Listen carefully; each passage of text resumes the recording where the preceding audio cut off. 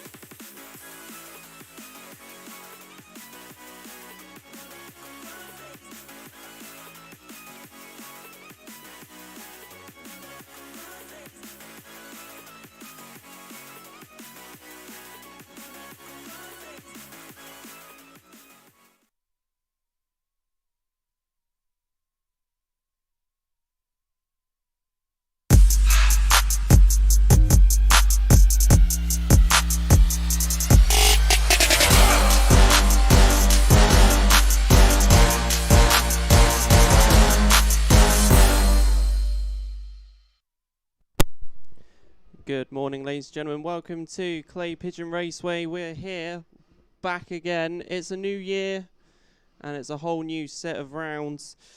Welcome to round number 1 of 2023. Hope you're all doing all right. We've got a lot going on today, and, well, there's a lot more action to be said.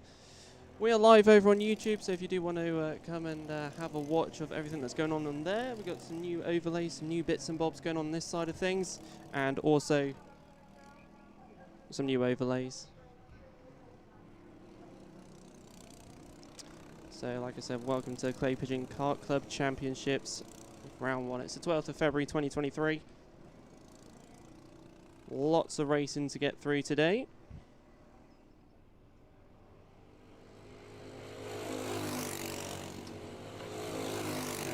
I am your commentator, Alex Downs. I'm going to be here for as long as the racing is going on for throughout today. So, whilst practice is going on the circuit currently, we shall take a look at the programme of events today. You can catch these all over on the YouTube live stream, youtube.com/@ClayPigeonKartClub. Club. So let's go for it. The programme of events. So we're welcoming 2 new classes for this year. We've got the Rotax Cadets joining us, and also Intermax. We're saying goodbye to Minimax, unfortunately. There are our 2 new ones. The running order today is Honda/Rotax Cadets. We've got the Junior Rotax, the biggest grid of today. Then we've got the 177 and 177 Masters out 3rd. Senior Rotax out 4th. And then Intermax will round off the lineup of all of these classes today. This is also available in the program, so make sure to check that out throughout today. Junior Rotax getting 4 heats in the final today, as we do have 31 of them. Practice is 3 laps long, so you've just had the Cadets 1 heats, 8 minutes plus a lap today. And then the finals later on today, 12 minutes plus a lap. So lots going on there. The heats will start after the Intermax practice as well, so we're going to see it. 66 drivers today for round 1. We did have 91 last year, but we did have the guest of TKZ, Total Kart and Zero. Grid numbers, so the big ones to look out for today are Junior Rotax with 31, and the second biggest, the Senior Rotax with 16 drivers. A massive turnout for the Junior Rotax today. So that's going to change, create some big stuff. Like I said, 4 heats and a final. So welcome to round 1.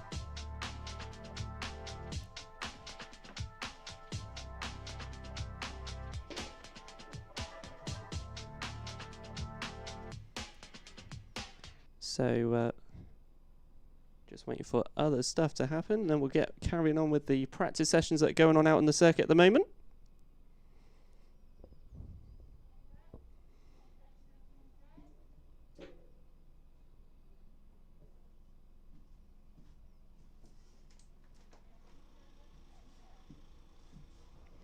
So like I said, we are live on YouTube, so feel free to pop over to our YouTube channel and say hello. There's 27, well, there's actually 30 of you out there at the moment.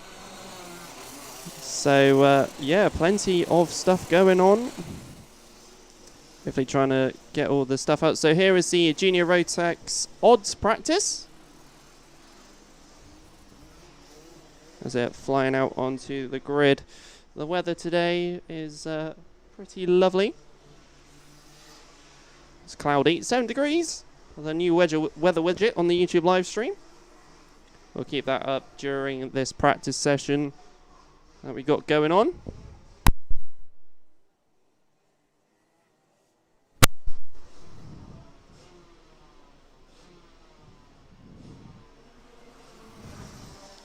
Lots of revving of karts behind me, but let's carry on. So we have 18 drivers in this lot. Let's pick out a couple of names that are out there today. So we've got Joshua Withcomb, Lucas Howells out there, Will Swales. We've got Archie Dyson, Jarek Metters, Logan Bennett as well.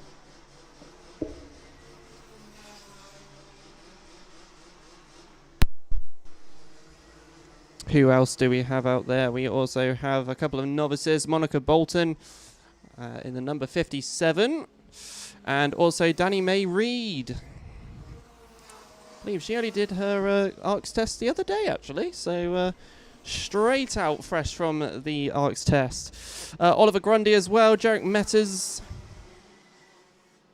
and Lucas Howell going up from minis as well, so... Karthik Kumeta's out there as well. It's a familiar name. Levi Sangharia. Hopefully I said that correctly.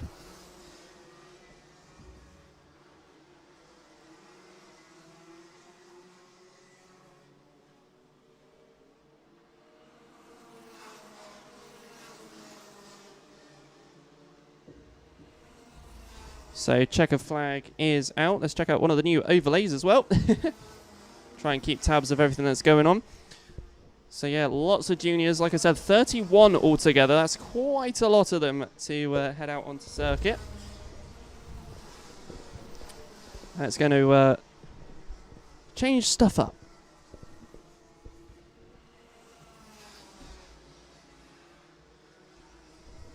So like I said, checker flags out. Fastest was Charles Green with a 35.33.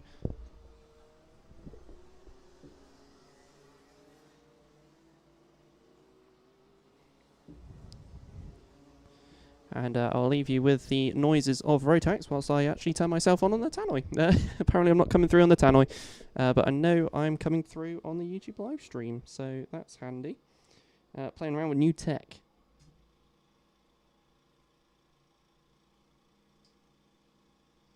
And I'll leave you with the noises of Rotax. And I sound amazing. I'll be back in a second, ladies and gentlemen.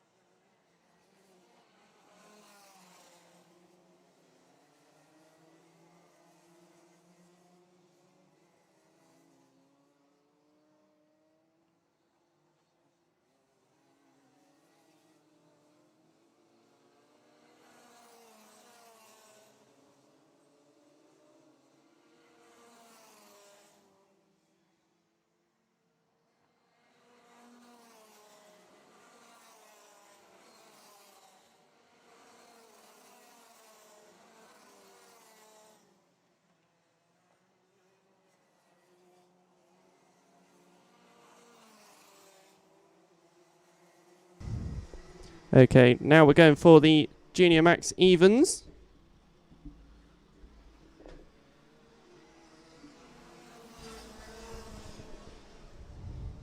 So just working things out here on the circuit, just hopefully Everything's working as it should. Hopefully going through all right. Right then, so fast on that one was Jasmine Taylor, 35.51 for the Junior Rotax Evens. Arthur Thacker second. Jack West as well out there. Aaron O'Toole, Ellis Snow, a couple of names from last year. Frank Ward. So starting to recognise a few from the juniors.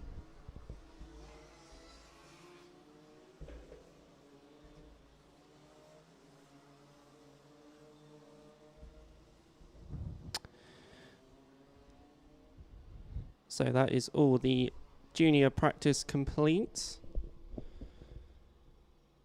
So like I said, you can catch all of this on YouTube. All you have to do is go to youtube.com/at Clay Pigeon Kart Club, and you'll be able to catch the live stream over there. Also, if you are supporting anyone today, feel free to pop onto the YouTube live stream as well, and put a little comment down there, and I'll read it out to everybody who is here at the circuit and to everybody who's watching at home as well.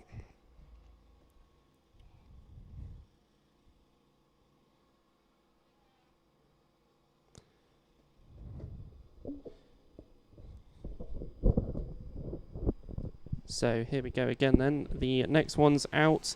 Usually normally last in the running orders, but today they're getting treated for the fourth lot of practice sessions for today. It's the 177 and 177 Masters. We've got a total of 7 altogether, the familiar 7. Ian Branfield, Derek Hunt out there. We've got Cameron Marston, Ian Hardy, Ben Johnson, Tom Hackett's another one. Harrison Crook as well. So quite a few familiar names coming back out for round 1. They are all flowing through the circuit.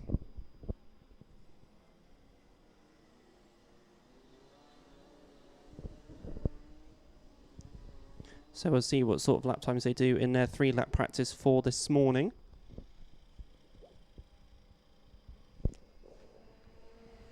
So the 72 of Harrison Crook in a brand new looking kart, fresh on the scene.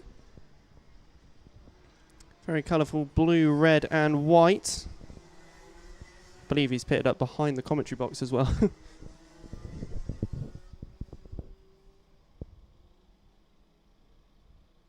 we've got Ben Johnson back out there again, the number 61. In that all familiar, all red. So going in for the next lot of practice here. So fastest at the moment is Harrison Crook. 36.98, currently just shy of a second faster than Cameron Marston at the moment. Harrison Crook, always known for being a bit speedy. And talk about tyres for a second, shall we? Because that's one thing I haven't mentioned yet. So the 177s are out on the Maxxis Sport, but all other classes are out on the Motorsport UK tyre. So we have the juniors on their class tyre of the Mojos. We've got the seniors also on the Mojos as well. Great to see the Mojo tyres making a return for the start of this year, and hopefully the rest of this year as well. So yeah, the 177s, it was all down to a vote as well. The Clay Pigeon Kart Club put out a little vote, and the 177s preferred Maxxis. But yeah, juniors on D2s, and the seniors, we have back with the D5s, the Mojo D5s. We're going to get some quicker lap times from last year, that's for sure.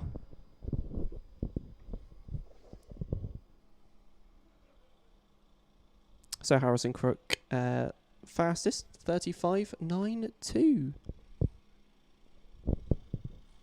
Yeah.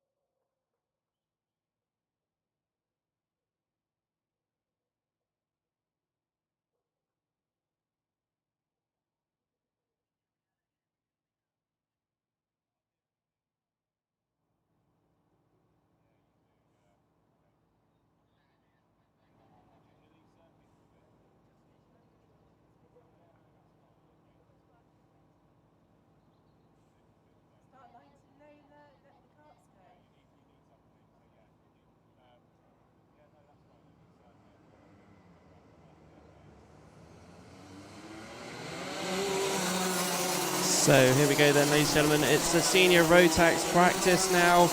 Got some new faces on the scene, familiar faces on the scene, and someone who's not been on the scene for a little while. That's the number 56. Lewis Halliday's making a return to the senior Rotax practice and back to the Kart Club Championships for this year. Setting up his own team as well. A couple of new novices. Rosie Armstrong's back from the last couple of rounds of last year, and a new familiar face. Well, to me anyway, because he's a good friend of mine. The number 95, Patrick Williams-Rahag, out there as well. Let's see how he fares up with all the other guys out there, and girls, obviously. We've got Brandon Haig out there. We've got Jamie Tilsled, Daniel Beards. We've got Jack Maidment making his return back again. He wasn't here for the last couple of rounds of last year, as he had a little work accident. But hey, he's recovered, and he's out there back on full form. Bertie Wellesley's back out there again. We've got Harry Gibson, a couple of other names out there. Alex Austin as well. So fast at the moment. Leo Purchase. So 37.72. Some tight times at the moment. As they all come flying on through. Let's see how our novices fare up as well in this one. Jack Maben 8th fastest at the moment. Cameron Crockett's back out here again in the kart number 88. Returning for Team Clay by the looks of it. Some quick stuff out there. See how quickly Lewis Halliday familiarises himself as he's back for 2023. As the checker flag is now out, we'll see how everybody fares up as they go over the start finish. So quickest times out there, Jamie Burt with a 34.23. Cameron Crockett's 4th fastest, 34.48. Brandon Haig going faster even further, 34.12. And we've got Lincoln Bailey Arneson down in 16th. Patrick Williams-Rahag, one of the novices, 36.22. Down in 17th. And Rosie Armstrong, 36.37 in the number 44. So that's the senior Rotax.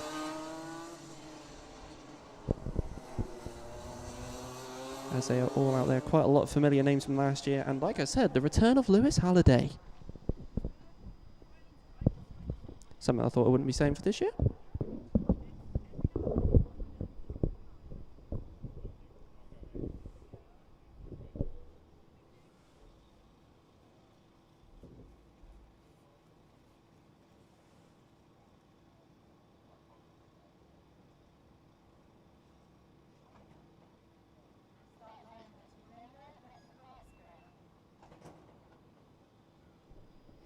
Right then, it's time for the new class for this year. Making its debut, it is the Intermax class. So replacing Minimax for 2023. We have a whole new fleet of people, and talking of people, Ava Morris is out there, graduating from Cadets from last year. She's stepped up to the new Intermax class for 2023. So let's see how she fares up going from that little GX160 Honda to this new Rotax.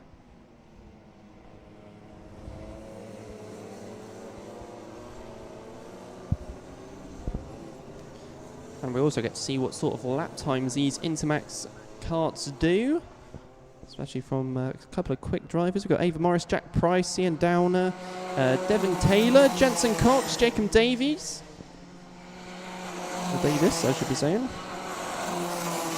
So 45.92 is the time at the moment, set by Ian Downer.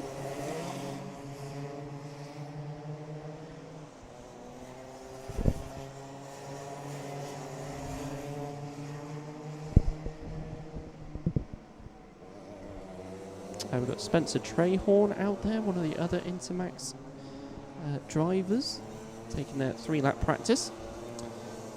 Great to see a new fresh set of faces, but also a fresh set of karts as well. So going over the start finish once again. Ava Morris finished second in the championship for 2022. So let's see how she storms with this one.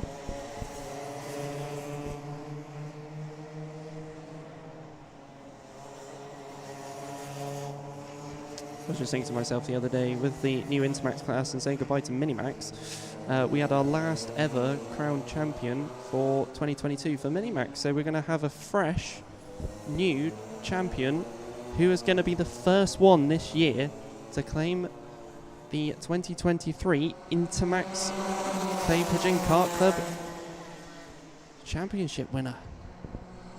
That's something different, isn't it? Right, so there we go. That's the Intermax practice complete, and it's very tight with our top two for this practice session. Ava Morris, the number 32, 39.06 fastest. Very closely followed, and it's very close. Cian Downer, the 26, 39.08. Very close. Also, again with Jack Price as well, 39.10. Jacob Davis, 39.19.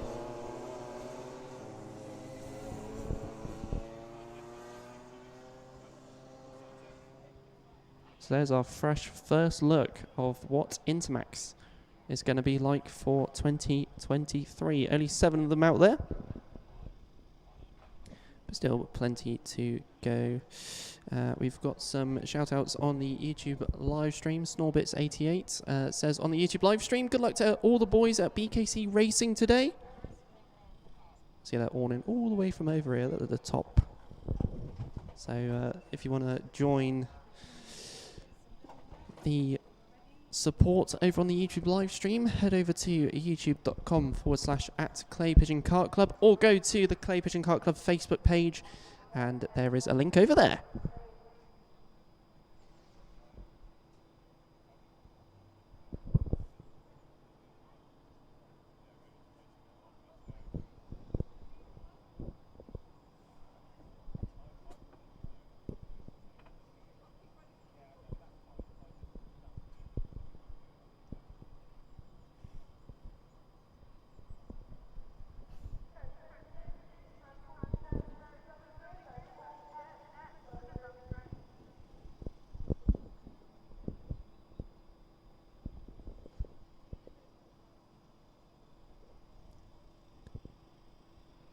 Right. Oh, I can't hear myself on the tannoy anymore. Hey, I have found a way to not go over the tannoy with the one microphone. I've got a one microphone solution. Still trying to work it out. Hopefully it sounds brilliant. Hopefully I'm going to headset this. If not, I've embarrassed myself and I'm going out on the tannoy. But yeah, hello everybody on the YouTube live stream. If you are watching, please hit that subscribe button, hit that like button as well. If you do like what you're seeing so far, it's only practice. We've still got loads to go. And yeah, I can walk freely around the room now. I've got a long cable. I'm not hands free, but I am. I don't have to speak into 2 microphones. Good luck to BKC Racing this week, and another one to BKC. I can see they're all in from all the way up here. I have a big screen now that doesn't reflect the sunlight. It's all good to go. So yeah, Behringer, shout out to that company. Their product is absolutely brilliant, and apparently this microphone's brilliant as well. I've never actually tested it, but it sounds good. It sounds brilliant. But from a distance, it probably looks like I'm doing karaoke right now. So, so welcome to the show, ladies and gentlemen. We've got lots to go through today.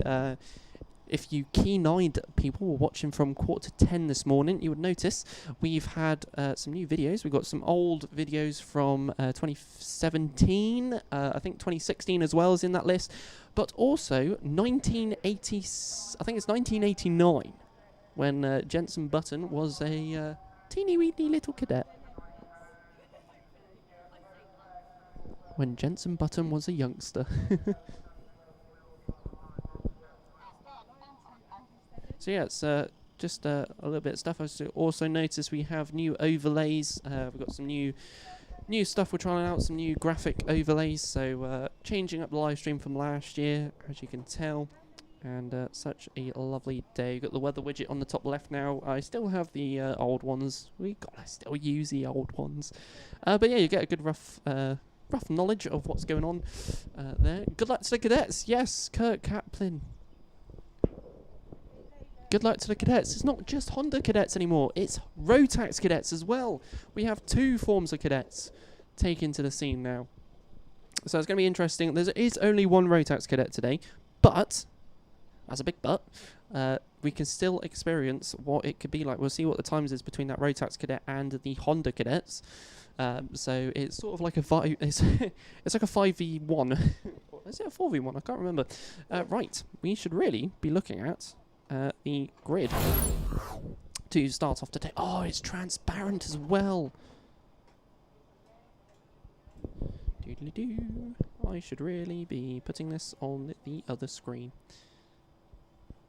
for next time. So Luke McGall's alongside Ethan Cousins. I did that in reverse. Ethan Cousins on pole, Luke McGall second. Charlie White, Zach Ormshaw, I believe is a novice, because I'm using the colour black for stuff.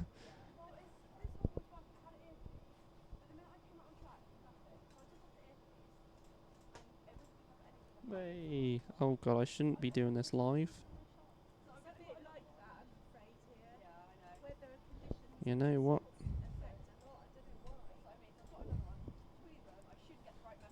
If you've watched the previous live streams, you'll know that I always do things a bit weird. How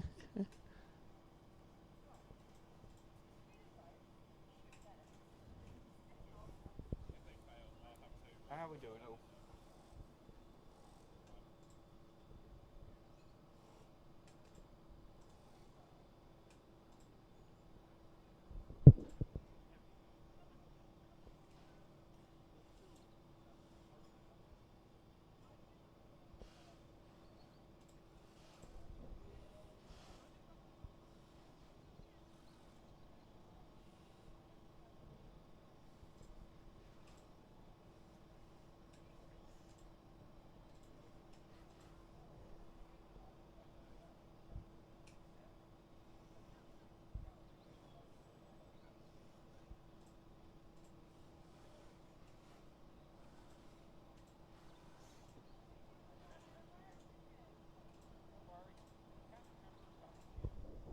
We'll do it like that for now.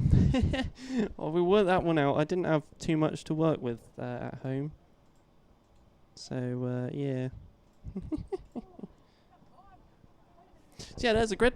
Ethan Cousins on pole, Luke McGall second, Charlie White third, Zach Ormshaw fourth, Finley Ormshaw in fifth. We have the Ormshaw brothers, the brothers! And then Marley Fisher. I'm going to say Marley Fisher is the Rotax cadets, because that is yellow background, black numbers. So we've got a lot of learning to do, everyone. We're all going to learn together.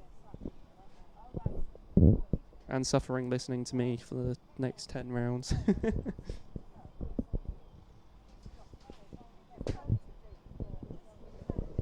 So yeah, we're just waiting on everybody here at the circuit, and then we should be able to get underway as soon as possible. I'm sure lots of people want to get ready and racing, so yeah. Take it back to that one. Oh, I left an overlay on. Look at me, Mr. Amateur. So 7 degrees. Cloudy, without a chance of meatballs. I don't know if you can see in the distance, but we've got, oh, that's the wrong camera. In the background there is some new banners been placed around. If you are up here at the circuit, you would have known and seen them all.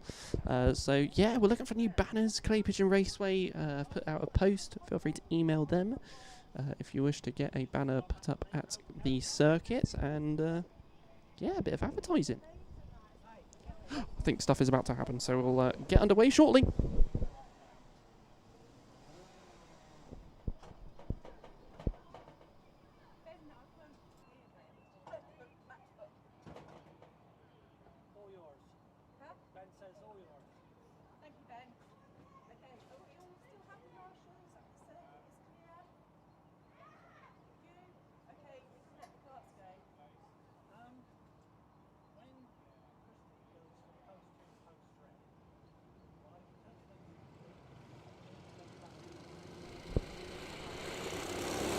hear the roar and I hear the thunder. Don't know what that was for. It's time for the Cadets. Heat 1, Honda versus Rotax. Not really, it's Honda and Rotax Cadets. For their first heat today, Marley Fisher being at the Rotax Cadets. The number 81 out there on the circuit. We're going for the formation lap here. The first one featuring the Rotax Cadet class. So joining the Hondas. A couple of novices, Zach Ormshaw and Finley Ormshaw. A couple of brothers out there. Battling it out together. Only 5 drivers out on circuit. Let's see what these 5 can produce. Don't know where all the cadets are gone. Right, so top bend, ladies and gentlemen, and we'll get away with our first start of 2023. Is it going to be a first time's a charm? And what do we know? Yes, it is. So let's get going for the first heat with the cadets, Rotax cadets and Honda cadets, side by side for the first time, going through the S's and down the back straights. The 81 making some progress already as we go towards the hairpin. Don't get that confused with the horseshoe. I do it all the time. Off to the horseshoe we go, and that is the number 17 of Ethan Cousins, already breaking away from the rest of the pack. So 3 buttons, named after the 2009 Formula 1 World Champion Jensen Button.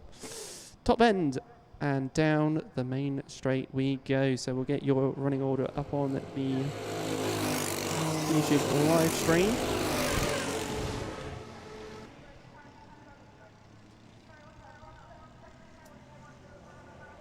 So around the S's once again, down the back straight, there's the 81 Marley Fisher, the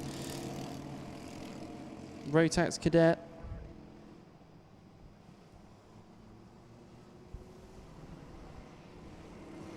Catching up with Ethan Cousins. Ethan Cousins was a 43.75, 44.09 for Marley Fisher. So top bend for those two, and down the main straight we've got 8 minutes plus a lap in these heats. And the subtle hint of a Rotax engine flying by, mixed with all the Hondas. It's a sound we're going to have to get used to now. So down the back straight we go, and that's Rotax Cadet on the back end of Ethan Cousins already. So around the hairpin towards the horseshoe we go. Ethan Cousins with a cheeky little look behind him to see where that Rotax Cadet driver is. To go towards buttons. Ethan Cousins already on the defence at the start of this race to the top bend, and down the main straight we go. And we go in for another lap of Clay Pigeon Raceway. So the 17 followed by the 81.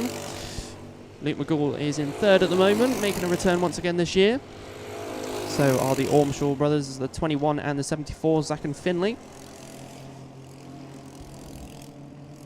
So a little bit of the brotherly battle could be happening this year.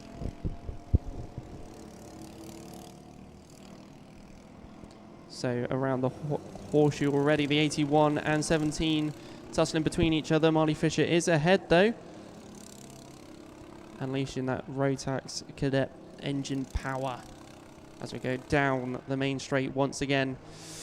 Will Ethan Cousins be able to stay on the back end of Marley Fisher? We shall find out during the course of this race. So around Billy's through the S's, using those curbs, nicely a little jump over them, and already Ethan Cousins going for the overtake once again, going into the hairpin, side by side for parts of the hairpin, and still staying side by side, going around into the entrance of the horseshoe, but Marley Fisher back out ahead once again. So some battles between one of our faster Honda Cadet drivers and our new Rotax Cadet driver.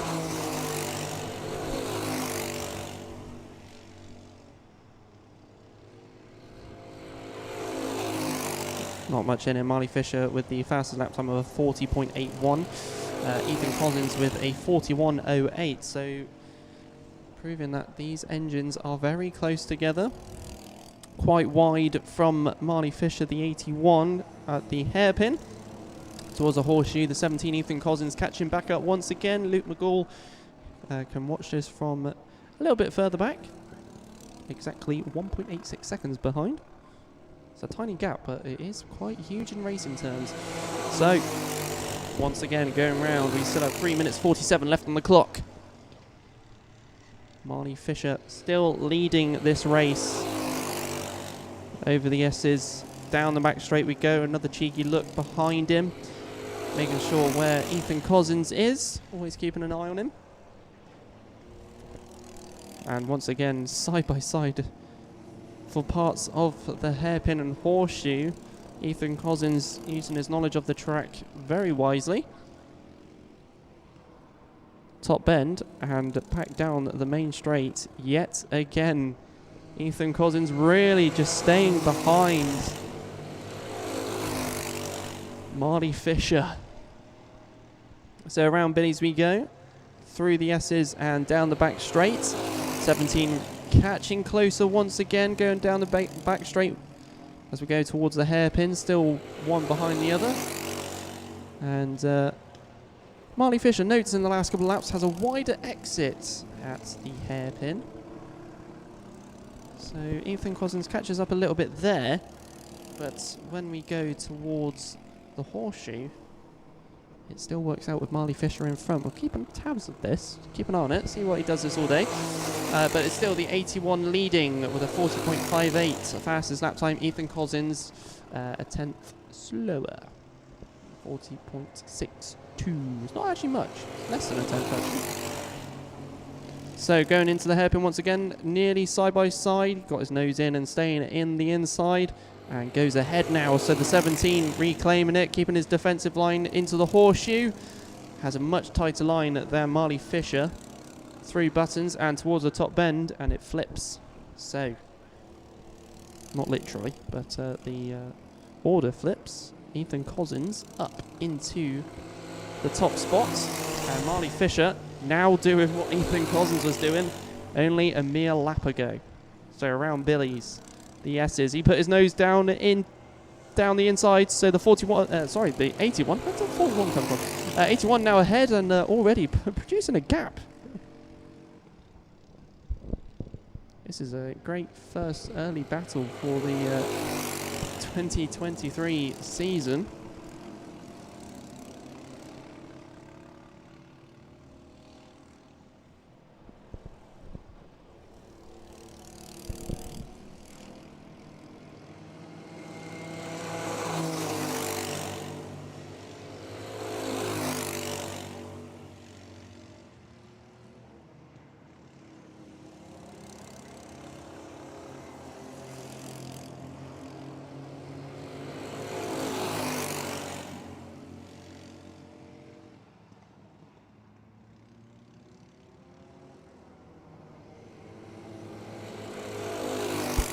So 40 seconds left on the clock. Let's see how we go for the last stages of this race then. So coming down the main straight once again for 11 laps completed of this race. Marley Fisher still leading the way. Ethan Cousins still clinging on to the rear, trying to stay on the back of that Rotax Cadet.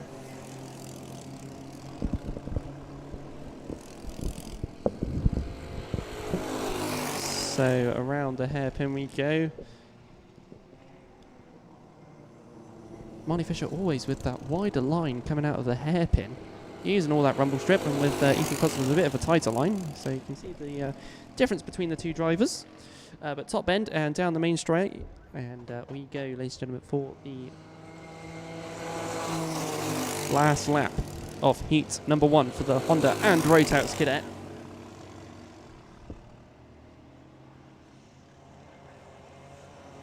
So who is going to be out in front at the last stages of this race? So going down into the hairpin.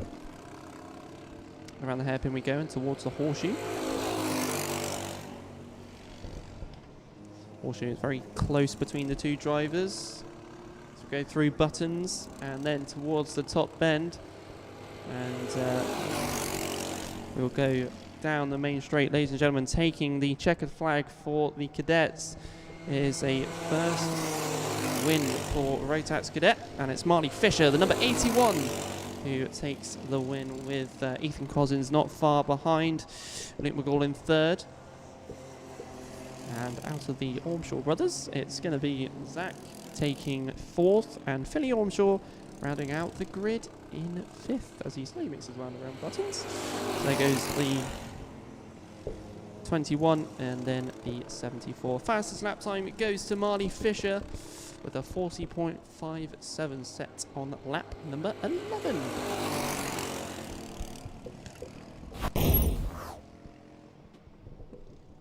So there we go, that's all the cadets going into the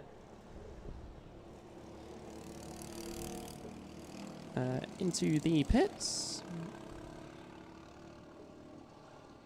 So let's see how it goes. Let's check out our next grid for the next one.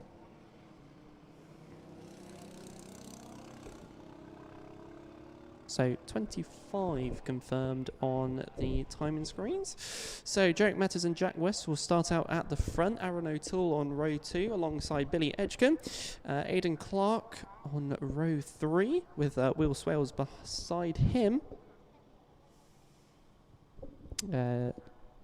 Lucas Howell and Jamie Salter on the 4th row. Then Rufus Flan and Ellis Snow on the 5th row. That's your top 10 for the start of this one. And our novices starting at the back. A couple of new names in that novice list.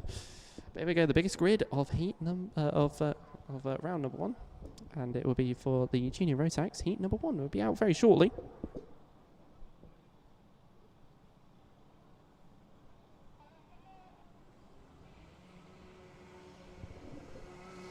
So out they come as well.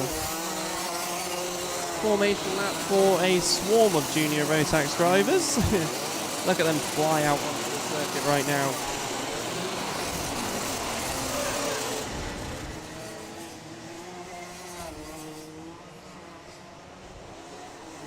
So let's see how this race turns out. 25 drivers out on circuit at the moment. Couple of spins as well by the looks of it.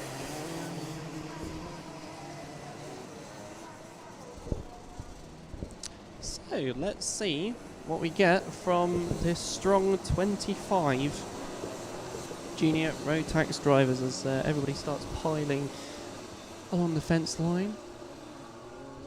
Notice the benches are out as well, so people are standing on those. Right, so top bend, that's where all our eyes will be feasting on as we go down the main straight, ready to get this one underway. It's a massive swarm of them, but it will be false started to begin with.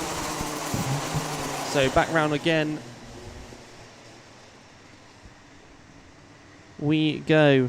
So try and get them all back up together again.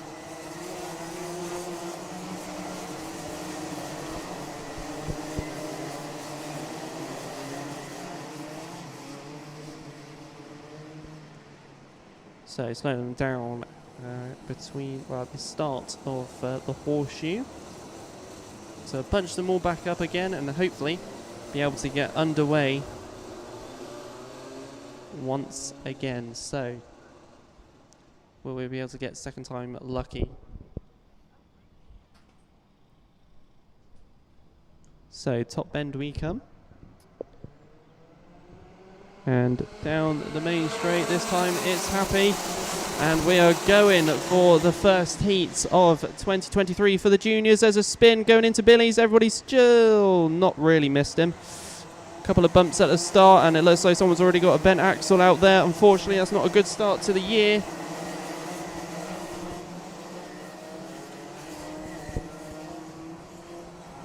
Unfortunately, unable to miss that driver who spun at Billy's. Nevertheless, let's see who is going to be out on top to begin with. So coming down the top bend, Billy's is out of contention for overtaking, but let's get your order on the screen. So it is Jack West, followed by Billy Edgecombe, then Jarek Metters, then Lucas Howell. Aaron O'Toole is in 5th, Will Swales in 6th. Rufus Flan 7th, Ellis Snow 8th, Charles Green in 9th, and then Charlie Parker 10th. The yellow flags are in at Billy's, so that is back once again. And two drivers that haven't made the start-finish at the moment is Jamie Salter and Archie Dyson, unfortunately. I think we've lost them already, and Archie Dyson is confirmed as out of this race. So background for another lap. Jack West taking the lead of this one at the moment. 35.19 is fastest lap time. Our second place driver a little bit further back. We have the yellows at the S's and at the start of the back straight. So I think that's where Jamie Salter's probably hiding away from us. So still yellows at the S's. So Jack West still leading the way. 35.19, Billy Edgecombe in second. So down the main straight we once again go. Well, I said it like that, but here we go. Lucas Howell in third. You can see him with behind him Jarek Metters. Look like they are teammates out there. Lucas Howell catching up with Billy Edgecombe. Jack West currently with a 1.26 second lead at the moment, as they are going through buttons and towards the top bend. Going into the middle of the pack, Daniel Tribe leading to Ellis Snow at the moment, the 61 and 28. Monica Bolton, one of our novices, up into 14th in this race so far. As we go around Billy's once again, an overtake between two drivers as they're going through Billy's, the one that was behind and is now in front. That is the 77 on the 20. So Charles Green going up into 6th position, and Rufus Flan down to 7th. Will they be able to swap that back round again? We'll find out a bit later on. The 20 at threat for the 61 though. Daniel Tribe back once again for 2023. Going down the main straight, right on the back end of Billy Edgecombe is Lucas Howell. As they go into Billy's, and around Billy's they go through the S's and towards and down the back straight, which used to be the old start finish as well, if you remember back in the day. Number 19 having a look for the inside, backs off for now as they go towards the horseshoe next. The 53, Jarek Metters behind as well. Does that mean Billy Edgecombe is holding those two up, or are the other two quicker? Probably the second one. Top bend and down the main straight. And here we go, the 19 already looking for a move. Sticks behind as we go into Billy's. Sticking on Lucas Howell. And the battle with Billy Edgecombe, 34.30 set by Jack West as he is flying away from the rest of the grid at the moment. So we go into the hairpin once again and towards the horseshoe. The 19, Lucas Howell really just staying behind and playing the waiting game.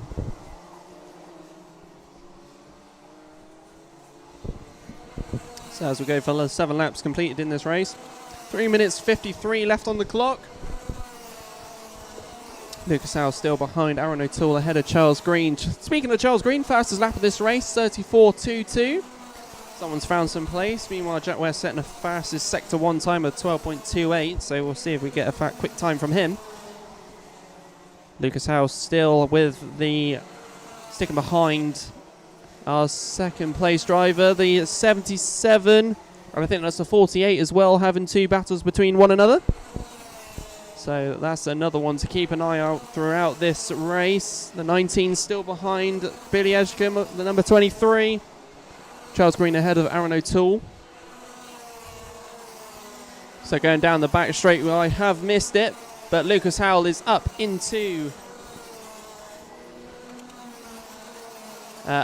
second place. Did have temporary yellow flag out at the S's. But hey, there we go. So down the main straight once again, there goes our leader, Jack West, followed by a charging Lucas Howell, then Billy Edgecombe. Then we've got Jarek Metters, then Charles Green, Daniel Tribe as well.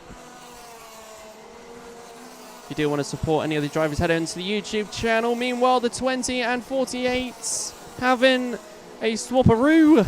Rufus Flan ahead of Aaron O'Toole. So it's just to confirm that one, the 20 is ahead of the 48 as we go around. So Rufus Flan making up a position into 7th now. Still lots more action to go. The 53, Jarek Metters now having a go at Billy Edgecombe. as we go in towards the S's. Daniel Tribe, number 61, currently in 6th. 34.14 for the fastest lap time in this race so far. So heat 1 absolutely flying by. So much action going on through. We'll go from 15th downwards. Will Swales in 15th. Levi Sanghera in 16th. Alexander Senna in 17th. And Maxim Smith in 18th. Danny May Reid in the kart number 55 up into 20th, making up the top 20. That is one of our novices. But meanwhile, focusing back to our top grid, and it is Billy Edgecombe at threat. Meanwhile, I think that's Jack West already lapping some of our back markers, which is at the far back of the grid. That's number 36, 31, I think were the two given the first blue flags of today. Oh, and there's been something's happened. Someone's lost their exhaust. I don't know why I said it like that. But yeah, we've had something happen. Missed that one, but I just saw a exhaust come off of the cart. Something you never thought I would say. Let's all go. That looks like it was from the energy course, number 94. I think I said that right. Let me double check. It's the new team on the scene. Unfortunately, having to reply, he doesn't look happy. He does not look happy at all out there. And that was Levi Sanghera, the number 94. Right, 20 seconds left on the clock. Jack West still leading the way. Billy Edgecombe still defending off Jarek Metters. I've actually lost where they are. There he is. Fortunately, a 23 with a familiar looking kart. I think he's the only one that stands out all blue from a distance. So, fun facts. Jack Philpott says on YouTube, good luck team Clay Racing. Right, last lap, ladies and gents. Oh, it's all go. The number 92, Jack West, 2.61 second lead to Lucas Howe. Billy Edgecombe still defending off Jarek Metters, and I think Charles Green's joined the party as well.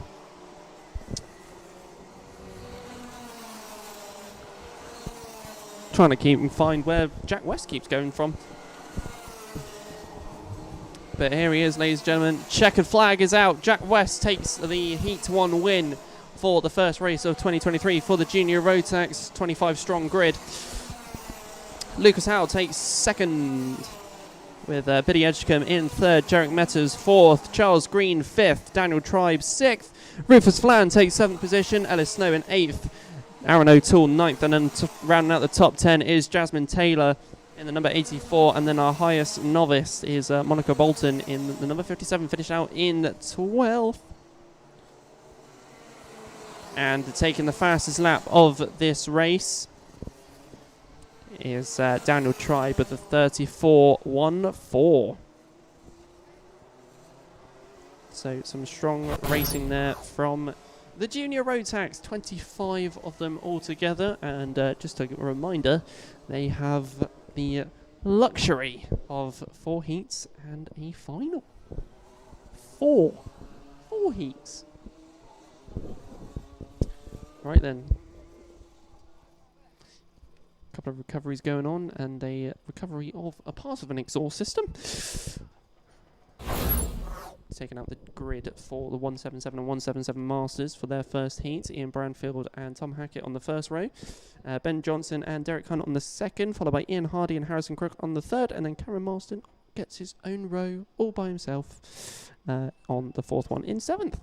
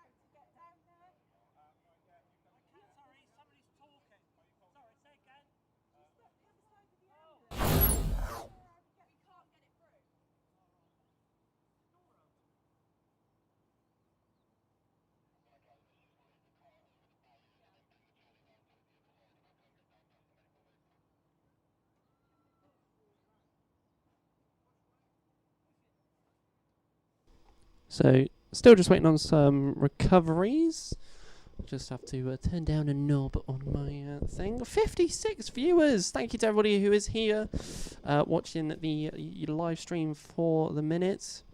Really do appreciate everybody who does turn up. If you do have a red button for underneath the live stream, please hit that subscribe button if you are enjoying it. We are trying to aim for 600 subscribers for the first half of this race, so if you are not subscribed yet, it is free to do so, and you also get notified of a couple of stuff that goes on, especially some of the series that is going on, just like revisiting 2022, where we cut down all the races from last year for all of the main classes in the championship, and relive 2022. I think the aim was to have 2 episodes out before round 1, but I got busy. So we're going to try and do one every time before the first round. So check that out later on. Okay then, ladies and gents, let's get ready for the next race. It's the 177 and 177 Masters. Only 7 of them to head out onto circuit for today. For heats number 1, once again. So like I said, Ian Brownfield and Tom Hackett are on the front row. So, let's see how this one goes.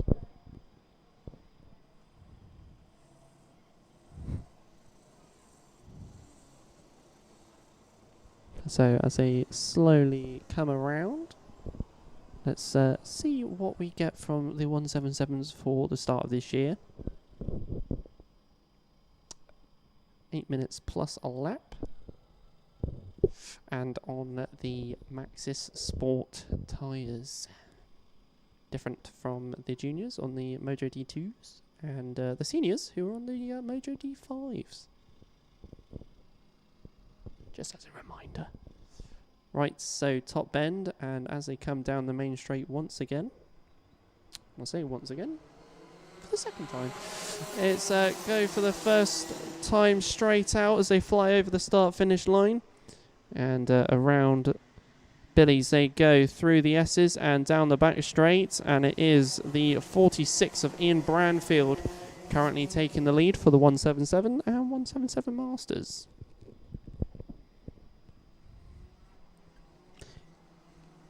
Behind him is the 61 of Ben Johnson, and then Tom Hackett, the number 54, in third. Then we've got Harrison Crook, the number 72. So some familiar names out there. Got the right screen on the YouTube live stream.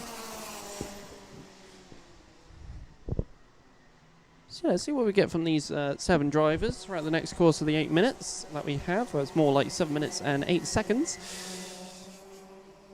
And Harrison Crook already catching up to Tom Hackett in front.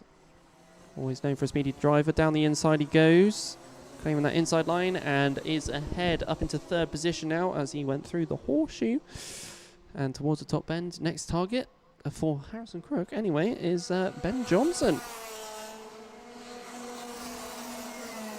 Ian Branfield, fastest lap of a 36.23, does have all of that open air out ahead of him. So we shall see how that changes throughout the course of this race. Already trying to get back at Harrison Crook is Tom Hackett. Trying to catch back up once again. 22 and 64 close between each other. Derek Hunt and Cameron Marston in 5th and 6th. And then Ian Hardy out at the back on his own for the moment.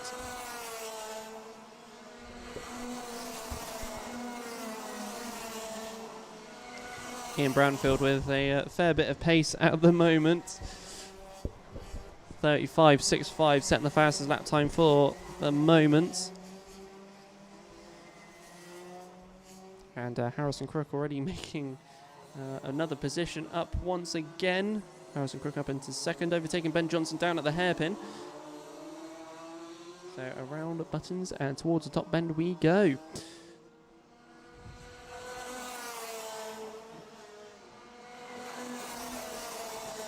Just heard them. Ian Branfield using the kink curb on the left side of the circuit as you go round. Heard the little jump of his car as he goes over that one. We've got a train of 3, the 54, 22, and 64. Tom Hackett to Cameron Marston. Derek Hunt in a little bit of a sandwich at the moment. Speaking of the devil, he's made a position up, overtaking the 54 Tom Hackett. Just as he went into the horseshoe, catching him off guard just a tad. And Brownfield still flying ahead though. 2.88 seconds. Harrison Crook with that free air has just unleashed some more power and has gone to a 35.07, fastest lap of this race so far.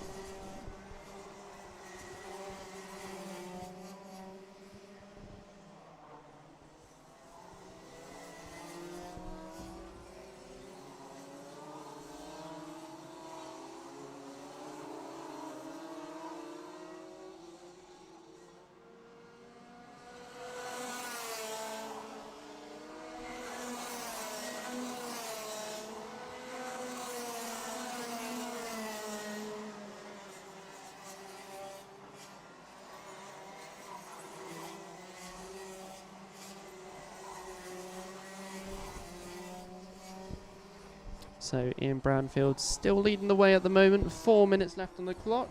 If you do want to send your support to any driver that you are up here today with, or in general, feel free to pop over to our YouTube channel, Clay Pigeon Kart Club. We've literally just hit over 600 subscribers, so thank you to everybody who has popped over there to check out the live streams and also support us over there as well. Zach Fletcher wishing good luck from Italy to Team Clay. That's our first one from abroad. Oh, I bet it's nice and sunny over in Italy. So yeah, Zach Fletcher saying good luck to Team Clay.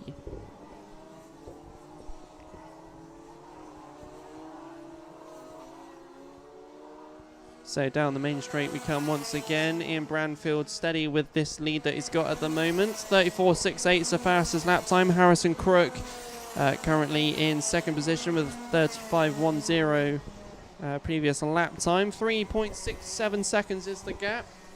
So as Ian Brownfield claimed this lead perfectly at the start, or will Harrison Crook be able to catch up a bit later on? We still have 2 minutes 50 left on the clock.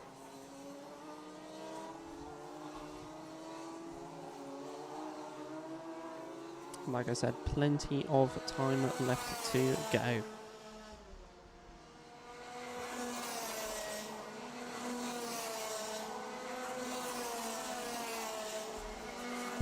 Currently have 55 viewers over on the YouTube live stream, so thank you to everybody who is watching at home.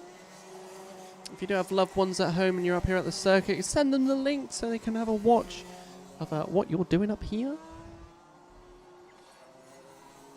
The links are available on the Clay Pigeon Kart Club Facebook. Also, whilst you're here, whilst this race is going on with Ian Brownfield storming ahead, Clay Pigeon Kart Club do have an Instagram now. Yep. Something I didn't thought I would say. But yeah, if you do want to check out any posts that we post over there, it's just similar to Facebook, just a few little extra nibbles. Then feel free to pop on to their Instagram and give them a follow on there. That is where the trophy presentation will be held later today. But we still got lots of racing to go through yet, including Ian Brownfield's storming lead. Nearly 4 seconds is the gap. To 1 minute 26 left on the clock. No one's been able to get close to that 34.68 fastest lap time at the moment. Ian Brownfield has managed to just absolutely fly ahead so much. Jack Gorin, it's not racing, he's at home. Says good luck to SCK Racing. He might not be at home, he might be up here, but you never know.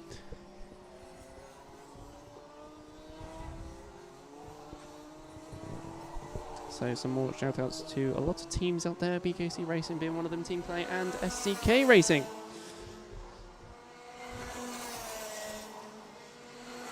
So 46 seconds left on the clock. Ian Brownfield with a 3.38 second gap. Harrison Crook finding some last minute pace? Question mark? Still got plenty of time left in this race. It might be 30 seconds, but it's quite a lot of racing time to go. As we go around the horseshoe following Harrison Crook through buttons and towards the top bend. Yeah, Brownfield's just taken that one.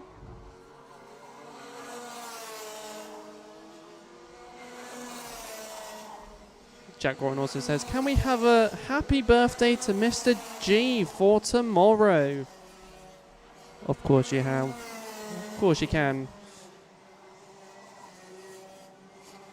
Happy birthday, Mr. G, for tomorrow.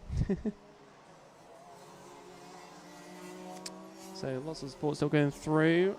Meanwhile, we're coming close to the top bend for Ian Brownfield. Some more support coming through. Ben Armstrong saying, good luck to LPR Racing. The new team on the scene for Club Racing. Meanwhile, we're on the last lap of this race. Ian Brandfield, 34.68 is the fastest lap time. Harrison Crook still 2.6 seconds behind. There's just not enough time left in this race. There's even another support here for LPR Racing on the YouTube live stream. So towards the top bend and down the main straight as we go for the end of the 177 and 177 Masters race, taking the checkered flag, Ian Branfield with that 2.24 second lead. Ben Johnson in third. Cameron Marston takes fourth.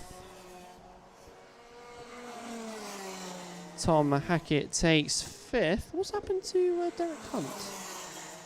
There he is, as he goes over the line there in sixth, and Ian Hardy in seventh. That is the 177 and 177 Masters race complete. So,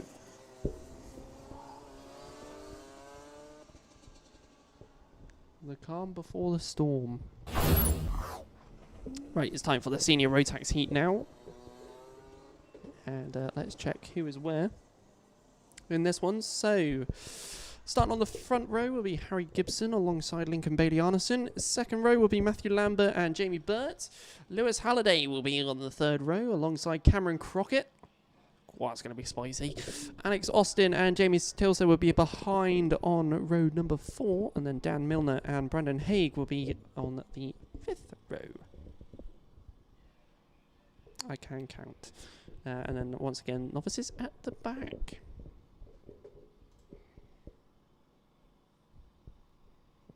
So senior Rotax, there is a total of 19 drivers altogether. So a nice strong grid for this round.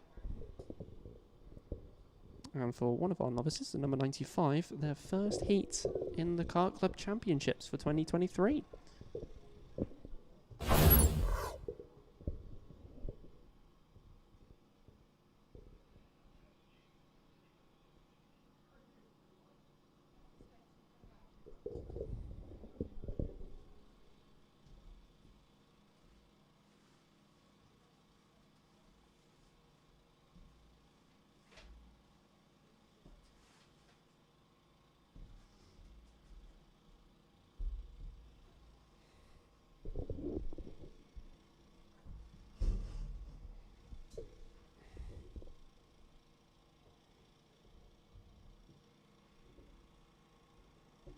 I've not sat down on this chair for a while. It's freezing.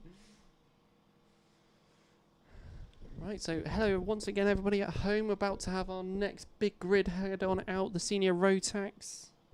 Thank you to everybody who's sending their support to everyone. I know everybody will be appreciating that at the circuit here. I know I would be if I was a driver.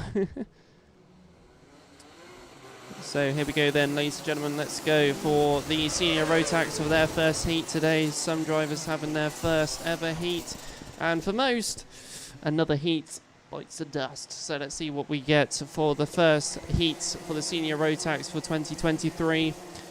Like I said, 18 drivers altogether out on the circuit.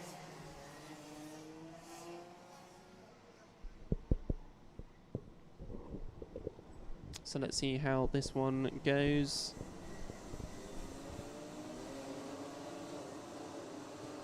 So going up towards the top bend ever so slowly now. We're going for our first go. There's people, okay. People on the grass and people spinning. The grid being held up very slowly. This is a very Very different start. I'm going to stand up for this one. They're being told to hurry up. In fact, they're being told to go back round again.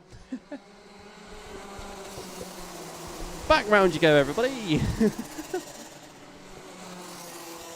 Yep, that one was called rather early. Nobody wasn't a huge fan of that one. Right, let's go for second time's charm for the first heat for senior Rotax. So around the hairpin towards the horseshoe. Getting told to slow down to group everybody together. We go for buttons and then towards the top bend. Are we going to be able to get going properly this time? A lot quicker than last time, that's for sure. Right, let's get ready to go. So coming down the main straight once again, and this time it's good to go. And we get ready for the first senior Rotax heat of 2023. There's a spin, there's a lot of stuff, and there's a bit of a car park going into the first bend. But we carry on through.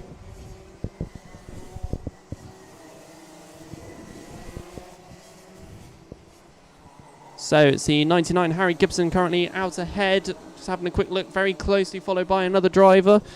Is that Lincoln Bailey Arneson? We shall find out as we come down the main straight. And here we go for your lineup. It's actually the 80 of Matthew Lambert, who's just overtaken him actually, as we go for a swap there as we keep going round through the S's down the back straight. It's the 80 followed by the 99 to begin with. Two in the pits, Jack Maben and Ollie Bailey. I think they might have been the two caught up in the Billy's car park. Car park? Yeah, I'll call it a car park, shall we? So top end down the main straight, and we go once again. We have a contact warning for Jamie Burt, the number 51. He's in third position. Through the S's down the back straight we go. So around the hairpin towards the horseshoe.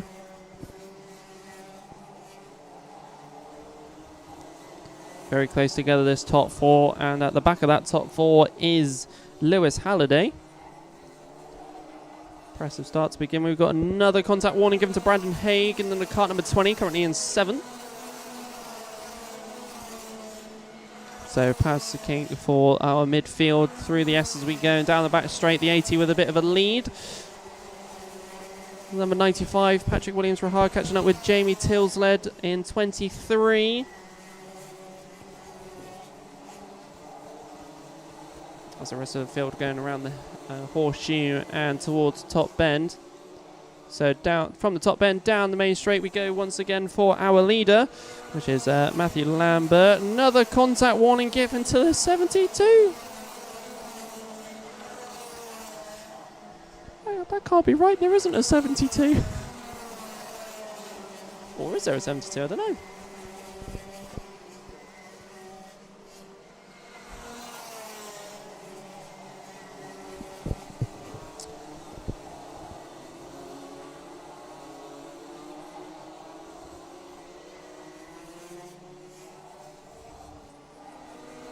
So the 80 still leading the way. Harry Gibson in second, Jamie Burt third, Lewis Halliday in fourth, Brandon Haig in fifth, and we've got Cameron Crockett in sixth. Watching them flying on around the track. The 88 has 74 and 71 behind. Alfie Davies and Leo Purchase. Darren Weaver's entered the chat. Oh dear. Meanwhile, going to the back straight, where we're checking on one of our novices. A 95 has made a move ahead of another driver. Patrick ahead of the 36 of Alex Austin, the double A.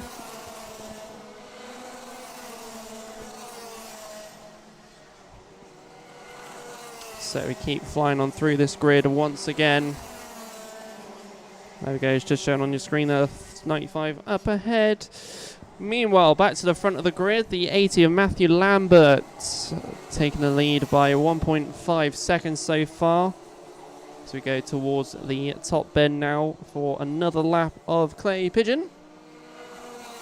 In second position is the 56, Lewis Halliday, who has been off the radar, making some positions up. Behind him is the 20, 51 and 99, Brandon Haig, Harry Gibson and Jamie Burt. Snorbits on the YouTube live streams has put Lamberto with 2 rocket emojis. I'm going to be saying that now. So as we go through the top bend,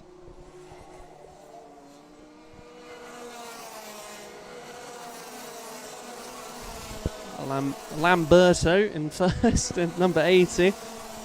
Shouldn't give me this nicknames, chat.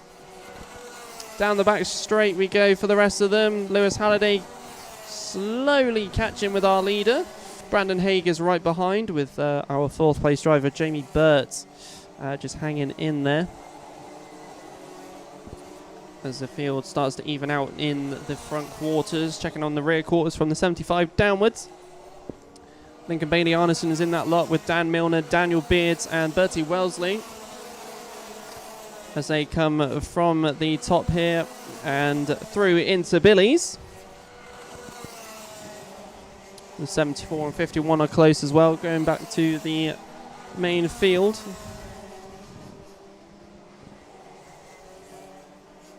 Lewis Halliday in the 20. Brandon Haig having a go at Lewis, as the 2 have swapped positions at the moment. As we go from the top end down the main straight once again. People in the YouTube chat saying, come on, Lambo. Lamberto or Lambo? What are we going to go for? Matthew Lambert, the number 80, in first position at the moment. Speaking of Matthew Lambert, the number 80 catching up with one of our novices at the back of the grid, the number 44, Rosie Armstrong. Dan Weaver in the YouTube live stream. English, please. I can't read that. 1 minute 41 to go. Put some odd numbers out there. Fastest lap at the moment is 33 and 3.9, set on lap 4 by Brandon Haig. We're on lap, just completed lap 11. Remembering how alpha works. Snorbit says it's Lamberto. We'll stick with Lamberto. Right, so the 80 leading from the 20 of Brandon Haig, Lewis Halliday in third. The 44 currently the back marker with the blue flags at the moment.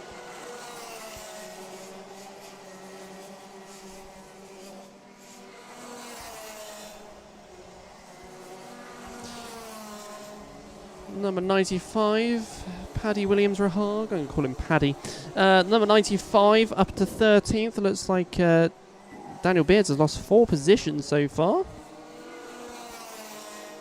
Meanwhile, 40 seconds left, and we go for a new lap with Matthew Lambert, Brandon Haig, Lewis Halliday. As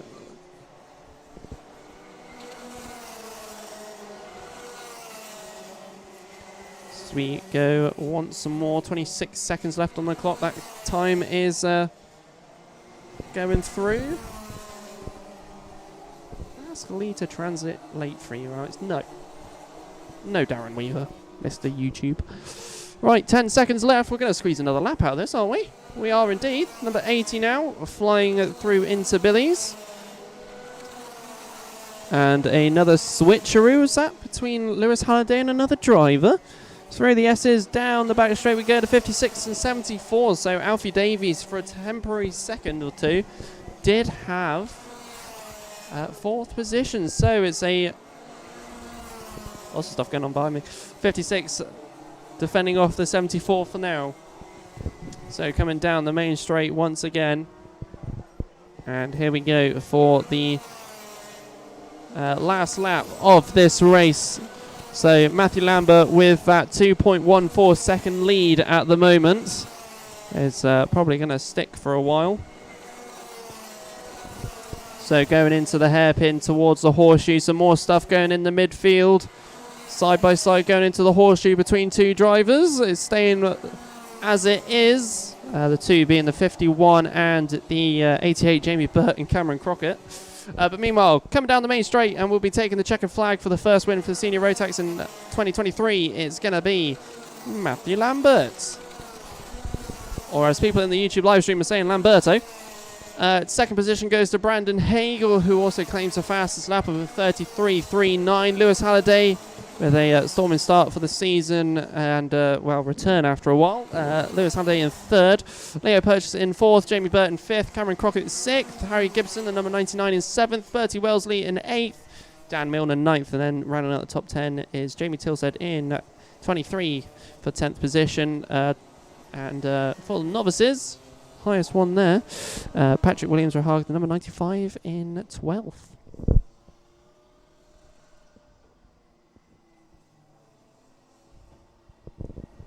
So there we go, that is the senior Rotax heat number 1 complete.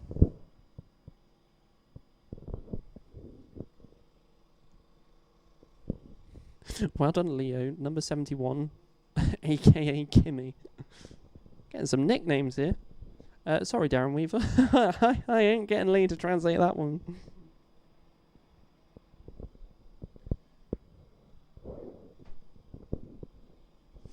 Hello to all 61 of you. Hello, 61 for round 1. Thank you to everybody who has joined us.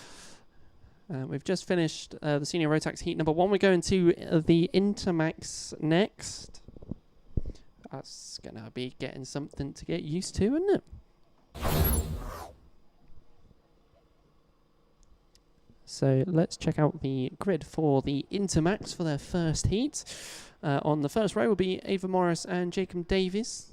Then on the second row we've got Spencer Trehorn and Jack Price. On the third row is Kian Downer and Devin Taylor.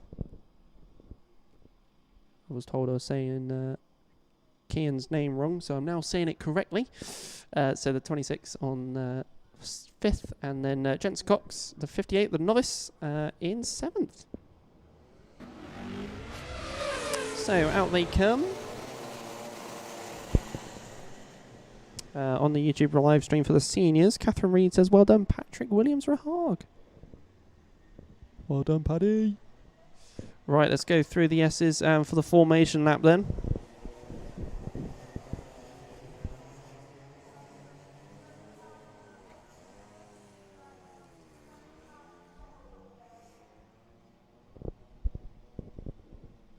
Names on the left side of the YouTube live stream as we go for the first heat for the Intermax, the first debut race for Intermax. Let's see how this one goes through.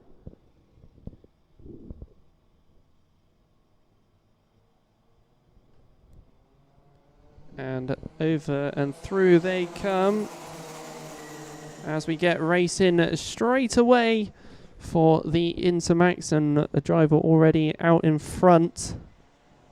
Fresh colours for this year as well. The 32, Ava Morris, with Jacob Davies in second potentially. We shall find that out a little bit later on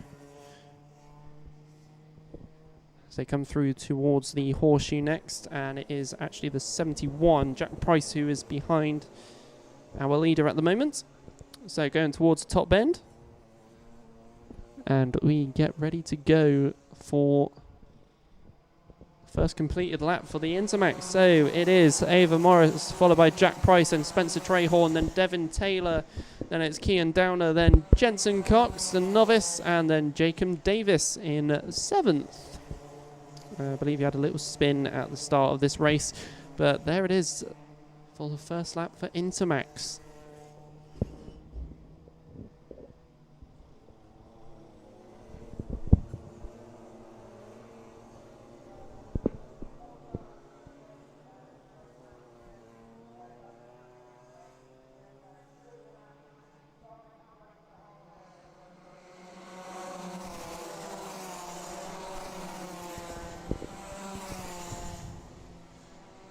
So going on to the next lap, Ava Morris and the 71 already having tussle between each other. The Jack Price is ahead of Ava as we go through the laps. Fastest lap goes to Jacob Davis, actually, the 38.60, cart number 67.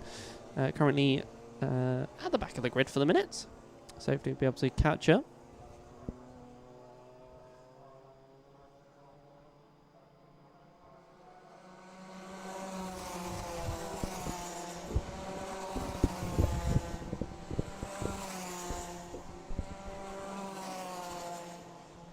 So going through the S's, the 71 of Jack Price still leading the way for the minute.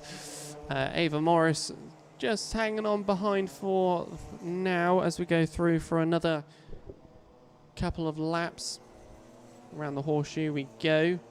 The 41 of Spencer Trehorn, a second behind Ava. As we go from the top end down the main straight once again. Jack Price taking that fastest lap once again, 37.69. Creating a bit of a gap now between him and the driver behind, Miss Morris. So 5 minutes left on the clock in 4 seconds time. 5 minutes and 1 second left on the clock.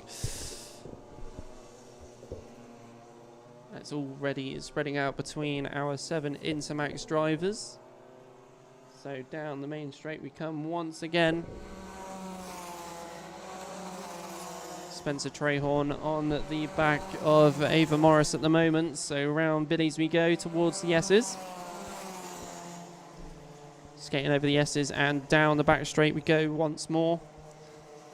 Still ahead is the 32, closing the gap though at the hairpin, coming back towards the horseshoe, opens up again.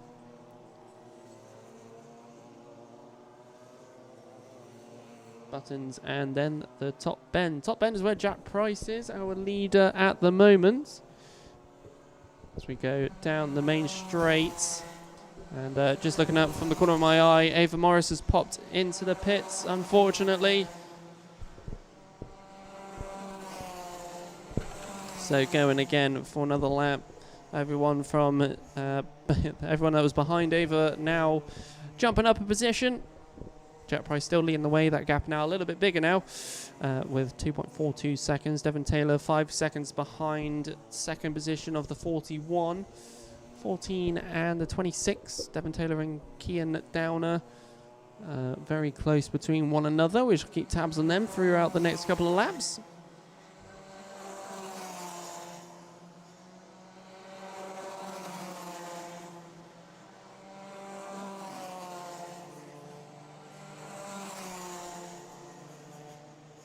As we are over halfway of this race already, we're down to 3 minutes 13 left on the clock. Fastest lap still goes to Jack Price, who's been setting these quick laps pretty much for the last couple of laps or so. 37.57, still untouched by other drivers at the moment.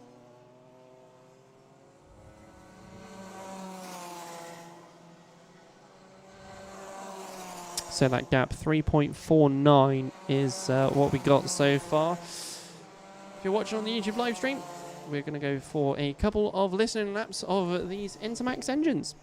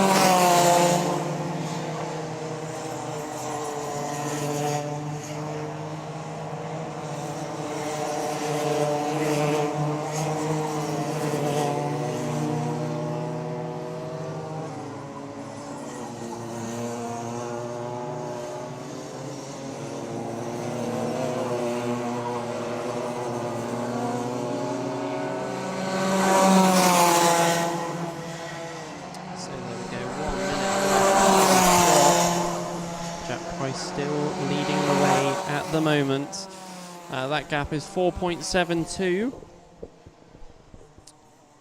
41 has produced a gap as well, nearly 8.89 seconds, and it keeps growing from there.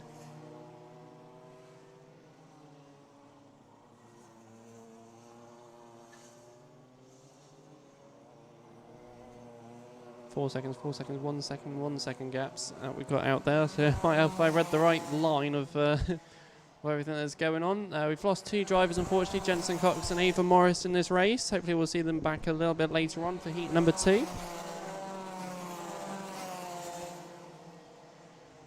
So 8 seconds remain in this race.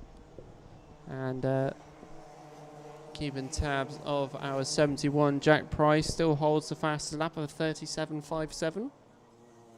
He set that on lap number 7 of this race. So coming down the main straight, we'll go for the last lap of this race.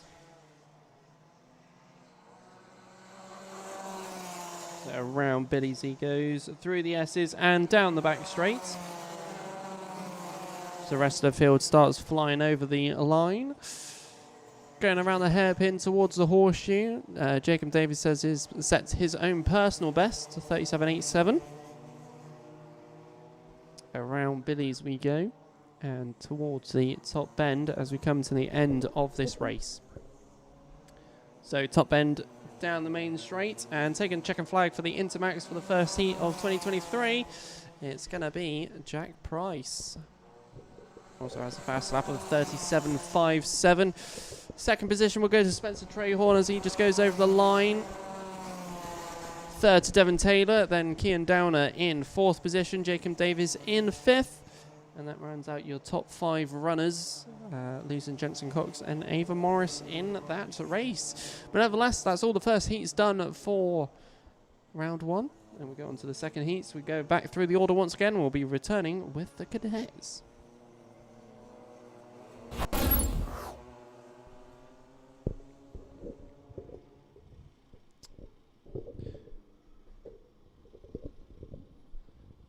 So, like I said, back with the cadets next. Let's check out the grid order that we got going. So, on the front row will be Ethan Cousins and Luke McGall. Then it's Marty Fisher, Zach Ormshaw on the second one, and then Finley Ormshaw in the 5th.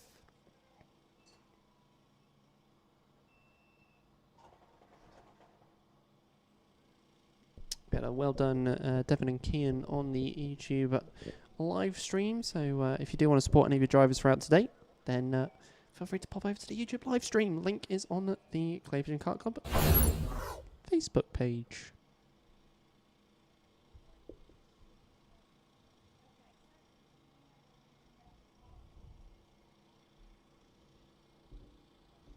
So we still have plenty of racing to come yet. We've got the second lot of sub-heats, third lots of heats, and for the juniors, a extra 4th heat. So stay tuned, ladies and gentlemen, as we get ready for the second lot of heats coming out.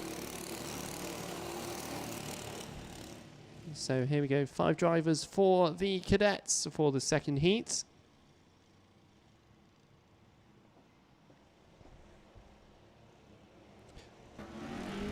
Let's see how this one plays out through the course of their race. 4 Hondas, 1 Rotax.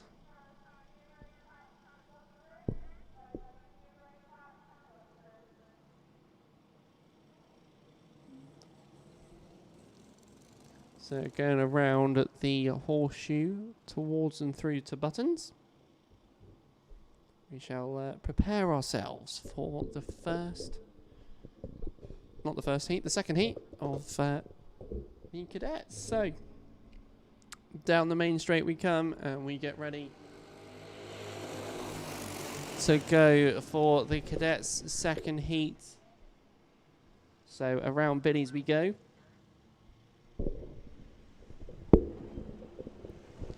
And towards and down the back straight we go once more for the cadets for the first time in this heat. Around the hairpin, very close still between the 5. And then horseshoe is next. 17 leading the way to the 81.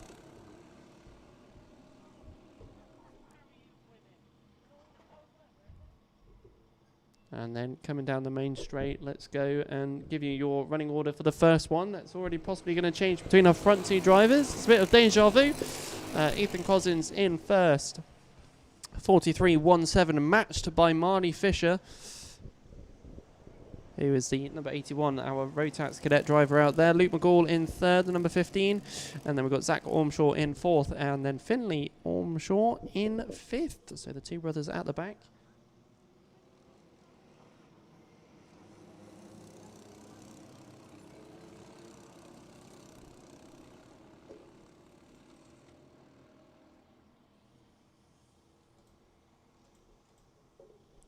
So coming back down the main straight again.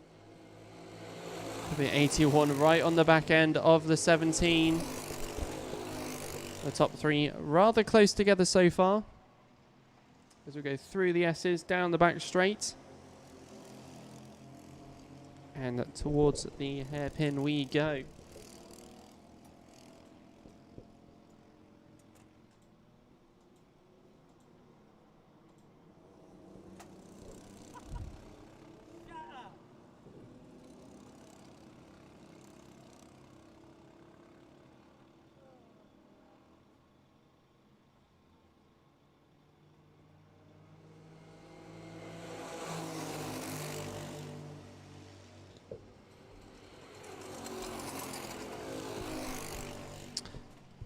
So flying on through, looks like we've lost a rear bumper for one of the drivers, and he knows about it, unfortunately. Going into Billy's.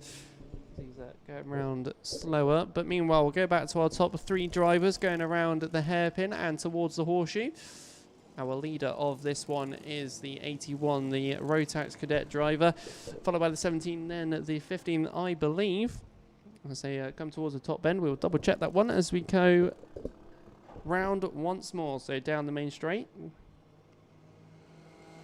And I was correct, it's the 17, then the 15, Luke McGall this time, right on the back end of Ethan Cousins, who has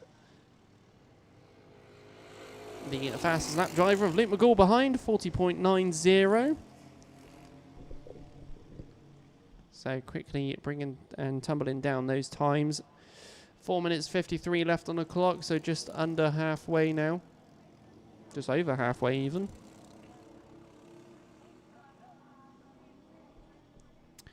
So towards the top bend we go. And down the main straight once again. So going on to lap 5. Lost one driver so far, which is Zach Ormshaw, who's popped into the pits. He did receive a mechanical flag a bit early on.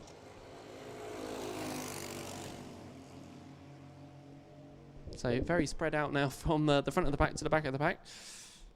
The gap between our top three and fourth position is 11.3 seconds. But let's keep our eye on this battle at the front. So top bend, down the main straight.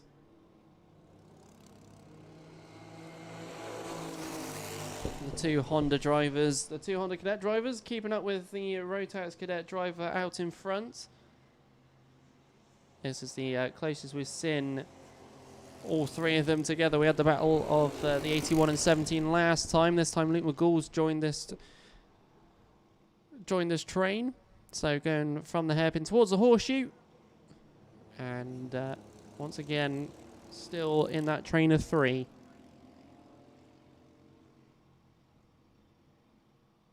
Ethan Cousins with his next return here for 2023. Great to see a lot of returners, especially Luke McGall. Our two novices, the Ormshaw brothers, they were both here at the end of last year as well.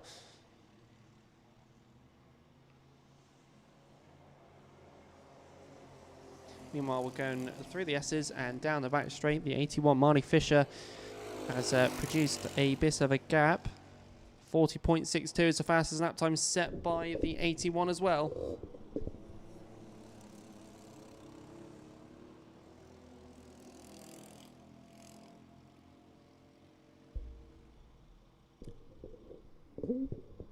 So 2 minutes 33 left on the clock. And you can see Marty Fisher does have a bit of a gap to the other two Honda drivers. 40.58 is now the fastest lap set by Luke McGall. Speeding along down the back straight now.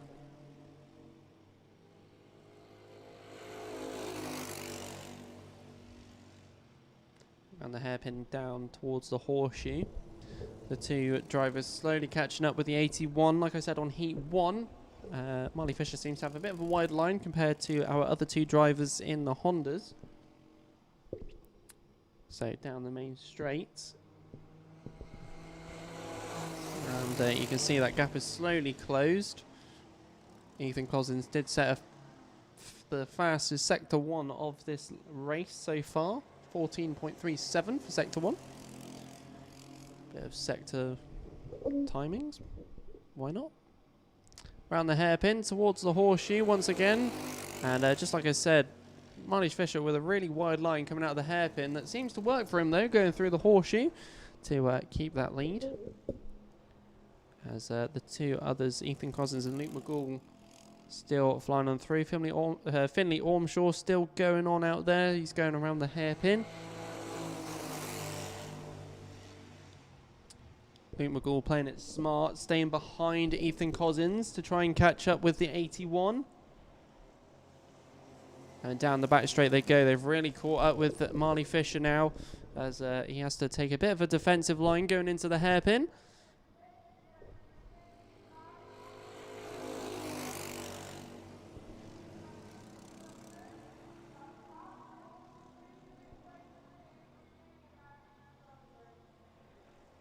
So top bend then, 34 seconds remaining. And the 81, once again, with a bit of a gap. So seems to manage to create gaps when he can. When the two other drivers seem to catch up. Is there a strong point for this Rotax Cadet? We don't know. And we shall find out throughout the course of this year. Luke McGall still with the fastest lap time of a 40.55.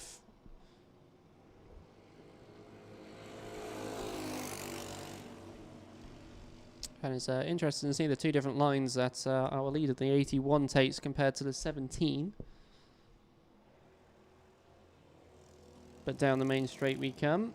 And we go for the last lap of the second heat for the cadets. The Honda and Rotax. So through the S's, down the back straight.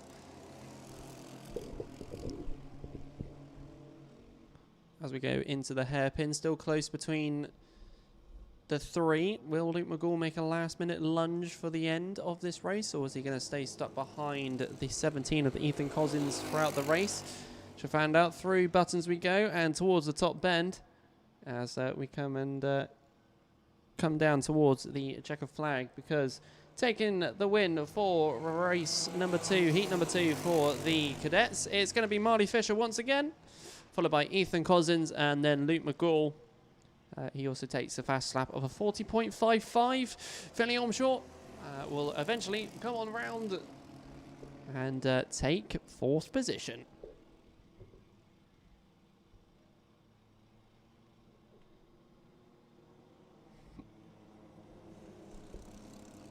And there we go. Over the line goes the 74 of Finley Ormshaw.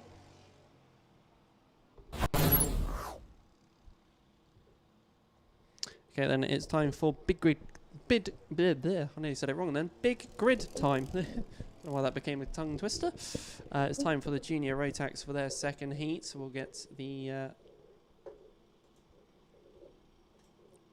grid order up on the YouTube live stream. So 25 drivers all together. So on row number 1 will be Charlie Cox and Maxim Smith. Row number 2 will be Danny Newman and Archie Dyson. Row 3 will be Charlie Parker and Harry Gilbert. Row 4 will be Ellis Snow and Rufus Flan. And then Aidan Clark and Oliver Grundy will round out the 5th and final one there. 5th and final row for the top 10 anyway. And once again, a reminder, novices start from the back of the pack. Lucas Howell starting down at 22nd as well, just noticing. We look through the order. So here we go. Junior Rotax heat number 2. Let's see how this one plays out.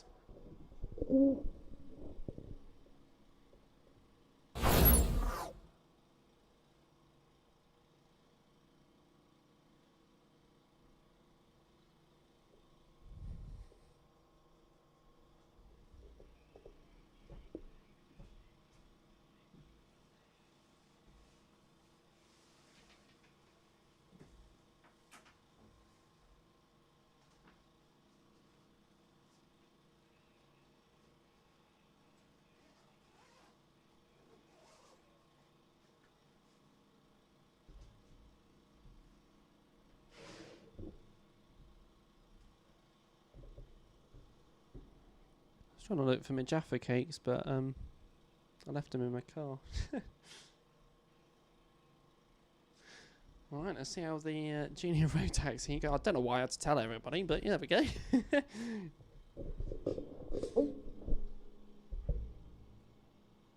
Let's see how this one plays out, ladies and gents. This is going to be interesting. If it performs like Heat 1 does, we're going to have a good race going on. A really good race. In fact, we'll take the chair off. Once again, hello everybody who's on the YouTube live stream. Thank you for everybody who has tuned in for today's racing. Still got lots to go yet, including 4 heats from the junior Rotax. 4. There's a lot of them for them to announce. 4 drivers. 4 heats. Once again, if you haven't subscribed yet to the Clay Pigeon Kart Club YouTube channel, feel free to. It is free. Just click the red button below the YouTube live stream and you'll get subscribed. Like I said, it's free. And if you do like the live stream, please hit that like button as well. And vice versa, if you're not enjoying the stream, feel free to put a dislike. You know, it's up to you. Not that I want to promote disliking it, but please. Still got lots to go though. Still so much to go, and don't forget your support is more welcome, and feel free to chat in the chat as well. It's a public space. Feel free to. So yeah, just waiting on a few things for the juniors, and then we should be able to get underway shortly. I've literally just got a notification from the timekeeper. There is a hold-up. He said, sorry for the hold-up. They're just regridding from 3rd downwards. From 3rd, wow.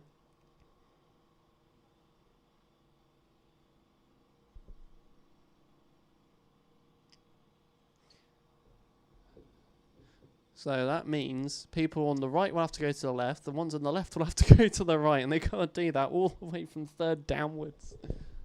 That's a lot of regridding. God, just imagine you set yourself down right, left, right.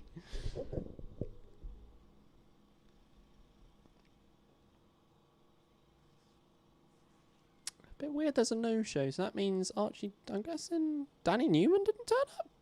I'm going to guess if it's from 3rd downwards. So, yeah. Short delays, but there's always timed in for delays. There's always time. Not like it's a good thing, but you know, you need spare time. Brum brum. Straight from behind.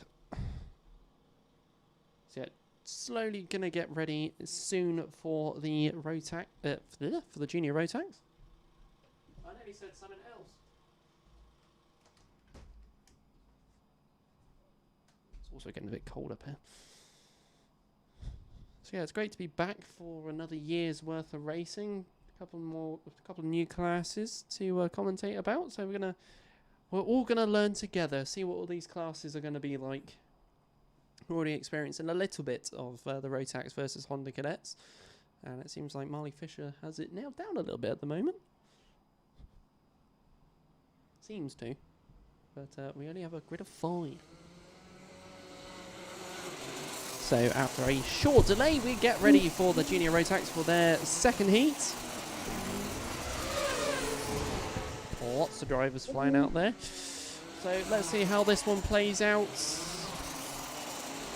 8 minutes plus a lap. 24 drivers, I think it is, altogether now. As we didn't have one. Oh, 23 altogether.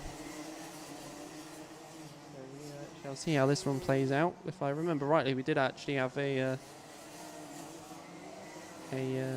bent axle on the first one by one of the drivers, so that's understandable why they're not probably here yet.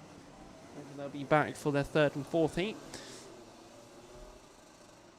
I believe it's 3 out of the 4 that count, so I might be talking wrong and talking a load of rubbish, but there we go. So, formation lap then. Let's see how this one plays out as they come down the top bend. A few more still going round, and it has been already full started, so we'll be going back round once more. Regrid them up. I think a few at the back still were catching up with the rest of the grid.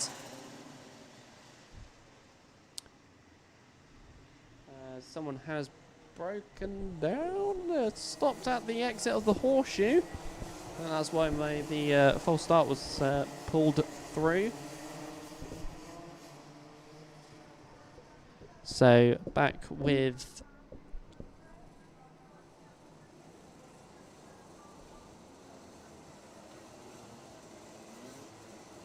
pull that car out the way. Unfortunately, that's not a great start for the second heat.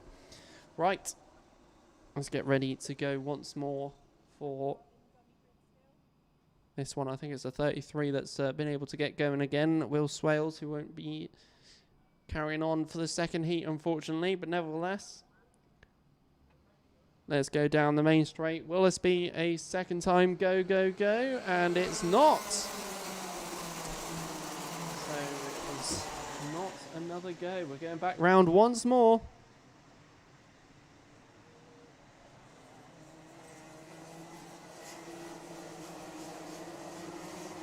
Round and around and around and around we go.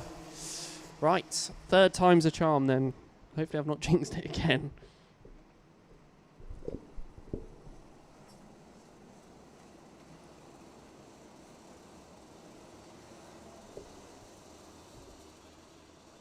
Snorbit says, go, go, BKC boys. On the YouTube live stream. Still over there, we're still live. Broadcasting it all over YouTube. So, top bend then. Let's get going, come on. So, down the main straight. And we've got Happy Bunnies. We are good. I don't know why it's Happy Bunnies, but here we go. So, into Billies we are. And this time everybody stays on the road. 3 wides at point going into Billy's. Through the S's, just keeping an eye on this back part. And we're all good to go, so let's keep running through the rest of this grid. So it looks like the 12 has flown away. A little bit of contact at the horseshoe there. I'll try and say that a little bit less. But nevertheless, let's keep going. So Charlie Cox flown in the lead. 2 seconds later it is Archie Dyson, then it's Harry Gilbert, then it's Ellis Snow, then Maxim Smith. It's all changing though. Through the S's, a little bit of a snap of grip there for the 28. Ellis Snow catching that beautifully coming out the S's. Fastest lap so far. No, it's only the start of this race, but it's a 36.81 set by our leader Charlie Cox.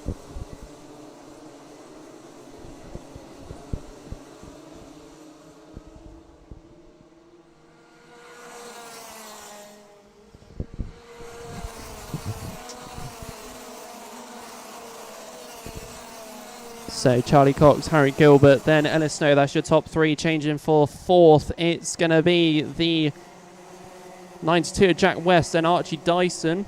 I believe that was the changeover for that one.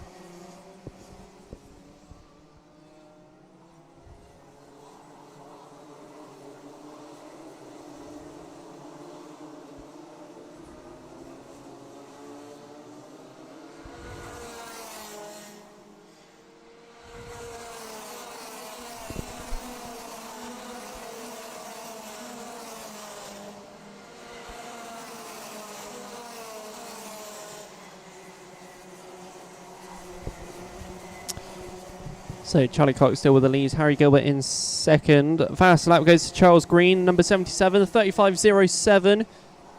There's been a couple of spins at the exit of the hairpin. One driver's facing the other way.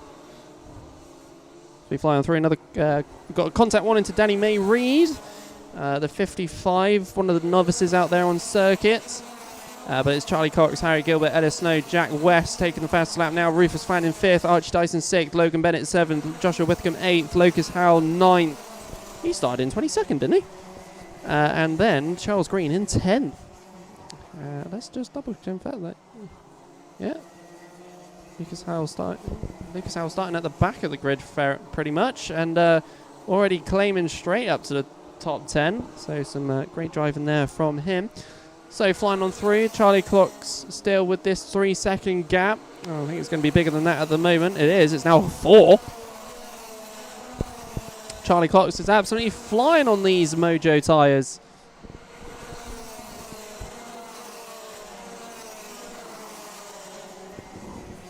So still flying on through. Another dive down the inside by a man with a green helmet as we go around the horseshoe.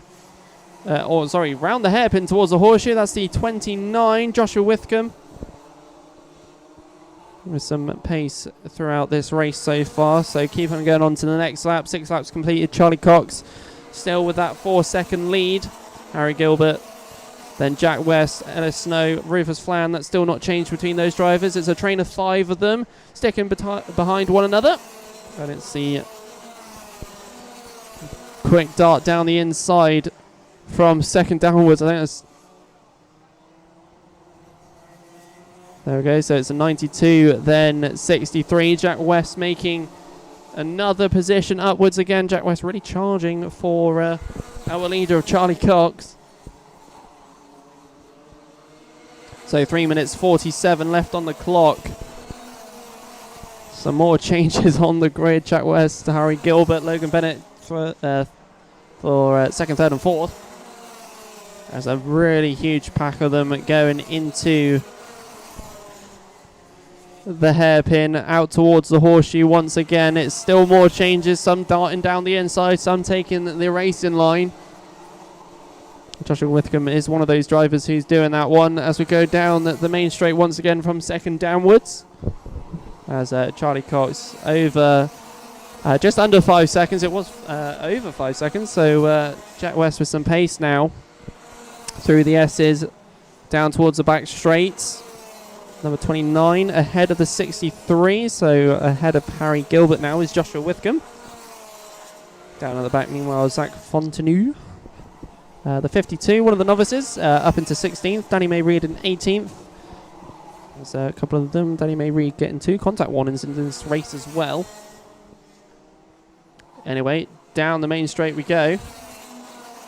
Logan Bennett with a bit of a gap now to Jack West, who is trying to claim back some time between him and our leader, the number 12 for Charlie Cox. 2.5 minutes left on the clock. Joshua Whitcomb, fastest lap of this race, 34.36, so it was set on lap 7. We're now 2 laps further than that.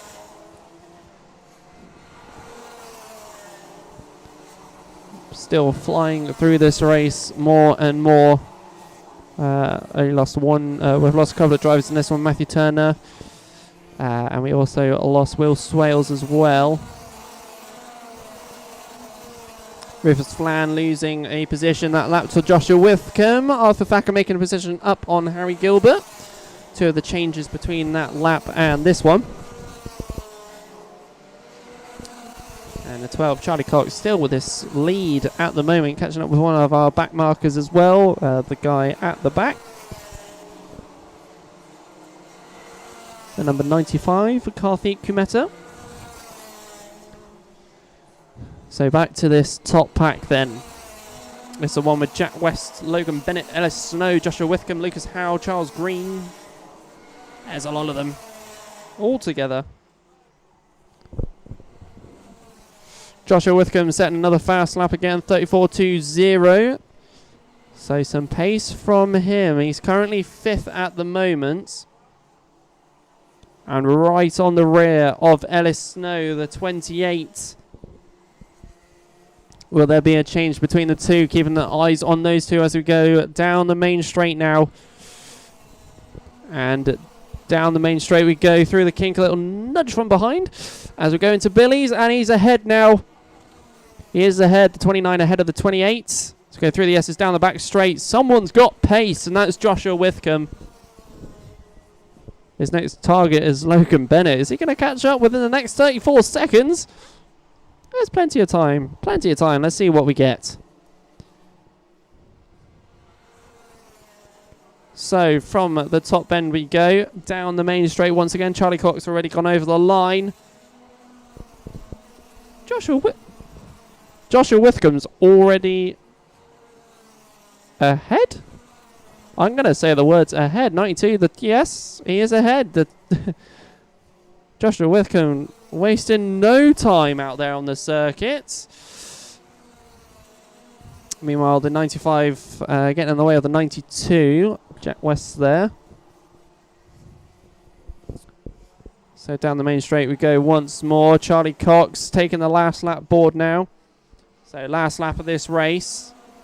Jack West 4 seconds behind. Still too much time for catching up and so little time in this race. Joshua Whitcomb fastest lap 34.20 still is that what fastest that we have in this race. Archie Dyson making the position on Charlie Parker. Meanwhile, with Freestyle Rise on buttons and towards the top bend where Charlie Cott's kart number 12 will be coming down as he comes down the main straight now and takes the checkered flag for this race, heat number 2. And checkered flag goes to Charlie Cox, winning this race by 4.71 seconds. Jack West will take second, Joshua Whitcomb third. Then we have Logan Bennett in fourth. Lucas Howe will take fifth, Charles Green in sixth, Ellis Snow seventh, Arthur Thacker eighth, Rufus Flan in ninth, and then rounding out the top 10 is Harry Gilbert in 10th. And the top novice for this race was Zach Fontenot. Cut number 52, fastest lap goes to Joshua Whitcomb, and I'm not surprised, he was charging and flying through this race, 34.20. What a race from the junior Rotax once again. And we still got 2 more heats from them. Yep, 4 heats. If all of the heats are going to be like this, it's going to be a good day.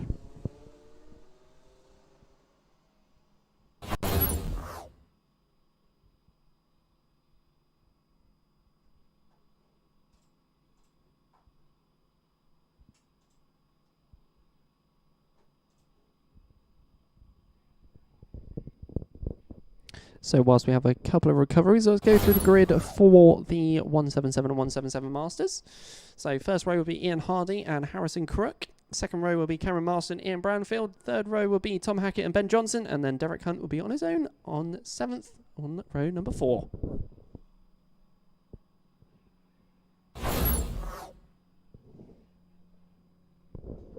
So there we go.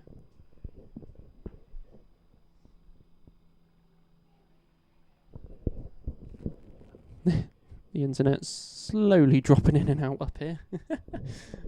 It's the first time I've taxed the internet for a while up at Clay Pigeon, so hopefully it's still coming through all right over on the YouTube live stream. Thank you to everybody who's tuned in for the last 2 hours and 21 minutes. We still have, probably about 3-4 more hours.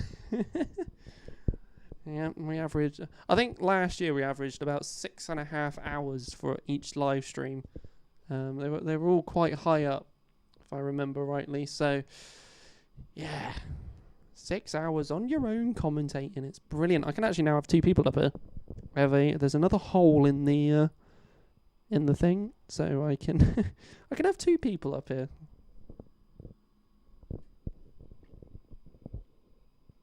Because why not? So we're going on to the 177s next. We got some competition in there. So we'll see who will win this next race from them. Still got plenty of time to see what occurs. Go with some listening laps in this next race as well. Listen out for those Rotax engines. The sound of a 2-stroke. I must say, I do enjoy the sound of a 2-stroke, but I also enjoy the sound of a Honda Cadet 4-stroke. Hey, Patrick Quirk, hello. Czech Republic, watching as always. Love to see it. Thank you for joining us once again. As we go for the 177 or 177 Masters second heat of the day. So we go for the formation lap here. 7 drivers once again for the 177s. The same 7 that we had at the start, and obviously it's going to be.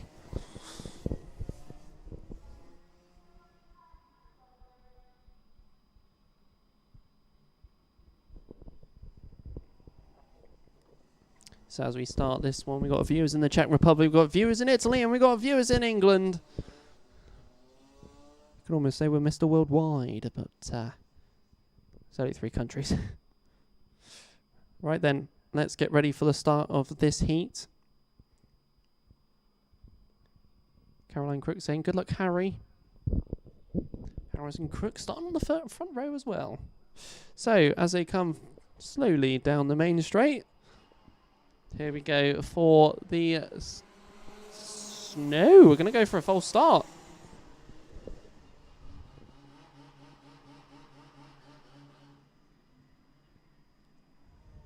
So we're going back round once again, restarting the formation.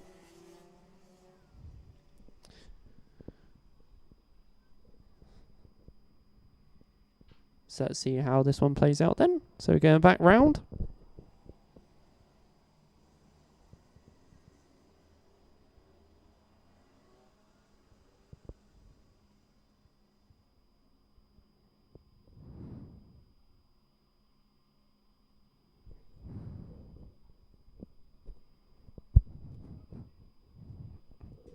So top bend and down the main straight we come as we go for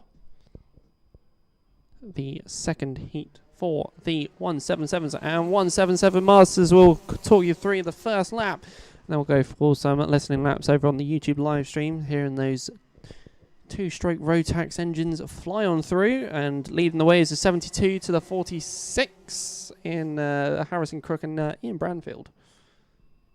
The usual two that have battles in the 177s.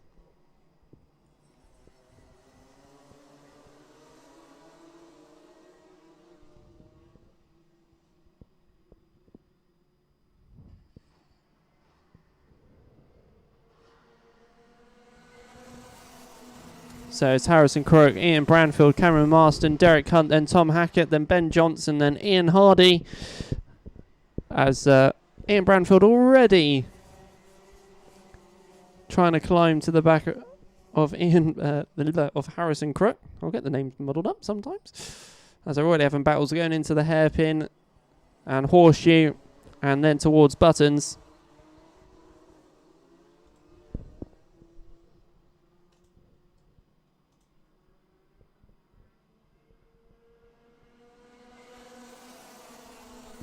And back round we go once again. Faster lap goes to Cameron Marston. Meanwhile, over on the YouTube live stream, we'll be going for listening laps as we listen to these drivers fly around the course. We'll update you a bit later on.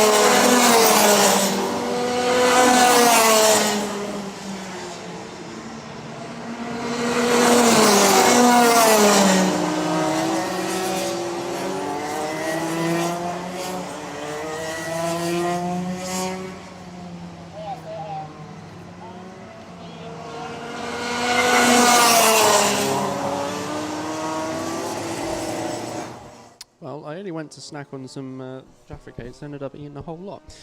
Anyway, that was the 177-177 Masters for their second heat. Ian Branfield winning that one by 1.05 of a second to Harrison Crook. Cameron Marston in third, Ben Johnson fourth, Tom Hackett fifth, Ian Hardy in sixth, and then a DNF from Derek Hunt.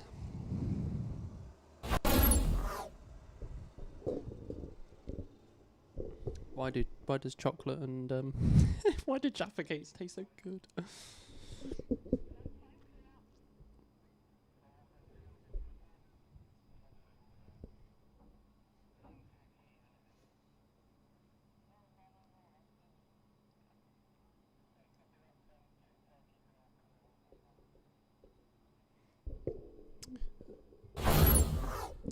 So let's check out the grid for the senior Rotax for their second one. So Brandon Haig and Leo Purchase on the front row, followed by Daniel Beards and Jack Maben on the second. Bertie Wellesley and Alfie Davies on the third. Ollie Bailey and Harry Gibson on the fourth. And then Lincoln Bailey Arneson and Matthew Lambert will be on the fifth, as they all fly out onto circuit now. As we go for the formation lap for the seniors.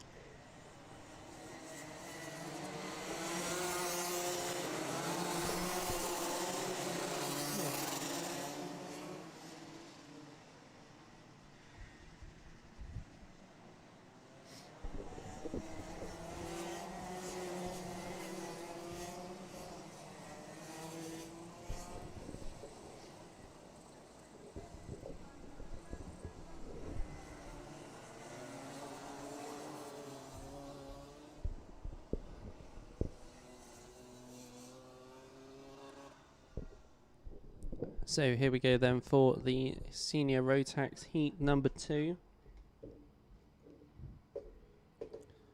Let's see how this one turns out throughout the time as they come flying down the main straight, and it's a go for the first time round.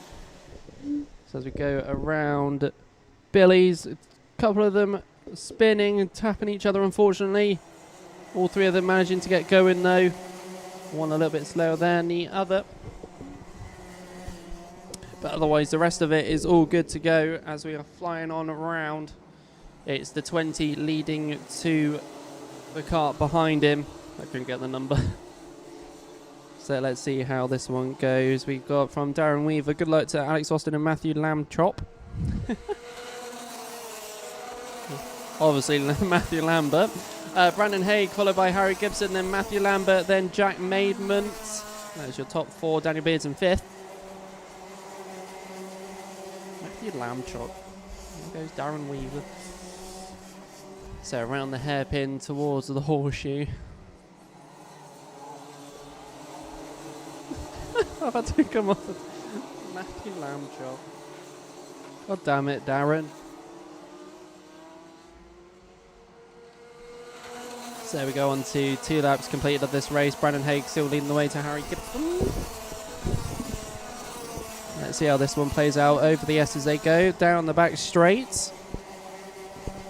And I just watched there down the a nice start down the inside by the novice of the 95 of Patrick Williams-Rahag.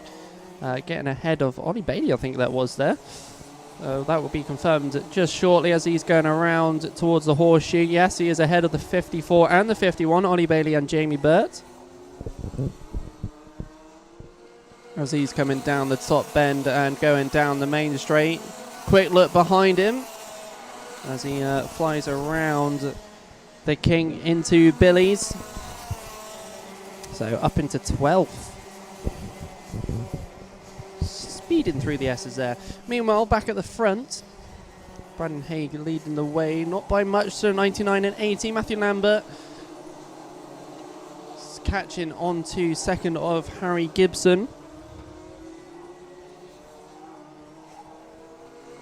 Jack Maimon holding it off. Carts behind him with 74 and the 56. Lewis Halliday.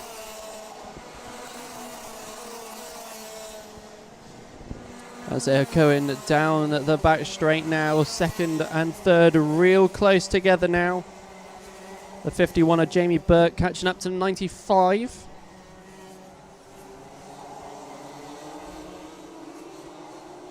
So into the horseshoe goes the 95 and 51, very close together. Meanwhile, coming down the main straight once again is our leaders. Very tight between the top 6 as it's going once again. One's gone a little bit wider. The other 3 behind has snuck ahead of him. And the 17, 74 and 56 now ahead of, I think that was the 99. I'll just double check with that very shortly. And it is indeed the 99 losing 3 positions.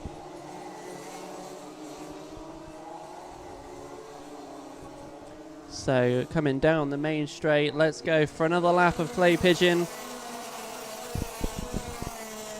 Really bet on the YouTube live stream says, go our pocket rocket.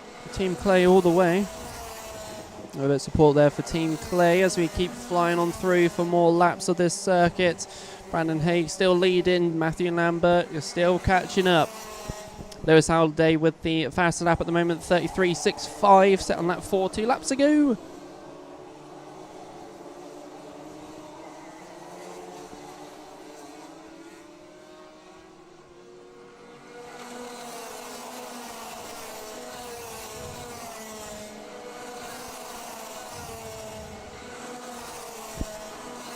So still charging on through as we go through this race.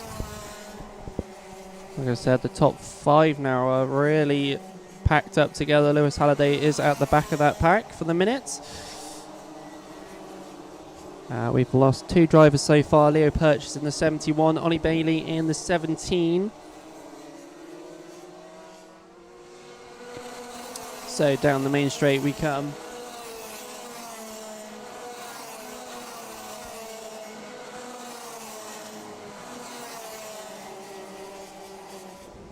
So going into Billy's side-by-side action at Billy's between the 51 and 48.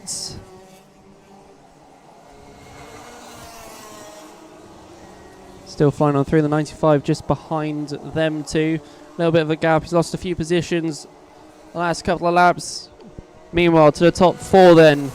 Lewis Halliday cruising a little bit further behind. Our 4th position man, Alfie Davies, really trying to dig beside Jack Maidman in 3rd. As they go side by side into the hairpin, Alfie Davies ahead of Mr. Maidman. Will there be a switch back? And there is not at the moment. So a change there on the running order. So back down the main straight as we go for the ending of this lap number 10.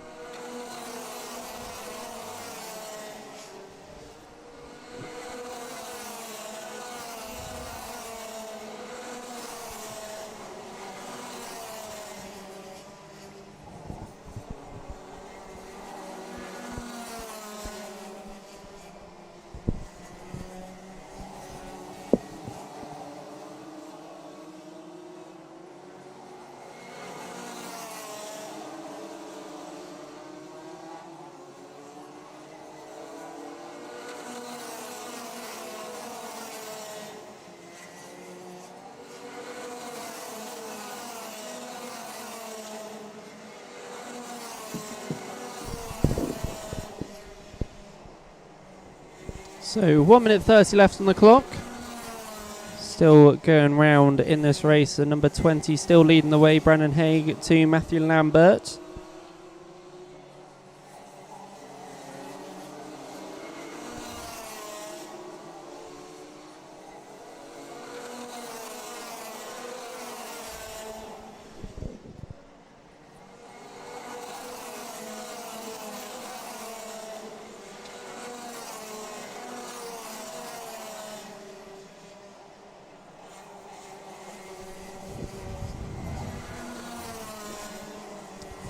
Seconds remain, and Lewis Halliday still with the fastest lap. No one's been able to creep close to 33.65 that he set on lap number 4. So an early push from Lewis Halliday.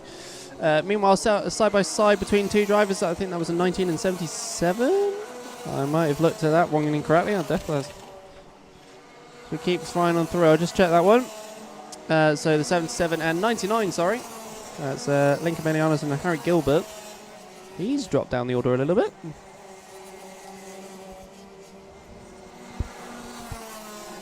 Meanwhile, we've had a mechanical flag given to Alfie Davies in 5th position. See if he was aware of that one. They're flying down the main straight though once again. 3 seconds left on the clock, so we've even managed to bring out a additional lap on this one. 74 now receiving that mechanical as rear bumper has unfortunately departed from the rest of his chassis. Really close to the end of the race as well, which is going to be a bit annoying for him. The 20 and 80 are now having a battle right at the end of this race, but will Brandon Haig still be out ahead on top? And it looks like he will be as he come down the main straight then. And we go for the checkered last lap even. What am I saying? Jesus. We're getting ahead of myself. Another lap to go. Last lap. For some reason my brain thought it would be the checkered flag. So there is one last battle to be had then. To go around the hairpin towards the horseshoe. The 80 right on the rear of the 20. That's allowing the 56 to catch up as well. It's tight at the end. Real tight at the end. As we come down the main straight. This time for the checker flag. And who's going to be ended out on top? It's real close. But not close enough. Brandon Haig takes the checker flag. Followed by Matthew Lambert. That gap was 0.07. Lewis Halliday at the end, 0.25 behind. In 3rd, Jack Maidment 4th, Cameron Crockett 5th, Jamie Tilsford 6th, Daniel Beard 7th, 8th will be Lincoln Bailey Arneson, and in 9th, Jamie Burt, then 10th, Dan Milner. Once again, top novice finishing out in 12th position, Patrick Williams-Rahog, the number 95. So got to 12 during the race, dipped down to 14th and managed to climb back up again. But there we go, that is the senior Rotax for their 2nd heat.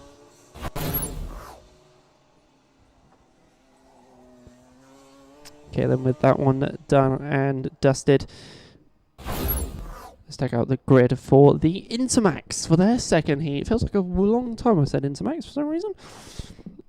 But let's see how this one goes. So it's Jack Price and Spencer Trehorn on the front rows. Cian Downer, Cian Downer. Apologies. And Devin Taylor in 2nd row, Jacob Davis and Ava Morris on the 3rd, and then Jensen Cox, the novice, at the back.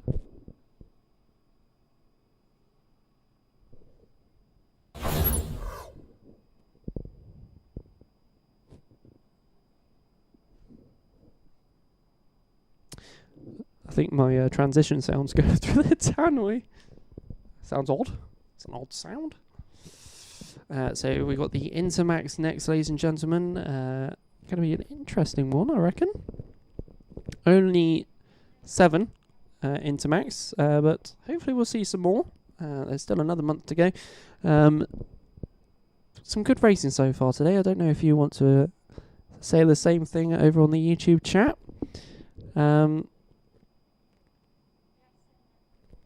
Darren Weaver, just to let you know, I'm probably going to...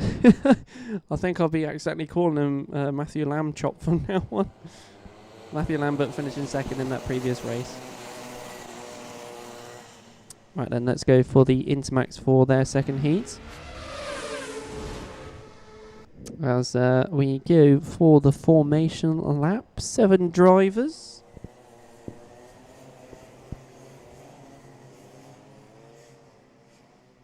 Let's see how this one plays out through the course of the next 8 minutes and an extra lap on top.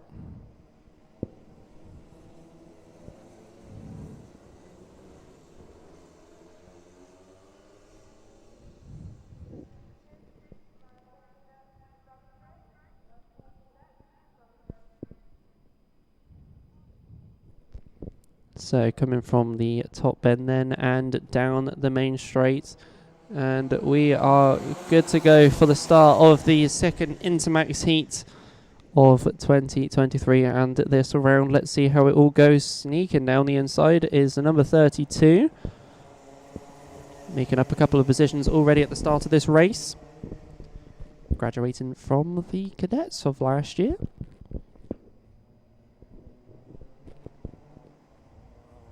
So around the horseshoe we go. 32 of Ava Morris up into 3rd already. but who is out in front of her? The other two.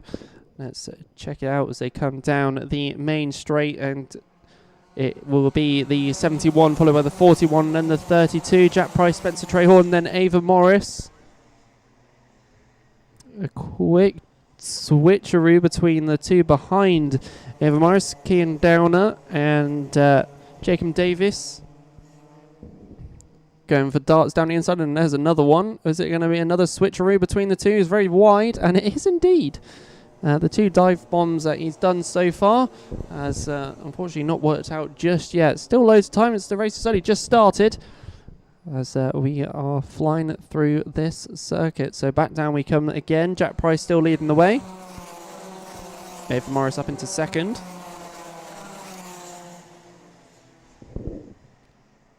Very wide it goes. One of the drivers, I think they were the ones chilling in fourth position, which I'll just double check that as they come down. It was the 26, Kian Downer, who's now dropped down to sixth. Very wide going into Billy's. Still plenty of time to come back onto that one. Jensen Cox to 58, catching up with that backpack of 4. So top 3 then. Down the main straight they come. Spencer Trehorn staying right behind the 32. Gone a little skated wide at Billy's, so it's opened that gap up just a little bit, but it is still all good going down the back straight. So it's Jack Price, Ava Morris, Spencer Trehorn, your top 3. Fastest lap does go to Spencer Trehorn as well, 37.93. None of the other drivers have got into the 37s yet. Contact warning has been popped out onto the screen. Jacob Davis, the number 67.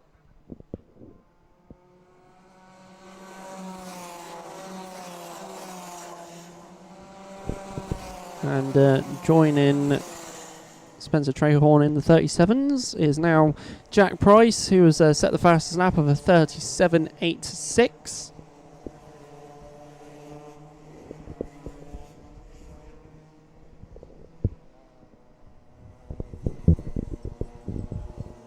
So some quick times coming towards this race.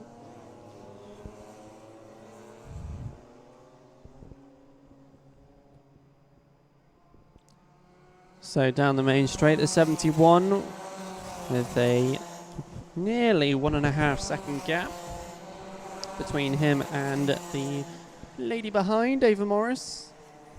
Spencer Trehorn sticking behind Ava as well. 0.36 is the gap between those two.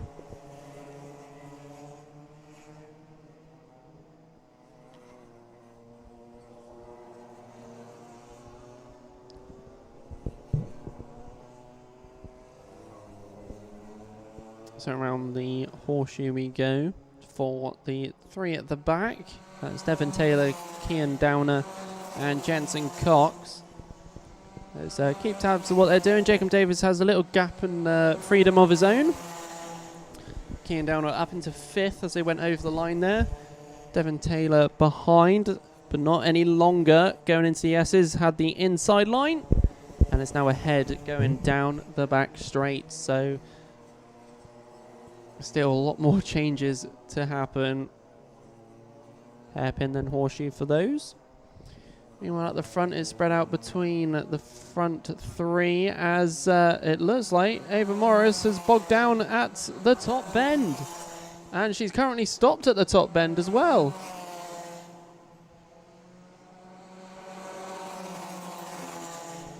She's holding something from her cart, not sure what. But she's still stopped at the top bend there, so that's changed the order up a little bit. Jack Price and Spencer Trehorn, then Jacob Davis, then Devin Taylor, Kian Downer, then Jensen Cox.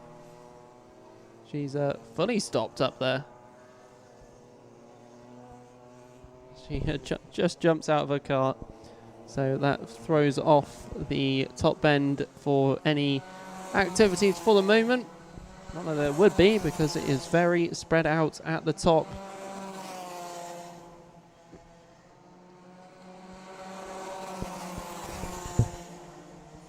So 2 minutes 40 left to go. Not a very good start to Ava Morris's journey for round one. Still one more heat to go and still have a final to go. So all still to play for, plenty of time. And let's keep on going. So the field even further spread out now. Jack Price and Spencer Trahorn, the gap is 2.19 seconds.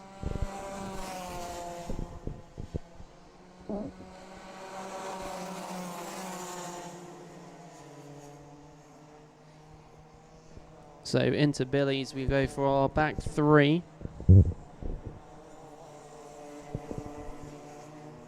As they're the three that are closest at the moment. So around the hairpin towards a horseshoe, those three go. Here's the 14, followed by the 26. And then the 58, I believe. So down the main straight, those three go. Started with 7, finishing with potentially 6. As we've lost Ava Morris in this race, but nevertheless. Around Billy's, through the S's we go. And down the back straight. 58, a little bit further behind to the front two ahead. Kian Downer and Devin Taylor. Those two battling it out at the hairpin. And it is still the 14 ahead of the 26. Jack Price still leading the way by over 2 seconds. Still 55 seconds left on the clock. See how this one plays out shortly. Still no changes from the other three at the back.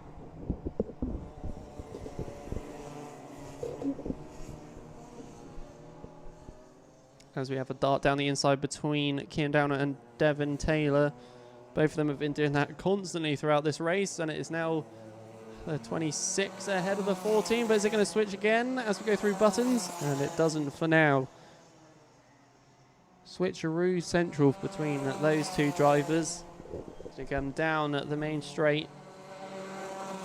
And once again, that is the change that we'll be sticking with for now. Meanwhile, there's only 0 seconds left as the 71 is going around the hairpin towards buttons. So next time round, we'll be seeing the last lap board of this race as we close the Intermax heat number 2. So down the main straight we go. And it is last lap now from Jack Price. 2.85 seconds is the gap between Jack Price and Spencer Trahorn. As they're going through the S's. Meanwhile at the back it's still unchanged between Kian Downer and Devin Taylor. As it almost went for the S's, he's taken the curb and he's spun it. The 58, Jensen Cox just missing out there. But Devin Taylor taking too much curb and took him off guard. Nevertheless, meanwhile, taking the checker flag will be the 71 of Jack Price. Winning by over 3 seconds in the end there. And then eventually coming down will be Jacob Davis. Then it will be the 26, Kian Downer, followed by Jensen Cox. And then after his spin at the last lap, it's the 14 of Devin Taylor. And our only DNF, Ava Morris, at the end. So what has been said in the YouTube chat, great battle for 4th, and it was indeed. But the pressure got to him, took too much curb, and resulted in a little spin. So there we go, that's all the second heats completed now, so we're going on to the thirds. Let's see how this one plays out. We go back around on the list once again.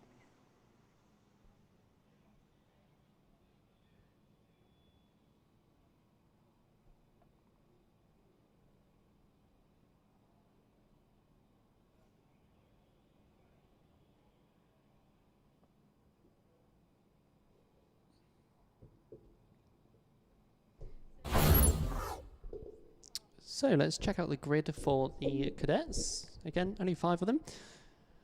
Front row will be Luke McGall and Ethan Cousins. Then second row will be Finley Ormshaw and Marley Fisher. And then Zach Ormshaw will be on his own on the third row.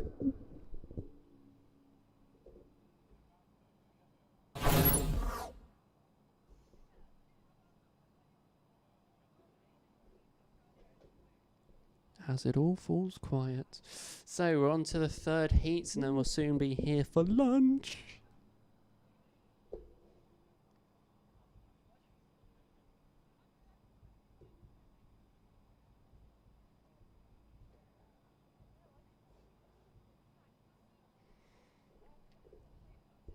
Good luck, Ethan, from Angela Clapp.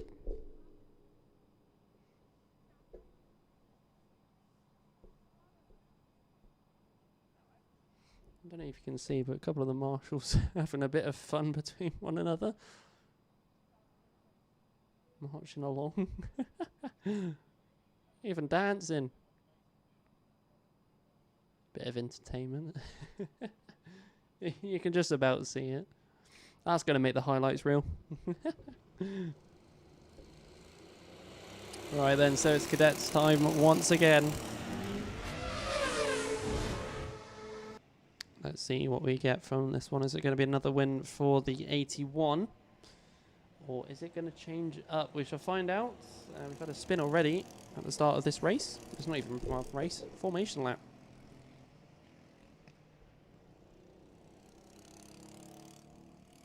So let's get ready to rumble as we go towards the horseshoe.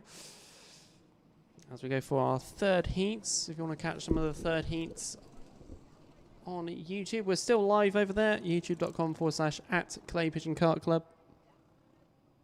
Feel free to support any of your drivers or even chat to myself whilst you are over there. Right then, so top bend we go for our Honda and Rotax Cadet drivers. Let's see how this one goes as they come towards the top bend. Down the main straight, and we are good to go. As we go into Billy's. Around Billy's and through the S's. And a move already being made by the 81. So the 81 already making some early moves in this race. Let's go around the hairpin towards the horseshoe now. The 15 defending off the two behind him. We'll get the running order as they come close soon. So 7 minutes 22 left on the clock. It's only just begun, and let's get ready side by side between the 17 and 81. And it's already swapped between the two of them as well. I think that's the 81 already up ahead. Going on through. So it's the 81 followed by the 17, then the 15, 74, then 21.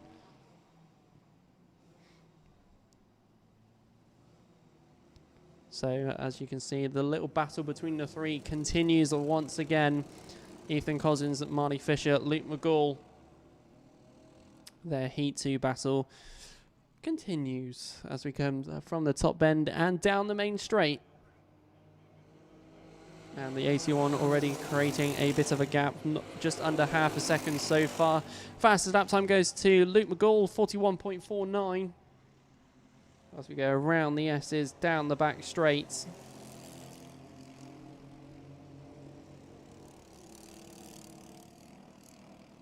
And the 3 is still unchanged for now, but they're all catching up with Marley Fisher. Like I said in the last couple of heats, noticing that Marley Fisher takes a little bit of a wider line compared to the other two drivers. And I think they've realised that. And they seem to catch up in the hairpin and horseshoe, but let go on the other corners. So it's interesting to watch. But Marley Fisher still keeps that lead, and Ethan Cousins stays in second for now. Luke McGall in third. Zach Ormshaw and Finley Ormshaw changing positions. The two brothers out there. Hey, brother. Oh, that could get clipped, couldn't it? Oh, and that wasn't on the tannoy either. So, from the top bend we go for another lap around the circuit. It's the 81, then 17, then 15. Ethan Cousins and Luke McGall, but have they swapped positions at Billy's? They did look like something was happening, and it has indeed. Luke McGall this time wants to be in front to catch up with the 81 of Marley Fisher. Let's see how this one works out as we go around the hairpin towards the horseshoe. And the 15 feels like he's got more pace to Ethan Cousins. So the two sticking with each other for the minute. Trying to catch up with Marley Fisher. This Rotax Cadet driver really showing us some good pace so far. So through the S's and down the back straight.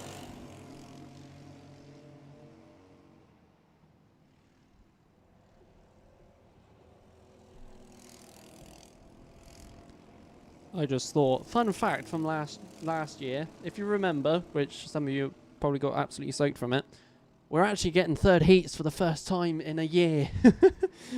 round one last year, finished on the second heats. So we have third heats, yay! It's actually dry compared, which is brilliant. Did I commentate 2021? I can't. I think I commentated halfway through. I'll have to see if I can remember that one. But hey, fun facts during a race.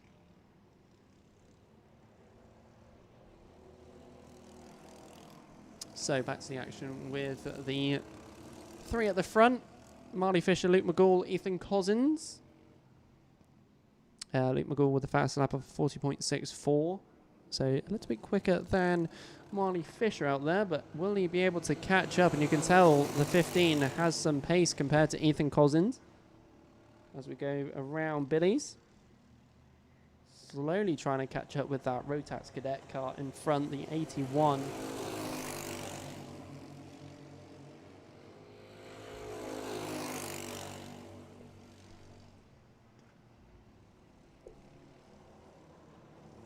So around the horseshoe we go. Up towards Buttons. And then the top bend.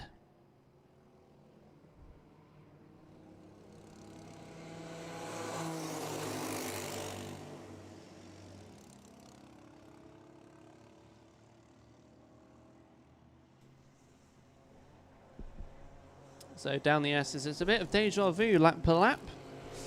As there's not much happening with the top three. They seem to catch and then gain a gap every now and then. 40.46 set by Marley Fisher on that previous lap. So some pace coming out from him all of a sudden. Luke McGall still chilling in second with Ethan Cousins third. Zach Ormshaw still in fourth and Finney Ormshaw in fifth.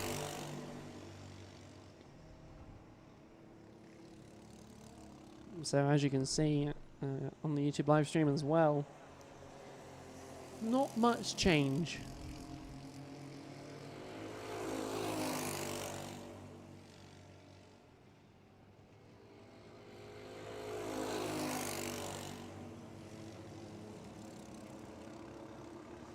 So as they go to Buttons and then towards the top bend, the Cadet Heat 3 is nearly coming towards a close. 1 minute and 11 seconds remaining.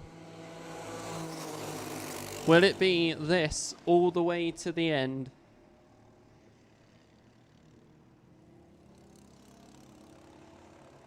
So through the S's, down the back straight, the 15 of Luke McGall still leading Ethan Cousins by 0.22 of a second. That's hardly anything between the two of them.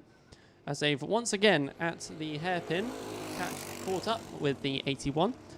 But getting to the horseshoe and Buttons, it is back to that gap.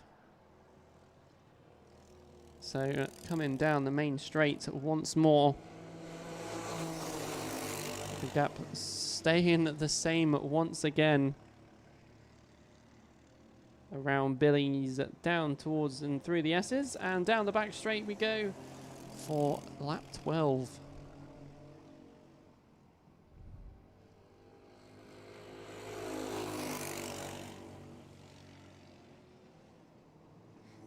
The question is, will the 17 overtake the 15 before the end of this race? as there is literally no time on the clock anymore. So coming down the main straight, we shall receive the last lap board of this race. So last lap for any changes, and will there be going into Billy's then? And there possibly will be sneaking himself down the inside of the S's. And I was correct, the 17 making a move at the end. Is it going to be claimed back? It is indeed, back down the inside once more. They've both realised that first is not going to be an option. And now they're swapping, as he said swapping, swapping between the two of them. It is the 15 out in front though still. So top bend, is it going to be a drag race between the two of them? We shall find out. But meanwhile, checkered flag will be out. So it's 3 for 3 for Marley Fisher.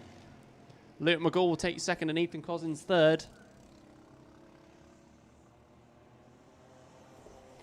3 for 3. 3 wins, 3 heats for Marley Fisher. Will he do a complete for the whole thing? Will he just round off the whole day with firsts? We shall find out after lunchtime.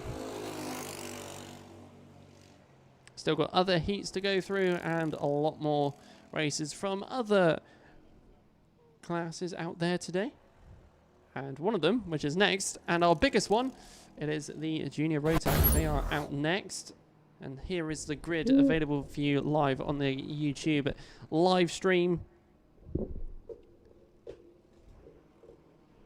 So it's going to be, make sure I've got the right one. It's going to be Charles Green and Jasmine Taylor on the first row, Joshua Withcombe and Matthew Turner on the second, Lucas Howell and Frank Ward will be on the third row, Oliver Grundy and Harry Gilbert on the fourth, and then the fifth row will be Arthur Thacker and Emily Cotty. That'll be your first 5 rows in your top 10. Let's see how this heat for the juniors will play out very, very shortly. Well, some guessing correctly there. The Junior Rotax with, sorry, the Hondas and Rotaxes providing us with some interesting stuff, I must say.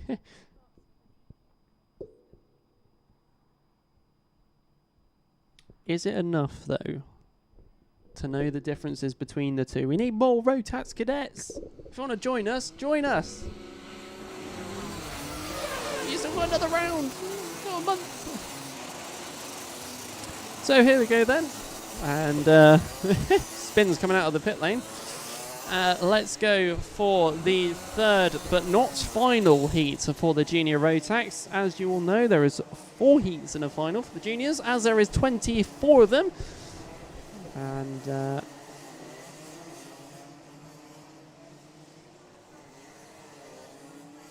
it's going to be interesting to see what we get.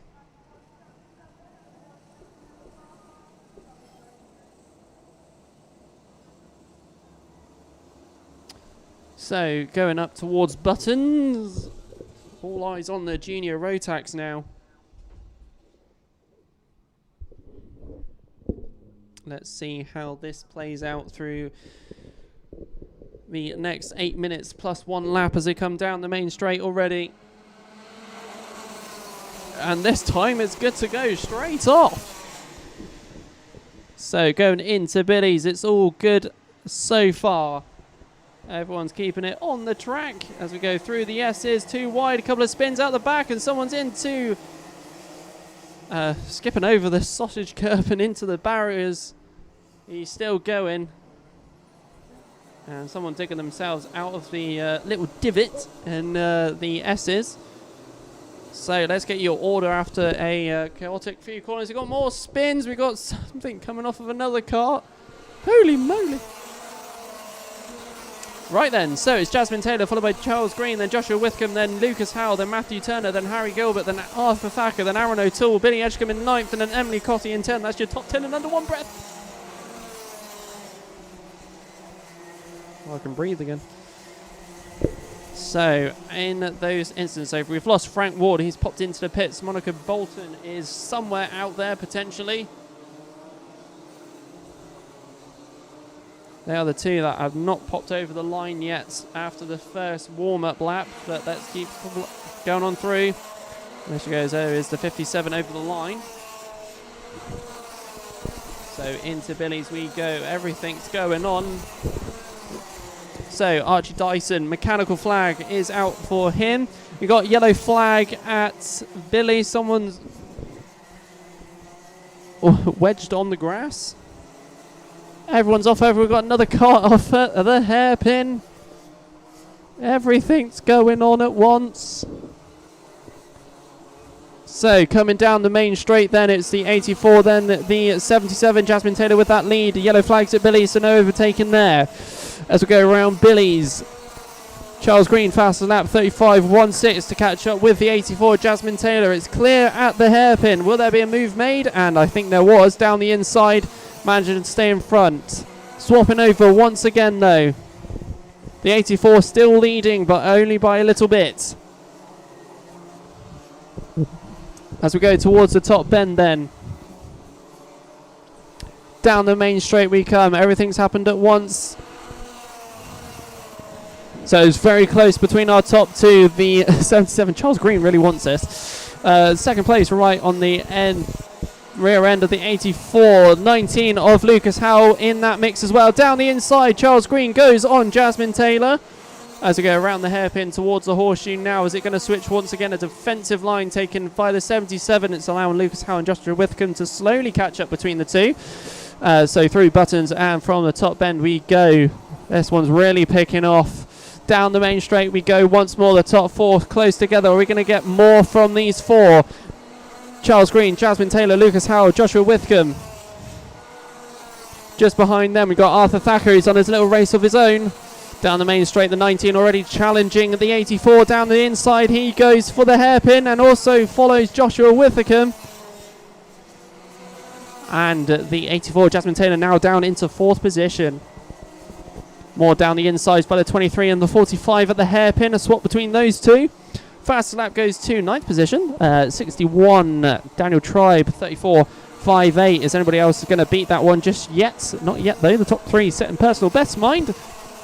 Lucas Howell, though, up into second. Joshua Withcombe, third. Jasmine Taylor, fourth. Like I said earlier, three of the S's down the back straight. The 19 to now catch up with the 77 of Charles Green. Everything's happening. Some more changes at the hairpin at inside line, and ahead is the man in green. That is the 61. Mentioned him earlier, Daniel Tribe. So down the main straight we come. It is the 77 still leading by just over half a second at the moment. Lucas Howell trying to catch up. He does have Joshua Withcombe behind. And then Jasmine Taylor losing a few tenths here and there. Slowly catching up though to the top three drivers. Meanwhile, Arthur Thacker still in a race of his own. He has a gap in front, gap behind, and that gap behind has the 63 of Harry Gilbert, Billy Edgecombe, Daniel Tribe, and Matthew Turner. That's a battle in that top four. So some brilliant stuff already at the start of this race and even halfway through. Black flag given to Archie Dyson, the 21. I think he did ignore stuff, but he is in the pits already though. That was a couple of minutes ago. 32 at threat by the 42. As they were going through the S's, it was very close between the two of them at the hairpin. They're still ahead of one another though. Still keeping it as they were, 32 to the 42. That is somewhere on the timing screen.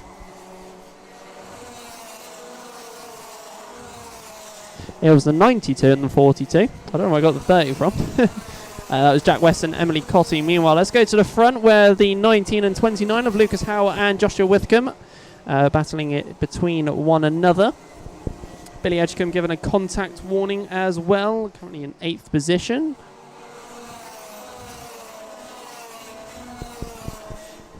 So some brilliant stuff here.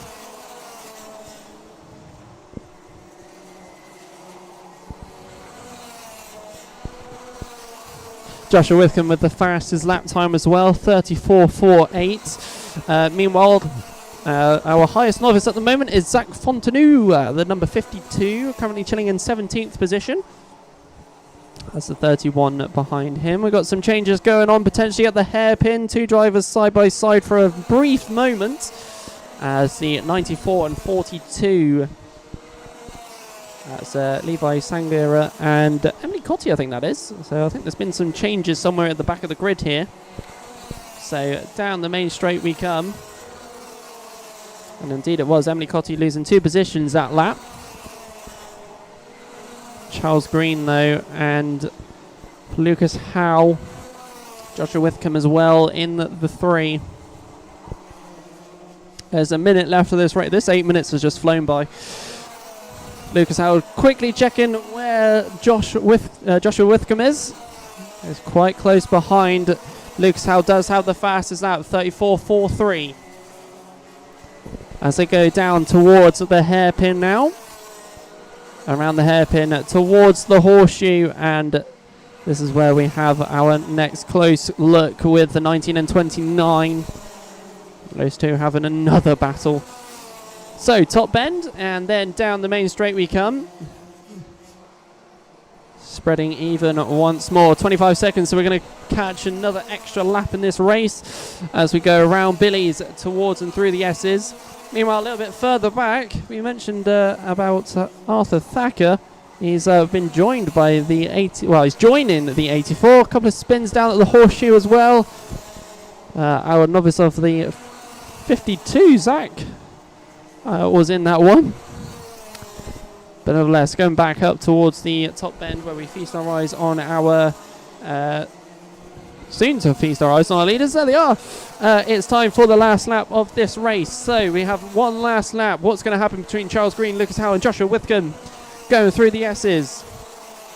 Flying down towards the hairpin next, where they're going to meet up with one of our back markers here. Well, they catch up quite quickly though. So around the horseshoe we go.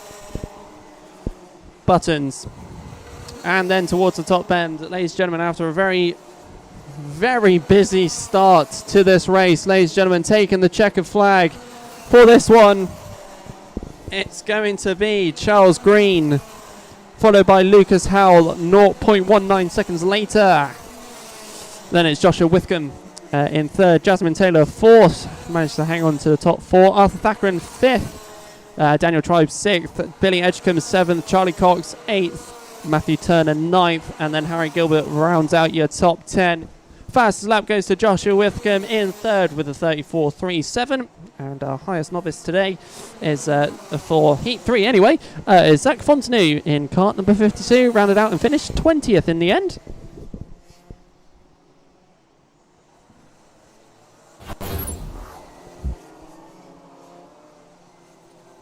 Wow! Now that is what I've missed. That is what I've missed over the winter periods, ladies and gentlemen. That is the favourite race of today. That is it. That is my favourite race so far today. Junior Rotax. Is it going to be my new favourite for 2023? Wow! Some brilliant racing going on there, and at the start, the stuff going on everywhere. Stuff at Billy, stuff at the hairpin, stuff at the horseshoe, even at the S's. Go on, a very great battle between Charles Green, Lucas Howe and Joshua Whitcomb. Brilliant driving but with those three. Absolutely brilliant stuff. Exactly, well done Lucas, well done to Zach as well. Yes, our novice being the highest one in 20th. Charles Green, yes, Cheesy. Oh, I forgot that's his nickname, isn't it? Charles Cheesy Green, isn't it? 55, Danny May Reid, unfortunately, I think she span or something and ended up wedged on the grass just at the kink. Some brilliant racing. It's woke me up, that's for sure. So brilliant racing. Alfred said, what is going on in Honda? Not much. Got a battle with 5 drivers in that one. Not too many drivers though. So it's time for the 177 and 177 Masters for their third heat. It's Derek Hunt and Cameron Marston on the front row, Ben Johnson and Harrison Crook on the second row, Tom Hackett and Ian Hardy on the third, and then Ian Branfield on his own on row number 4. Let's see how this one goes, shall we, ladies and gentlemen? Wowzers!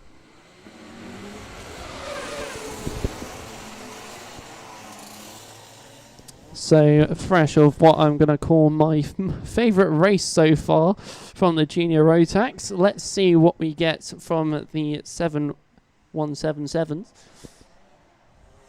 as we go for their formation lap for the third heat of today.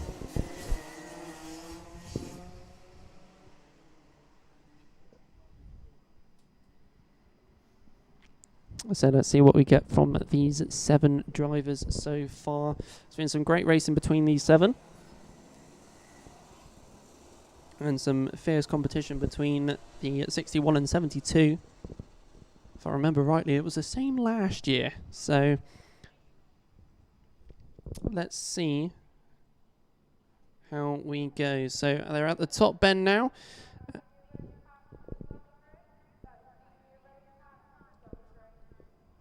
So here we go down the main straight then, and we are good to go for the start of this race. Let's see what we get from these 7 heat 3 as we go into the S's down the back straight. The 22 not as a confident start compared to the man beside him now as they go around the hairpin towards the horseshoe. Still managing to stay ahead though, the 22. It's the 72 of Harrison Crook. Also has his Ben Johnson, 61 behind as we go towards the top bend. Let's see what occurs from this one. So let's give you your order as it's possibly going to change going into Billy's mind. Not just yet, though. Very defensive line from Derek Hunt, who is currently our leader. Harrison Crook in second, with Ben Johnson in third. Ian Branfield fourth, followed by Tom Hackett in fifth.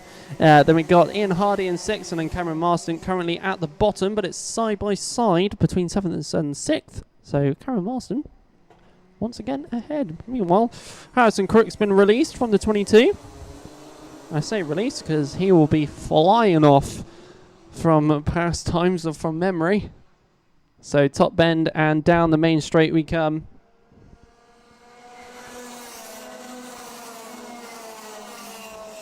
That's the one of 2 changes from that lap. Like I said, Cameron Marston ahead of Ian Hardy. So through the S's down the back straight.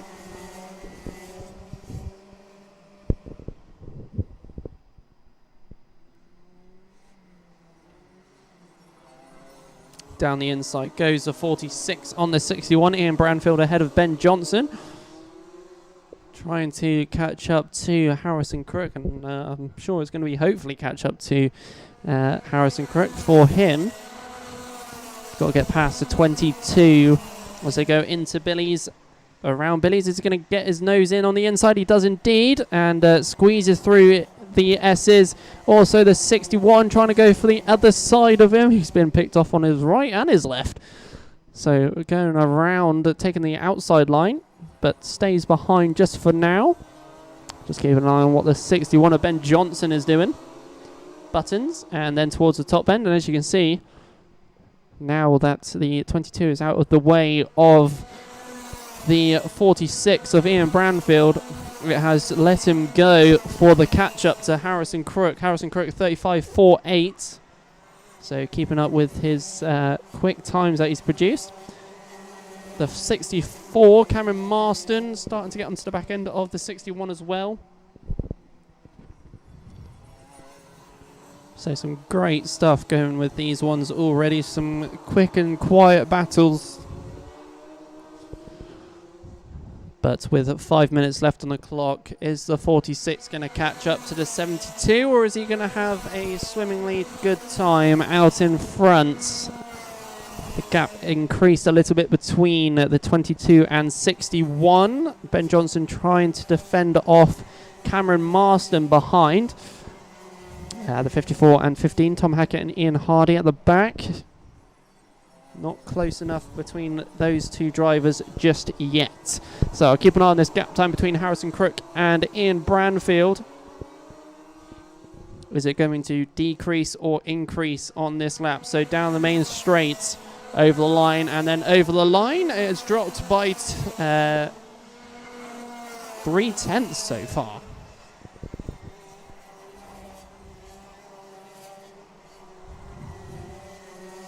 Meanwhile, the 61 and 64, they're having battles between each other. The 22's getting a little bit of freedom out in front of those two. So will he be able to catch up with the 46? We shall find out over the next few laps or so. But it is still the 72 of Harrison Crook out ahead. 3 minutes 42 left on the clock.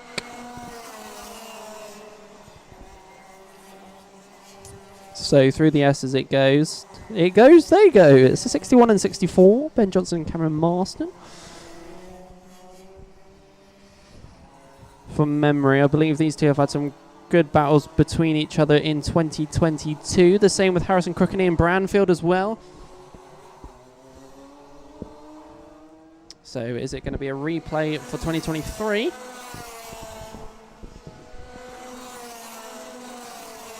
Ian Branfield just setting the fastest lap time of a 34.90. That gap now only 1.16.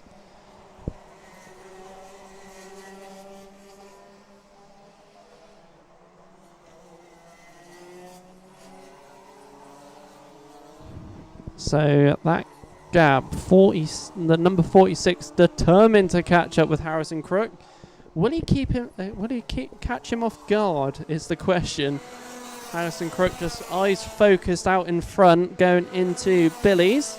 That gap under a second now. Ian Branfield's catching quick. Derek Hunt staying out in third. Meanwhile, Ben Johnson, as he's having a few more defensive lines, staying in fourth with Cameron Marston close behind.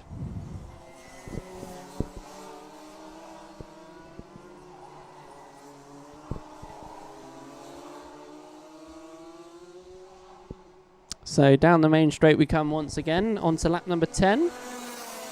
Only lost one driver so far in this race. Tom Hackett popped into the pits 2 laps ago, or it's actually more 3 laps ago.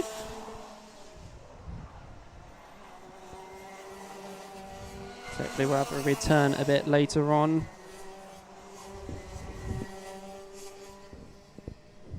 Quite a while back as well. Harrison Crook did get a contact warning. That was, that was at the start of the race. That was ages ago. Right, top bend then, and we have close contact between the two. Not literally close contact, but in the words of that, they are close together.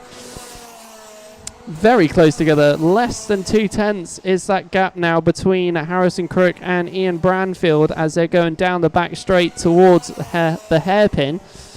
We've been waiting on this one for a couple of laps, and it's side by side going into the horseshoe.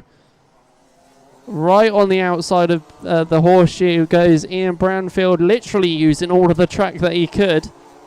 And towards the top bend, it is now time for the battle for first. As we come down the main straight again, Harrison Crook with a bit of an edge at the moment. The real inside line at Billy's, defending off the inside line as well. So through the S's down the back straight, keeping it nice and tight. Not allowing for any gap for Ian Branfield to get through. Harrison Crook really forcing Ian on the outside. He's like, if you want to overtake me, do it on the outside. And, well, it seems to be working so far. Ian Branfield not able to get ahead just yet. Down the main straight, here we go. Quick little turn of his head. Down the inside line for Harrison Crook. He's really parking the bus. Going into Billy's. Through the S's, down the back straight we go. Harrison Crook with some brilliant defense. Again, once again at the horseshoe as well. Really parking the bus for Ian Branfield. He's only got to do this for one more lap. So, top bend down the main straight. Here we go. So, last lap. Once again, the 72 parking the bus. He's managed to do it again at Billy's. Through the S's. Back straight. Ian Branfield holding off, still behind at the moment. Harrison Crook really parking it in the inside line. Ian Branfield unable to get past at the moment, going towards the top bend. Harrison Crook with the defensive line down the main straight then. And for the checkered flag, it will be Harrison Crook. He takes a win on that one. Ian Branfield in second. We'll have Derek Hunt in third. Ben Johnson fourth. Cameron Marston in fifth. And then slowly but surely coming down the main straight will be Ian Hardy for sixth. And only losing 177 in that race, which is Tom Hackett, who we lost on lap 7. So what a brilliant end to that race, I reckon. Harrison Crook really parking the bus to get the result he wanted and finishes in P1. Ian Branfield second and gets the fastest lap for 34.85.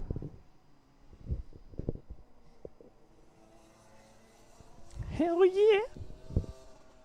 Now that's what we missed from the 177. Some brilliant battles between those two. They've had it last year as well.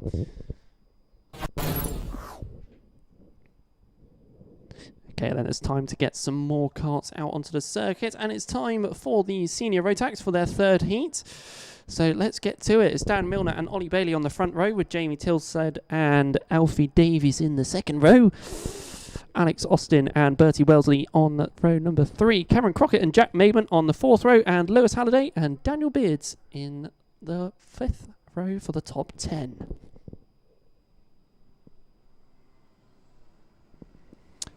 And speaking of the Devils, here they are. As they pop onto the YouTube live stream and onto the 815 metre long Clay Pigeon Raceway circuit. So let's see what we get from the seniors in this race. Some battles to be had, and let's see what we get.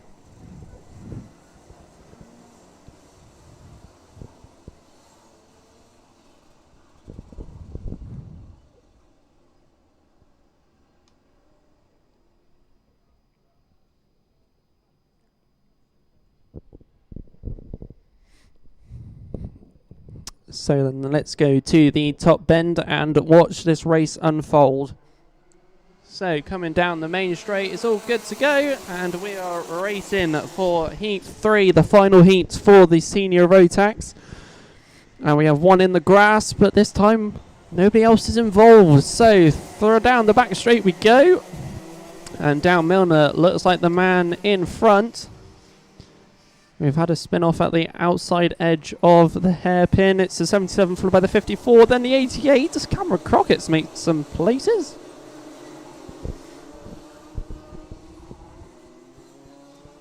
So let's get to it then. So here's your running order for this one. It is the 77 of Dan Milner, followed by Ollie Bailey, then Cameron Crockett, Lewis Halliday in 4th, Alfie Davies 5th, Jamie Burt in 6th, followed by Jack Maven in 7th, Brandon Haig in 8th, Matthew Lambert 9th, and then Daniel Beards top 10, but that could all change, and might have changed whilst I've been saying that all. Dan Milner with the fastest lap so far for 35.59. So around the horseshoe, buttons, and then to the top bend we go. And let's see what we get, what unravels.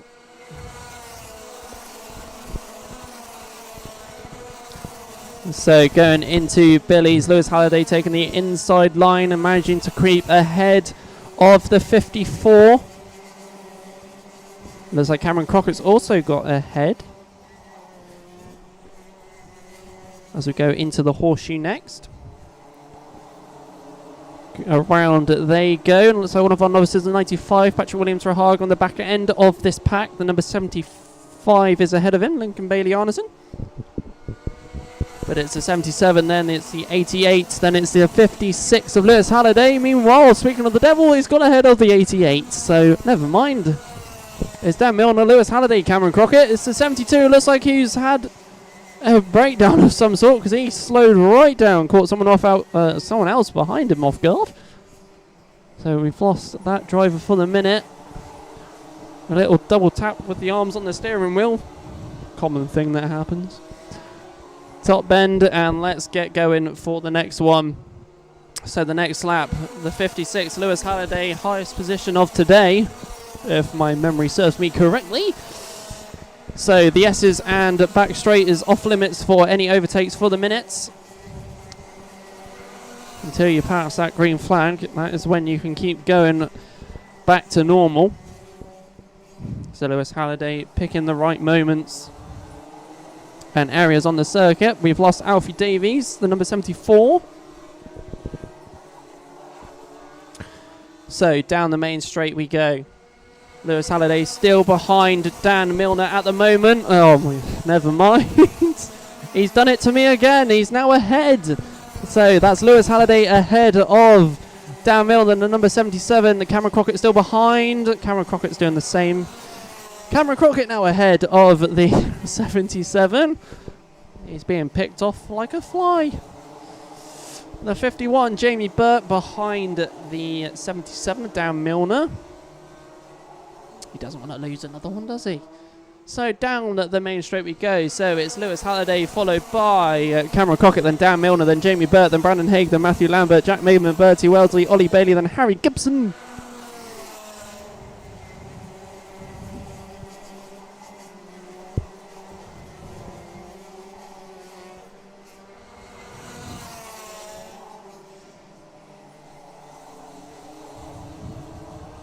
So the top 8 close together as we reach the halfway point of this race.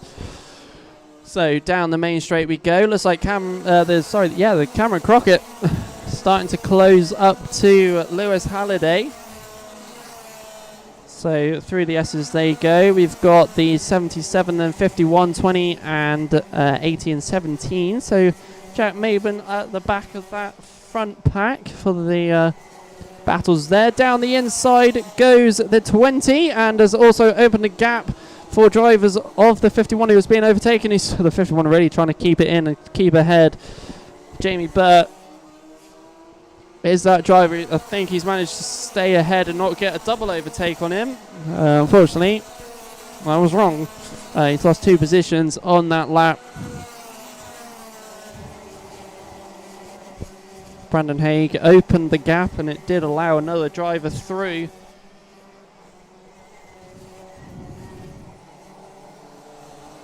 So some great stuff going on.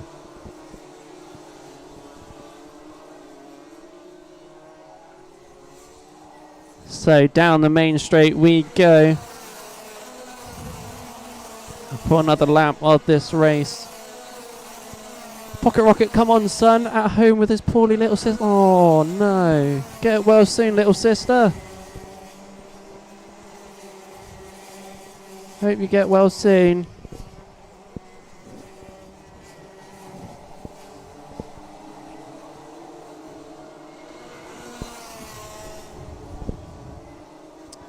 Right then, so from the top bend down the main straights, it's close between Lewis Halliday and Cameron Crockett. I can see just about see the determination in Cameron Crockett's face as he came down the main straight there. That clear visor. So down the back straight we go. Lewis Halliday at threat by Cameron Crockett, who's trying the outside. Stays back for now. He's actually lost him a little bit of time there.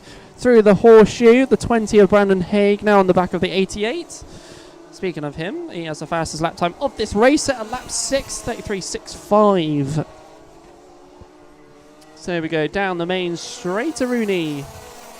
Lewis Halliday then with that gap, the 20 looking for the inside line. You can see that from a little mile away there. Doesn't work though. Through the S's, down the back straight, it stays as it is.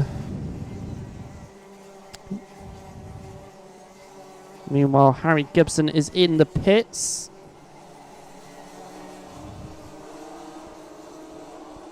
Yep. Had to double check on that one.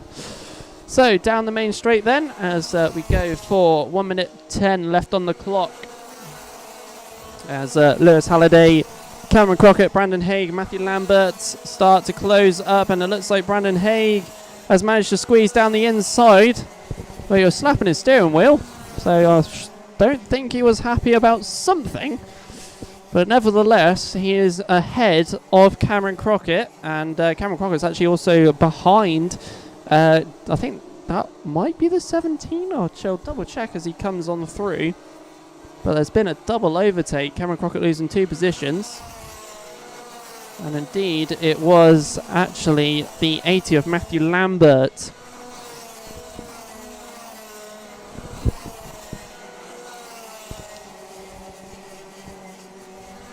Oh, bless her. Hey, you're watching from home, and I'm sure he's going to be happy that you're watching. Hey, get well soon anyway. So, 7 seconds. Ooh, this is going to be close. Is there going to be an extra lap in this one? Nope.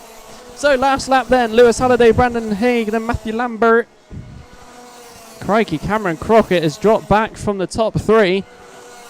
So through the S's they go. Meanwhile, yellows at the hairpin. That is where we've got a driver off. And I believe that's the 95. And I think it is indeed. He's not popped over the line yet. So we've lost the 95 as well for this race. But meanwhile, down the main straight we come. It's been close, and it is even closer. Lewis Halliday still takes it though, but oh my, that's the closest finish we've had today. Lewis Halliday wins by 0.01.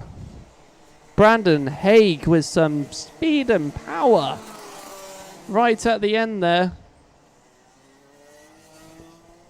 Matthew Lambert in 3rd, Cameron Crockett 4th, Jack Mabrant 5th, Bertie Wellesley in 6th. Then Jamie Burt in 7th, Dan Miller 8th, Ollie Bailey in 9th, and then Daniel Beards in 10th. At the end of that one, top novice is Rosie Armstrong, who finished in 14th, the number 44.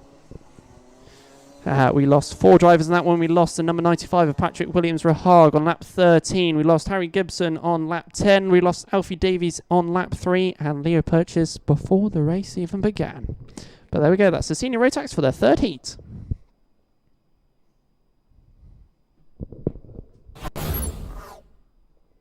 So there we go.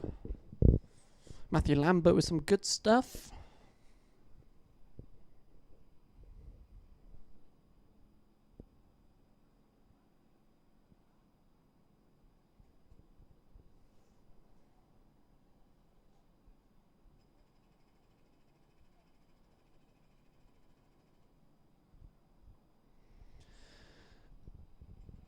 So while some recoveries are going on, we still have plenty of racing left to go here at Clay Pigeon Raceway. We've just had the 3rd heats for the senior Rotax. We've now got the Intermax Heat 3 and the next one that I'm excited for, the junior Rotax Heat number 4. We've had some brilliant racing from the juniors, so thank you to all the juniors that were here today. And if you are watching back, some brilliant driving.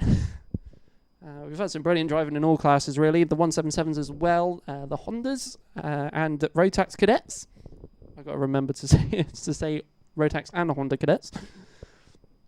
But yeah, some brilliant driving today. And round 1 actually going to be finishing today. It's great. Unlike last year when I got absolutely soaked just putting the cameras up. I remember like at the end of it, I was just like, yeah, nah, the cameras can stay up and get wet. So, shall we have a look at the grid, shall we?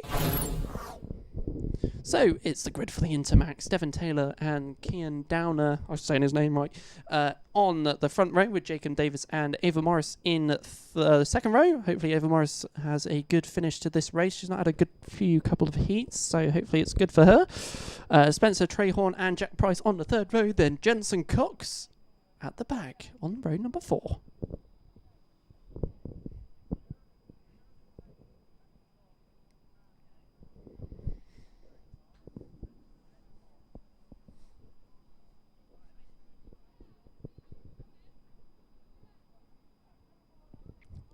Not gonna lie, it feels like it's got colder up here. I need a little radiator. Oh dear. But hopefully everybody's been enjoying this round so far. If you have, please hit that like button down at the bottom of the YouTube live stream, as I have a hiccup in between that. Also hit that subscribe button as well if you are new around here and would like to catch more of the YouTube live streams that happen here on the channel. It happens once a month on the second weekend of the months. Will be got round 2 in exactly a month's time, because February and March have the same amount of days and months apparently. It's really good. Everything matches up correctly. It's weird. I'm talking a load of rubbish. So let's go for the Intermax for their third heat. The grid was up on the YouTube live stream. We've been live over there for the last 3 hours 49 minutes. That's how much racing and stuff has been going on here at the circuit today, and we still got loads more to go. So we are literally 1 heat away from our 4th heat with the junior Rotax. So that's going to be some entertaining racing there. And I mean that in like action-wise. I'm still buzzing from the last junior Rotax race. Right then, let's get going though. For the Intermax, as it's all eyes on them as they come down the main straight. And we are going for a false start for this one to begin with. It was a quick start as well. So like I said, we still got loads of racing left to go and lots more to happen here. So stay tuned indeed.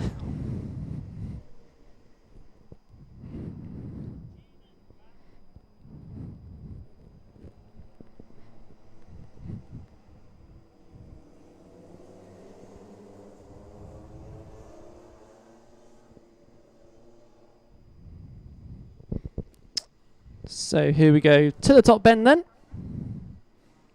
And let's go once again for the Intermax heat number 3. And we are underway. The final heats for the Intermax before the main event for the finals. And Ava Morris already with a storming start straight through onto the lead at the beginning of this race. Starting on the second row, and well, there she is out in front. Behind is the 71 of Jack Price. So, top bend then, and let's get our first lap completed and give you your running order for this race. So, it's Ava Morris, followed by Jack Price and Spencer Trahorn. Then it's Kian Downer, then Jacob Davis, then Devin Taylor, then Jensen Cox. Swap between the 71 and the 32 as we go into the second stage of this race already. As we go around the hairpin towards the horseshoe next, a couple of drivers taking it a lot wider. Another driver's managed to sneak ahead, but still on the inside line was the 26, Kian Downer.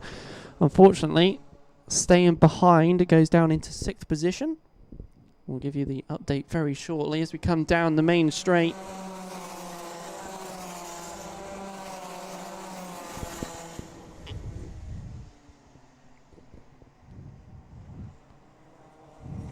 So Kian Downer losing a couple of positions there. That lapped Jacob Davis and Devin Taylor.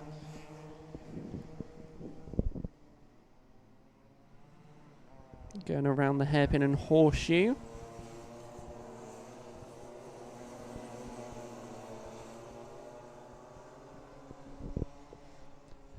So down the main straight they come for our front runners, and it looks like the third place of the 41 slowly catching up with our top 2. Ava Morris with a 0.25 second gap to Jack Price ahead. Seems to catch up in the S's.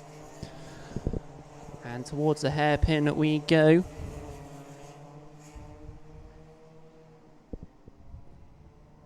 Still staying strong behind at the moment, going around the horseshoe and buttons. And then towards the top bend once more.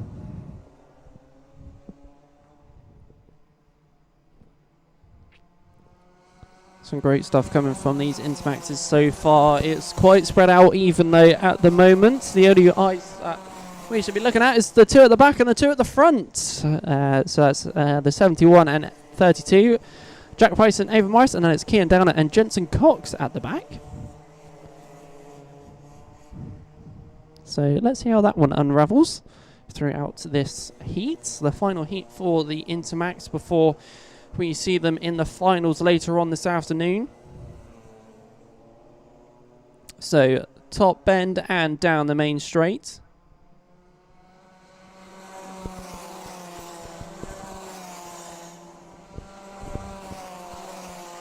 Fastest lap so far is by Jack Price, 37.76. That was set on the lap he's just completed. Closely followed by the 37.92 set by Ava Morris. So those two trying to stick with one another. More like Ava Morris trying to stick with Jack Price. The 41 of Spencer Trahorn was 1.47 seconds behind Ava. So will he be able to catch up with Little Miss Speedy in front?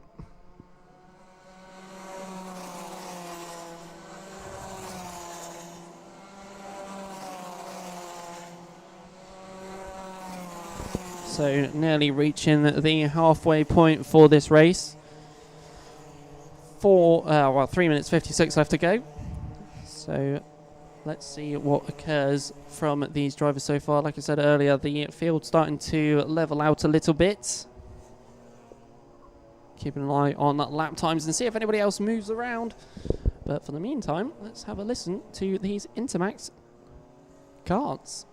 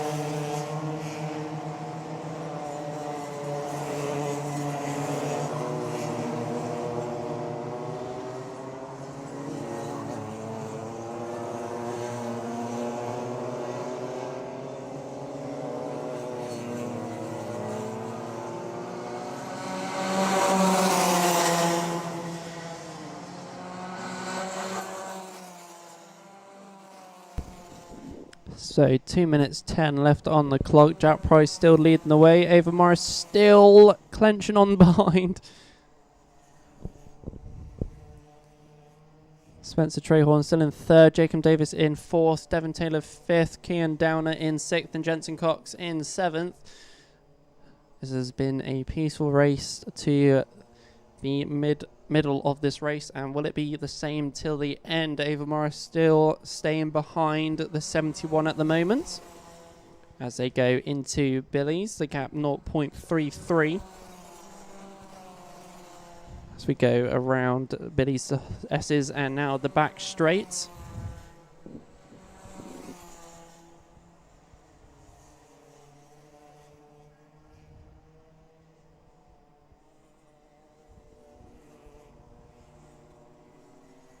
As they go around the horseshoe and buttons, Ava Morris slowly gathering some extra tenths here and there, tenths and hundredths here and there, but unfortunately still behind for the moment. And I say unfortunately, that is on her behalf. So into Billy's they go, 0.28, so the times slowly decreasing. Ava Morris determined to catch up closer to Jack Price out ahead. So hairpin and horseshoe next. Still staying there for the minute. 36 seconds left. Top bend and then down the main straight we go. 26 seconds left on the clock.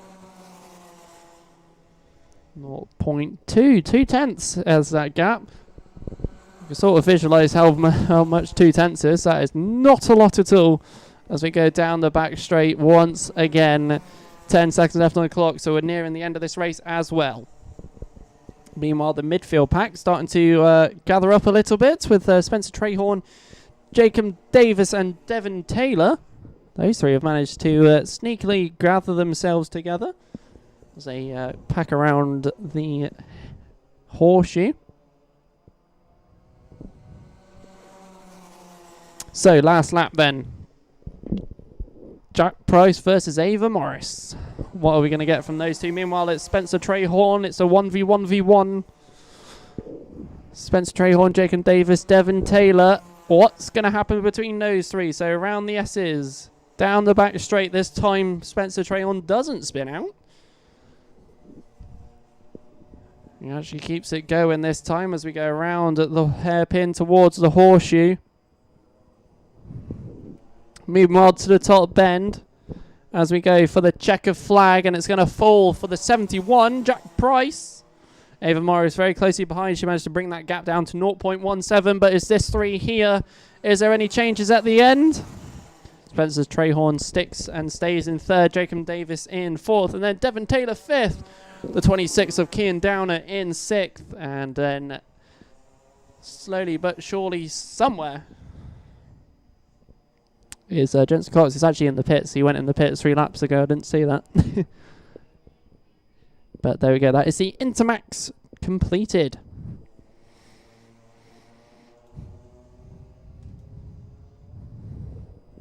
So then, ladies and gentlemen, it feels like they were only out a mere 10 seconds ago.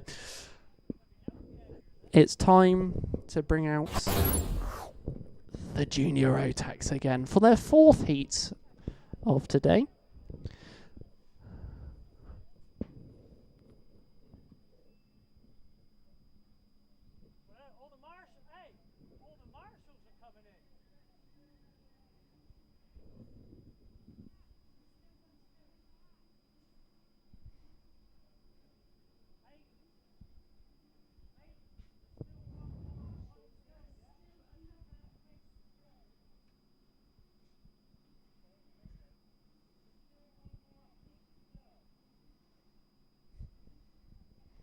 So let's go for the 4th heat for the Junior Rotax. So let's give it to you. So Logan Bennett and Alexander Senna on the first row, Levi Sanghira and Daniel Tribe on the second row, Karthik Kumeta and Arthur Thacker on the third row, Emily Cotty and Jamie Salter on the fourth, Jasmine Taylor and Joshua Wickham on the fifth row. That's your top 10.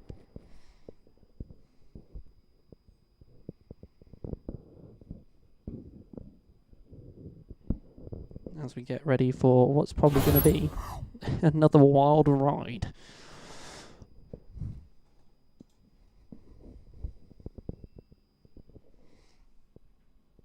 So, is it going to be the same as last time? We shall find out. My voice is sort of slowly going. But let's see what we get from the Junior Rotax once again. We've got so much. I am still buzzing from the previous one. Meanwhile, they come. So here we go then. Is it going to be a repeat of Heat 3 for these drivers? Absolutely loved Heat 3. I'll say that Heat 3 from the Junior Rotax was my favourite race of the day so far.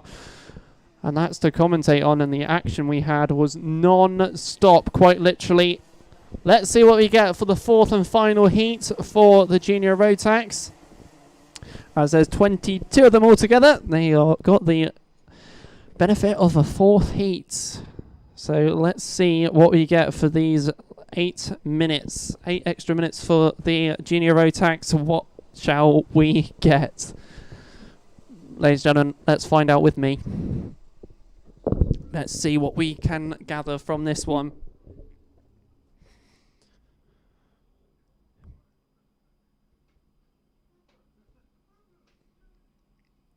So, top bend then, ladies and gentlemen.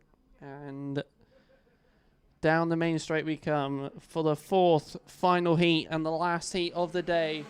We are good to go. Let's see how this one goes. So all of them into billies. Some of them taking the curb, one of them too much of the curb and has spun. 2 of them have spun at billies, but nobody else was involved. Keeping on going through. Someone's lost something off of their cart. We got someone in the tyre waters. There we go. It's all happening again. So back to the front of the pack. It's a 15. I think that was out in front. Logan Bennett, he will take the lead for this one at the moment. Still plenty left to go. There's not even the first lap completed yet. So down the main straight we come. And let's go for it. Yellow flags at Billy's, so no overtaking at Billy's, but it's Logan Bennett followed by Alexander Senna, then Daniel Tribe, Arthur Thacker, then Levi Sanghera, then it's Jasmine Taylor, then Emily Cotty, then Billy Edgecombe, Rufus Flan, then Matthew Turner. That's your top 10. Top 4 flying away from the rest of the pack at the moment. That's the number 15, 76, 61 and 14. Going around the horseshoe, the 76. A little bit further behind from the 15. As we go towards the top bend next. Meanwhile, in the midfield pack, very close together for those ones. A little bit behind the top 4 is 5th and 6th. That's the 94 and 84. Let's see what comes between those two. They have the 23 of Billy Edgecombe behind them too. Still yellows at Billy's mind. So, hairpin is where we've had an overtake by the looks of it. The two of them. It's a 61 of Daniel Tribe ahead of Alexander Senna as they were just feeding into the horseshoe there. So down the main straight we come. Logan Bennett still leads the way. Daniel Tribe in second, sets the fastest lap of this race, 35.16. In third position is Alexander Senna. Fourth position, Arthur Thacker. The 84.20. Yes, 84, 23 and 94. There's been a change between Billy Edgecombe and Levi Sanghera. And a spin at the hairpin as well. Yellow flags out there. He's now fed himself to the back of the pack. Unfortunately, I'll let you know who that was a little bit later on. So still flying through this one. We've had some spins at the horseshoe and again at... Oh, someone's budged the barriers. There's some heavy barriers as well. So that puts out a yellow for post 2 and then post 4, which puts out 2 parts of the track out of contention for overtakes at the moment. So down the main straight comes the 15, Logan Bennett, then Daniel Tribe, Alexander Senna, then Arthur Thacker. So nothing can happen at the S's and the back straight for the minute. So it puts the hairpin at for your overtaking spot, which has actually happened for 4th and 3rd. By the looks of it, has it changed? No, it's a 76 and 14, so it hasn't changed just yet, but something was going to happen between the two. The two of them very close together. So not many overtaking spots at the moment on the circuit. But we still have it. Daniel Tribe's in the lead, by the way, followed by Logan Bennett, then Alexander Senna, Arthur Thacker. Billy Edgecombe is in 5th. Jasmine Taylor 6th. Those two are swapped down the inside. Was going to be someone, but they couldn't get there just before the yellow flag.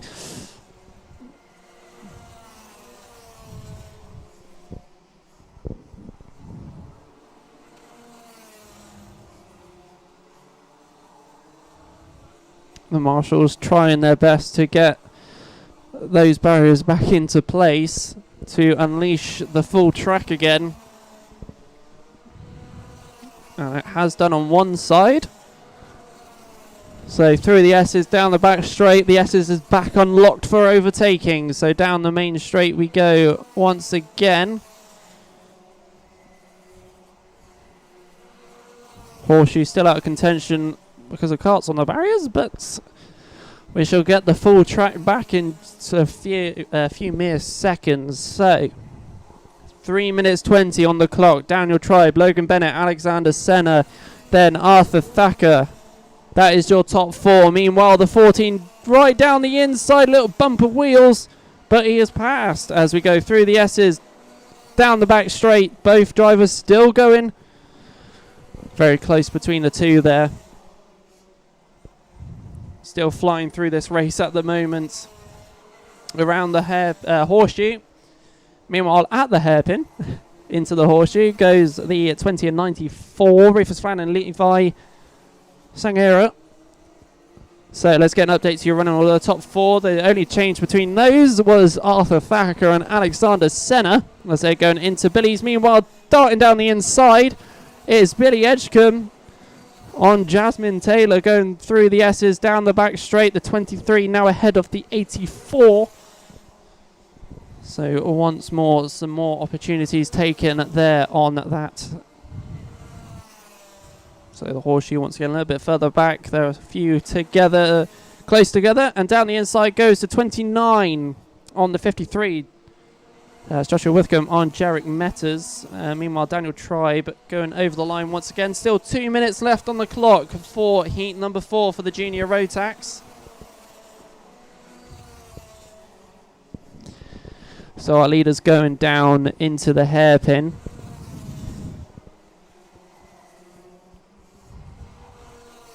(61, 15, 14), then 76. It looks like Arthur Thacker is managing to close the gap a little bit. Meanwhile, going into the horseshoe, it was nearly a double overtake, and it is a double overtake. That got singled to a single. That didn't make sense, but coming down the main straight then is that battle. Say 29 at 53, and then the 45. Matthew Turner did lose 2 positions on that one, but seemed to nearly gain it back. We had a spin near the back of the S's as well. I'm trying to keep an eye on what's going on. Everything is everywhere once again, but not as crazy as last time. So coming from the main straight, it goes Daniel Tribe, then Arthur Thacker. That was Logan Bennett who spun.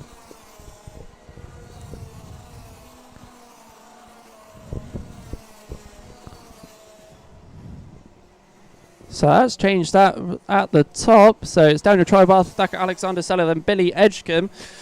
Joshua Withcombe takes the fastest lap so far this race of a 34.60. So he's got some pace here at the last closing stages of this race. So Zach Fontenot going over the line there. Meanwhile, our leaders coming on through. The 14 of Arthur Thacker starting to close that gap up once again to Daniel Tribe. It is still very close.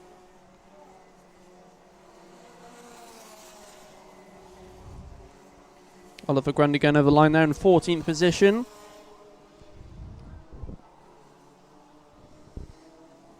Oh, that was very close between the 28 and the 94. They're going into the horseshoe. A really late lunge that nearly went wrong. Nevertheless, still going through. We're on to the last lap then of this race for Daniel Tribe, Arthur Thacker, Alexander Senna, your top 3. That is still unchanged down the back straight towards the hairpin. Around towards the horseshoe next. Catching up with one of the back markers of 52. Which is Zach Fontenot. Is that another spin from the number 15? Nevertheless, coming down the main straight then and taking the checkered flag. Ladies and gentlemen, it was Daniel Tribe who took the checkered flag for the Junior Rotax Heat 4. Arthur Thacker 2nd, Alexander Senna 3rd, Billy Edgecombe 4th, Jasmine Taylor 5th, Rufus Fan 6th, Levi Singhera in 7th, and Ellis Snow 8th, Jarek Metters in 9th, and then Matthew Turner in 10th. Top novice was Zach Fontenot in 16th position, the number 52. Who's yet to come over the line, but coming across the line. We lost a couple of drivers. We lost the 36, the 33, the 57. We lost Charlie Cox, number 12. Aaron O'Toole, the 48. Karthik Kumeta as well. And Logan Bennett right at the end. But nevertheless, that is all the heats done.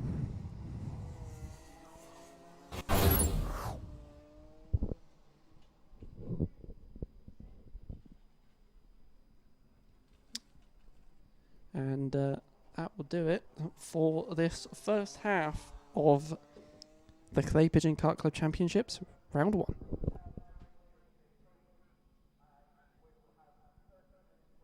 So just listening to the tunnel, there'll be a half an hour lunch break, so I'm going to take advantage of this, and we will see you, ladies and gentlemen, a little bit later on for part 2, also known as the finals.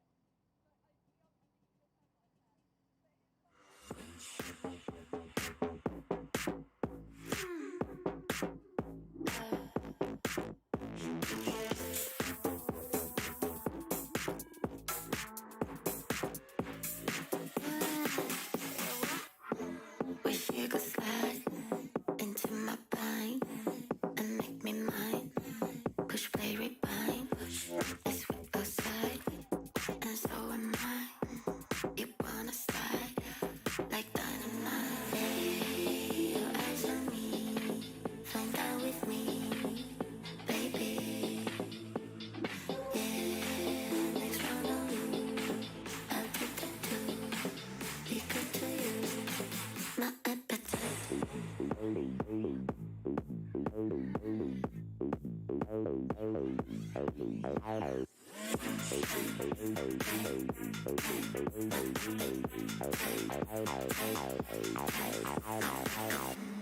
my head with a side flip.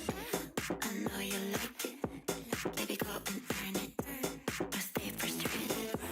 Let me draw your map so you know where you're at. Yeah, like to attract and you react. Lay your eyes on me. Find out with me, baby. Yeah, next round I'll get the two. Secret to you. My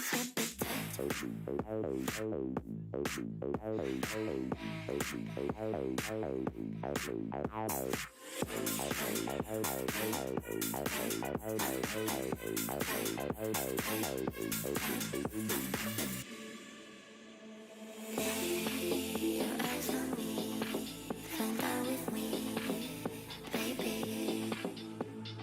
Yeah, next round I'll get the two. Be good to you, my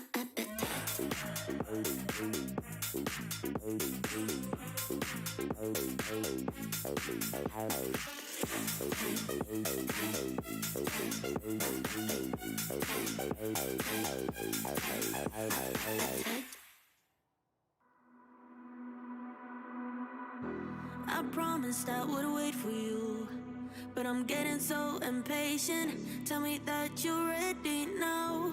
This room is big enough for two, and I wanna do that something that will blow your mind. Do you know the things you do to me?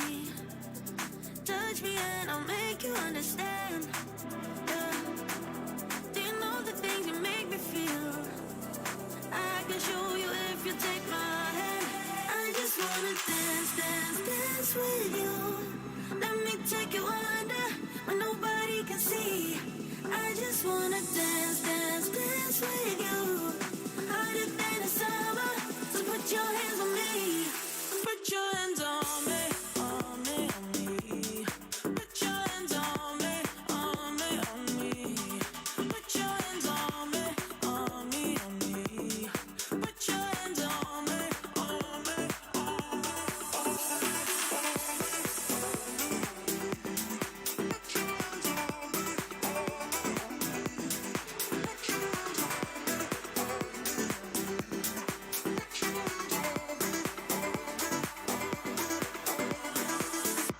Before you, I was paralyzed, all broken down from heartbreaks. Then you came and set me free.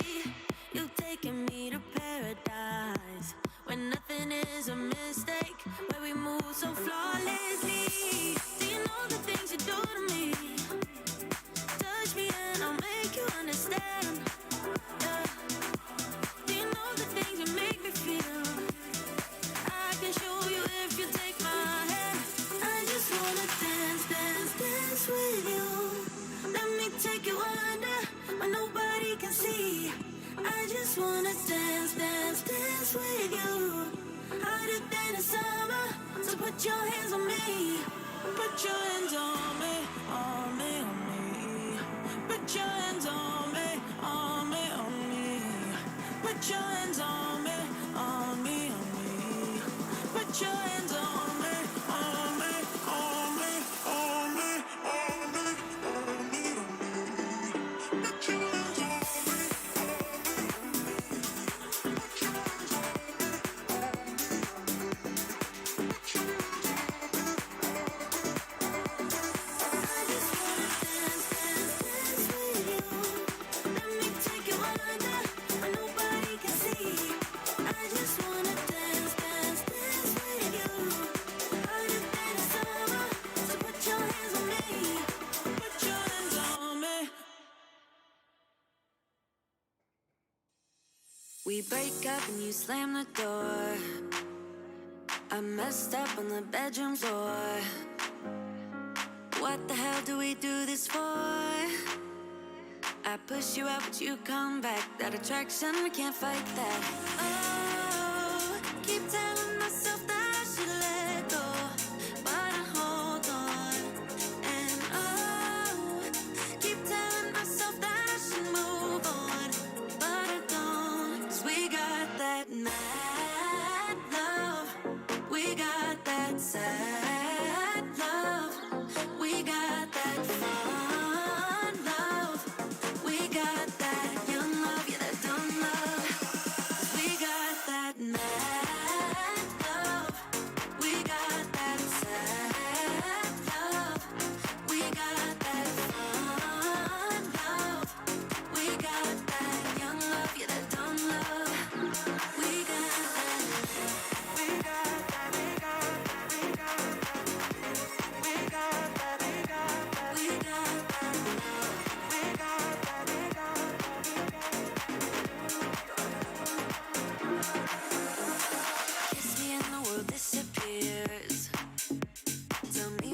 what I wanna hear. I just wanna stay right here. You push me up, but I come back. That attraction, I can't fight that. Oh, keep telling myself that I should let go, but I hold on. And oh, keep telling myself that I should move on, but I don't. 'Cause we got that mad love, we got that sad love, we got that fun love, we got that young love, yeah, that dumb love. 'Cause we got that mad love, we got that sad love, we got that fun love, we got that young love, yeah, that dumb love. We got that love, we got that, we got that, we got that.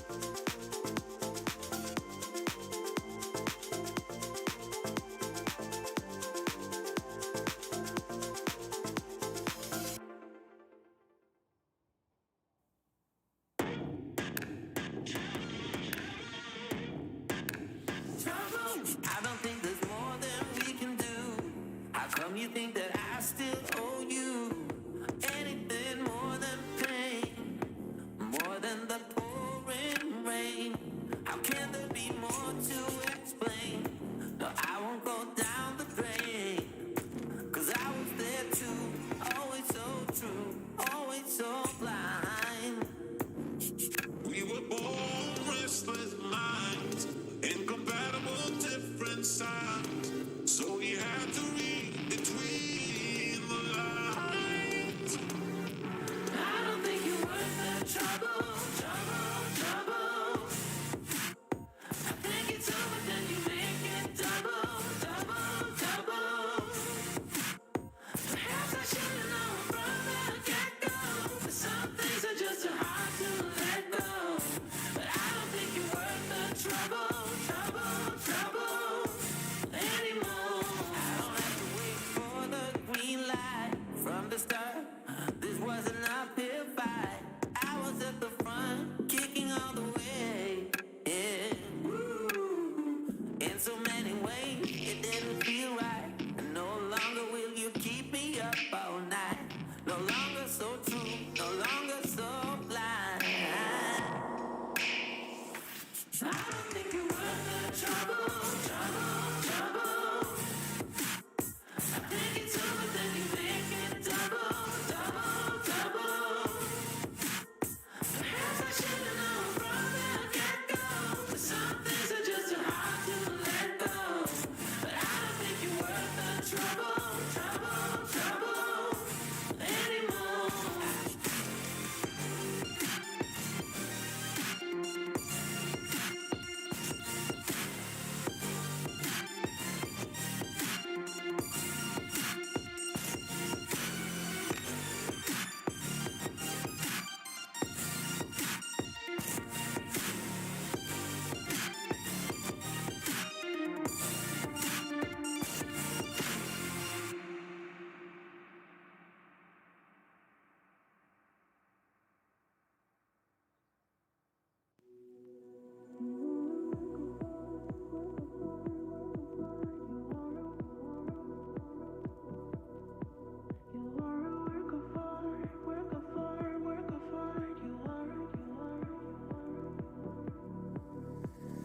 Your kind of beauty doesn't come easy. Can't take my mind off you. I'm so embarrassed watching you undress. Can't take my eyes off you. You,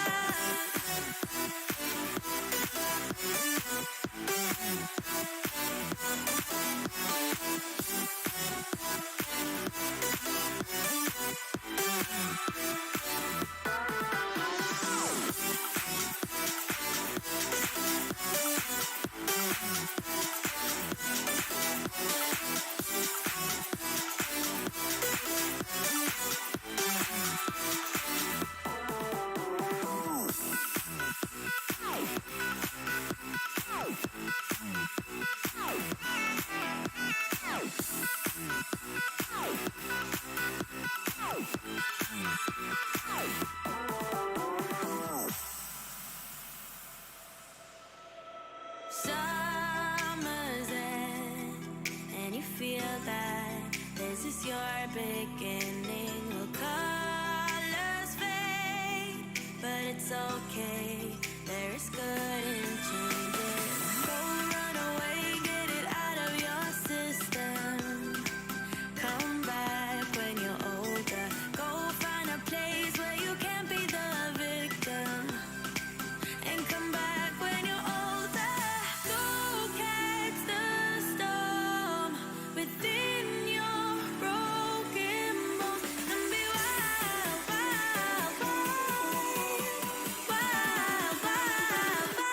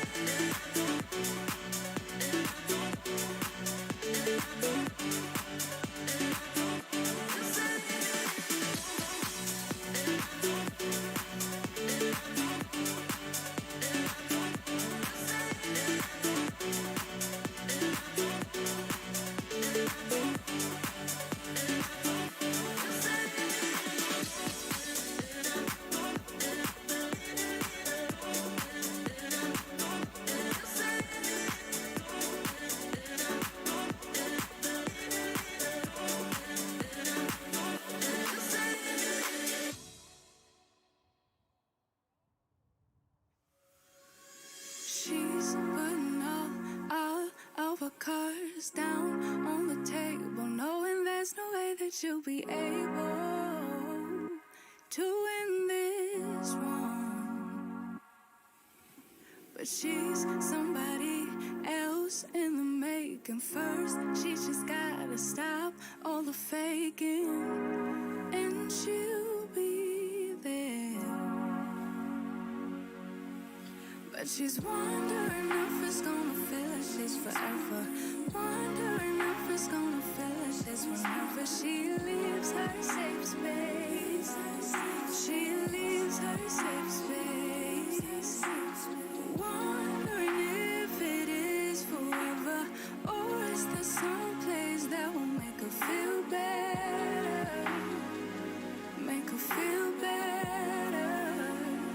Then that's where she'll go.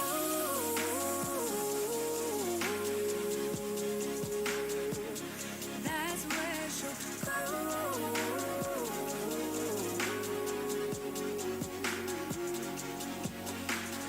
Somebody say, don't be afraid of loving yourself, 'cause that is all you got in the end. You got in the end. But she's wondering if it's gonna feel like she's forever. Wondering if it's gonna feel like she's whenever she leaves her safe space. She leaves her safe space.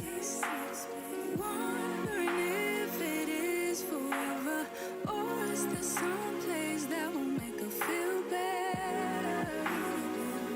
Make her feel better. Then that's where she'll go.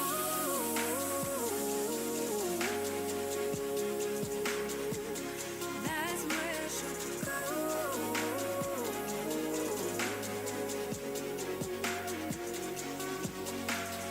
Talking to myself 'cause I don't know what I want. Yeah, I'm here talking to myself like someone's gonna respond. I'm getting tired of myself 'cause I don't know what I want. But I'm not out here on my own. Wondering if it is forever, or is there some place that'll make her feel better? Make her feel better. And that's where she'll go.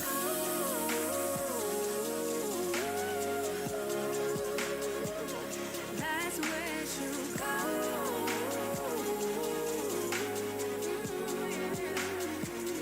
That's where she'll go. That's where she'll go. And that's where she'll go. That's where she'll go. Talking to myself 'cause I don't know what I want. Yeah, I'm here talking to myself like someone's gonna respond. I'm getting tired of myself 'cause I don't know what I want. But I'm not out here on my own.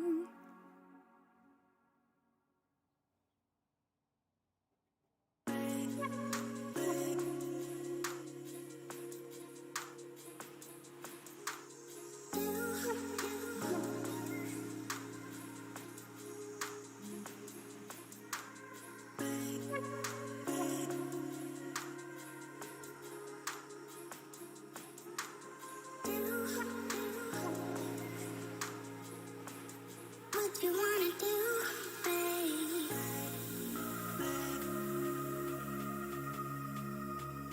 Do.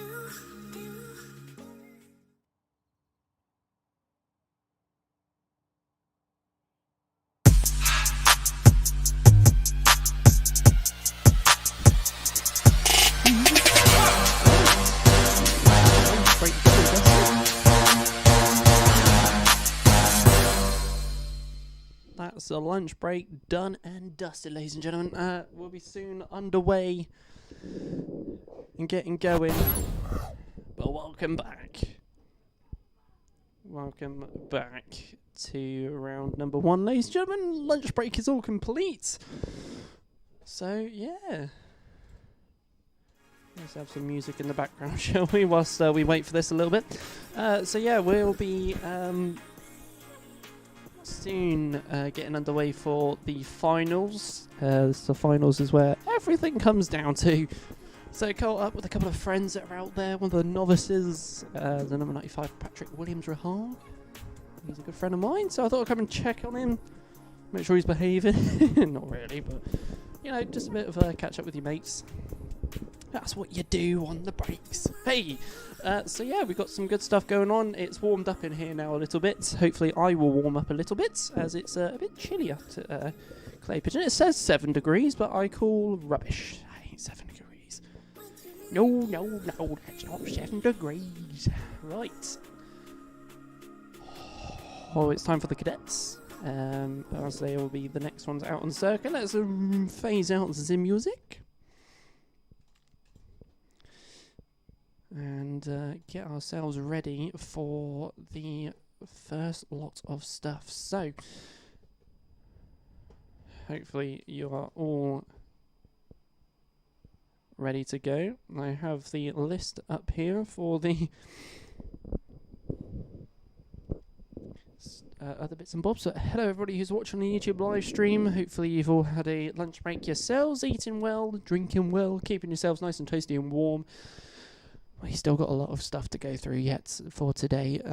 So I realised I had the other microphone unmuted all the time during the break, but hey, it says 9 degrees, track is dry. Mine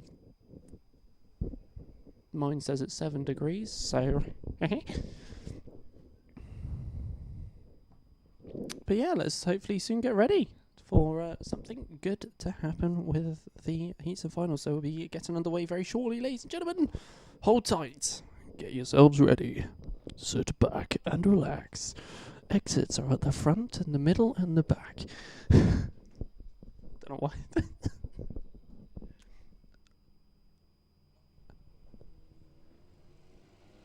So here we go, ladies and gentlemen. It's finals time. It's time to have the last race of the day, and it's time to see what happens over the course of the next couple of bits. So Marley Fisher and Ethan Constance on the first row, followed by Luke McGall and Zach Ormshaw on the second row, with Finley Ormshaw on the back on his own for the Cadets finals. So let's see how this one plans out. We got 12 minutes.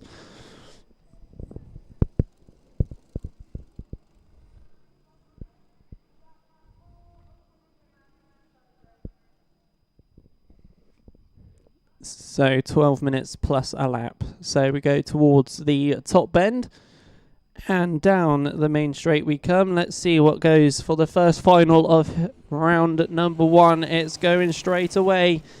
Let's see what we get from the Honda and Rotax cadets. Is Marley Fisher going to have first for all of the heats and finals today? We shall find out after 12 minutes of racing between 5 drivers. So from the hairpin towards the horseshoe, the 81 already ahead of the pack. And the 17 and 15 already both together already as they go towards the top bend. So let's get your running order as they come on through.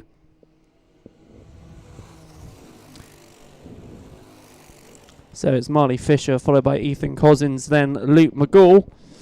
Once again, this feels like a deja vu from heats 2 and 3. So let's see how this ends up throughout the course of today. Like I said, there's 12 minutes plus a lap for all the finals that you have today. And there's going to be a lot of action to come from it, especially from our next lot, the Junior Rotax. They've definitely upped the heat at the last 2 heats that they had earlier today. So let's see if that continues a bit later on. Also got the return of the Senior Rotax as well. 16 strong grid. Let's see what occurs from them. But it is all for the cadets at the moment. And at the moment, it's a strong going for the Rotax cadet driver of Marley Fisher, the number 81, currently 0.74 seconds ahead of the other 2 Honda cadet drivers of Ethan Cousins and Luke McGall. Those 2 have been having battles all day today. And so far, continuing during the finals here.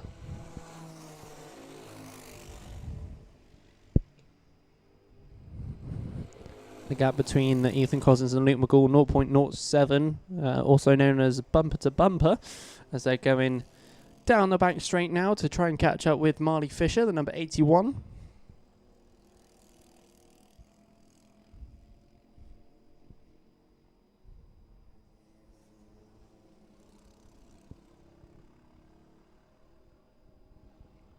So around buttons towards the top bend we go once again. Marley Fisher coming down the main straight ahead of the other two. That's unchanged from earlier. Marley Fisher 40.92, setting the fastest lap for the moment.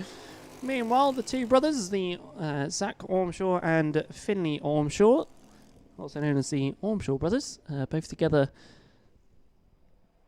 so far, sticking with one another at the back of the pack.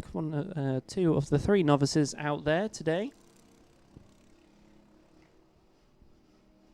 So towards the top bend goes our leader once more. Still loads of time left, 8.5 minutes left. So what do you reckon from all of the cadet races today? Let us know in the YouTube chat. We are still live over on YouTube. That's youtube.com/@Clay Pigeon Kart Club. We have been live over there and will be live for the rest of the finals as well, and we'll be live for other months as well for the other rounds of the Clay Pigeon Kart Club Championships as they come around month on month. So also feel free to send your support over there as well, because that would probably be most appreciated by some of the drivers if you are supporting them today, and get their names popped over the tannoy. But meanwhile, it is Marley Fisher who is leading the way by over 2.2 seconds so far.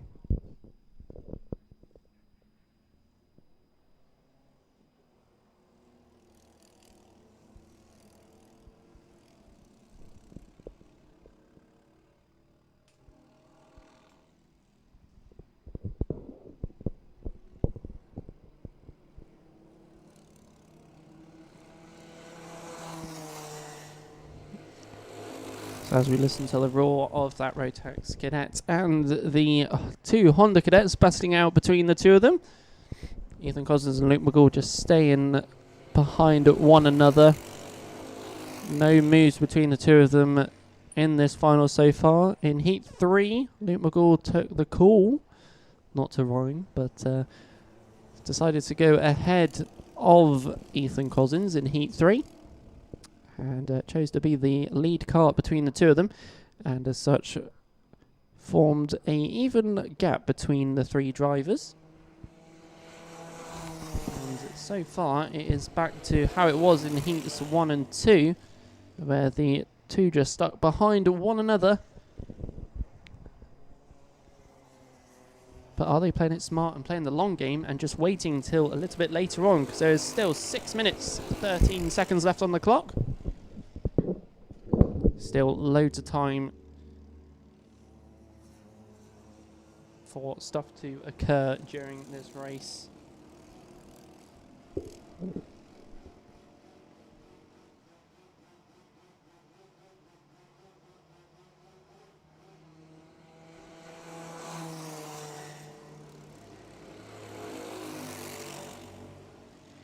So going on to lap number 10 of this race.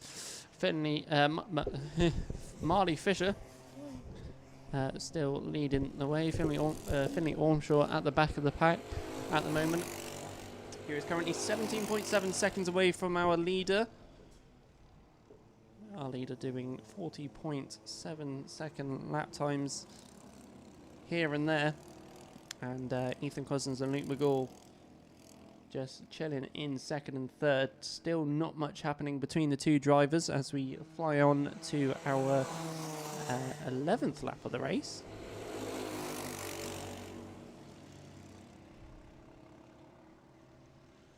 So around the S's we go, down the back straight. Alfred M on the YouTube channel says, good luck to Ethan Cousins and Luke McGool. Two drivers battling it out since the start of the day, pretty much.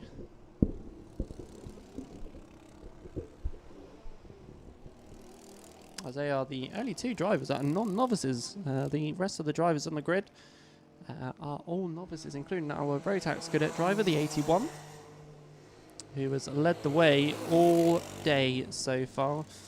Marley Fisher nearly beating the fastest lap that he set earlier, 40.72 compared to his 40.71.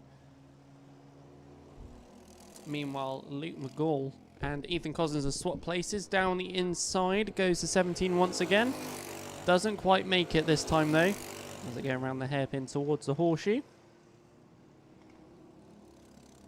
So the 15 now taking the opportunity to go ahead and see if he can catch up with Marley Fisher. Is there enough time though? 3 minutes 45 left on the clock. Is it going to be enough? Or has he left it too late? Still got time to go and still a lot more.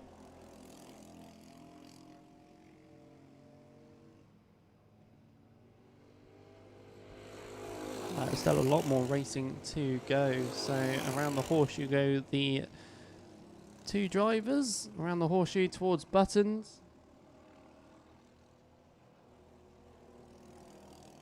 And then to the top bend we go. Meanwhile, the 81 going over the line. Slowed up just a little bit on that lap.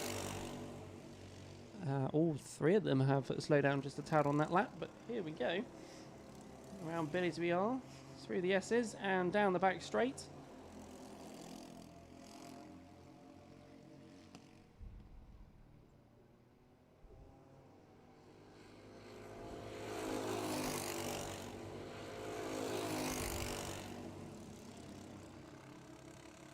Once again, still no changes from these cadets, as the field is heavily spread around.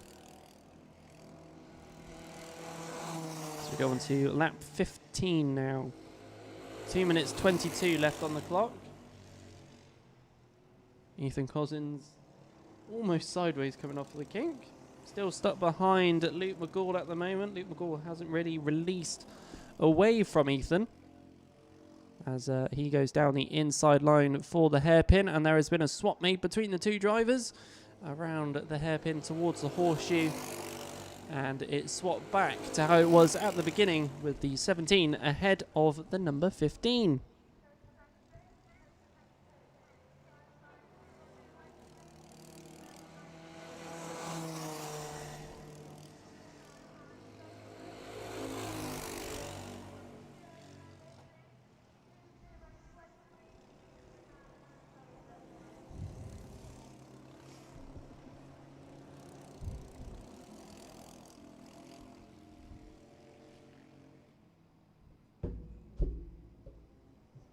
So how are we doing at home, ladies and gentlemen? This race very evenly spread for the minutes, and we still got a lot more racing to go, so do not disappear. We still have the juniors, 177 seniors, and then Intermax to follow. Let's see where we all go throughout today's racing and today's events. Don't forget, if you did enjoy what you have seen today from all of the races, then feel free to hit that like button as well. So let's see how we go. Alpha is saying Ethan will pull a slight gap. Let's see, because it's still close between the two of them. They've not really released from each other yet. They've sort of stuck with each other. Luke McGool doesn't want to lose him, and then when Ethan's behind, doesn't want to lose him either.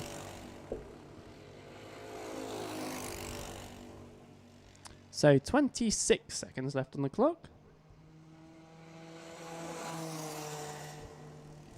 As this chilled out race has not gone too far. The running order not changing too much. The only really two changes was Ethan Cousins and Luke McGool a few laps ago now. Fastest lap still goes to Marley Fisher with a 40.71. None of the drivers managing to get close to that in these closing stages. So around the horseshoe towards Buttons we go.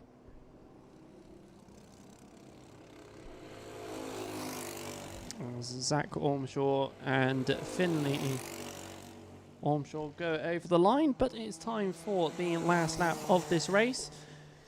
So one last lap. Will there be any changes between Ethan Cousins and Luke McGall as they've stayed with one another throughout today? Our Rotax Cadet driver going into the hairpin now and towards the horseshoe. The 81 leading from lap 1 has had control of this race since the beginning, and as he goes through Buttons and towards the top bend. And coming down the main straight, ladies and gentlemen, he's had a first, and to top it all off, a first once again. Marley Fisher takes the checker flag, and the win for the Cadets in the final for round number 1. Ethan Cousins takes second, Luke McGall third, and we shall find out which brother will be ahead, but most likely it's going to be Zach Ormshaw, followed by Finley Ormshaw.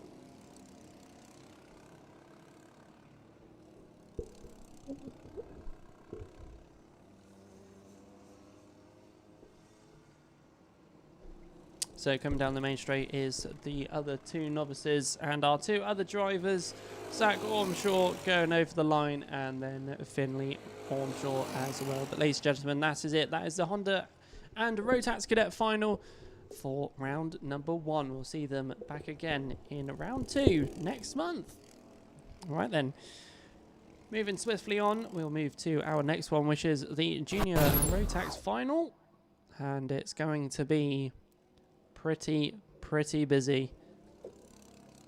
The grid is on the YouTube live stream, but also to your eardrums really quick soon.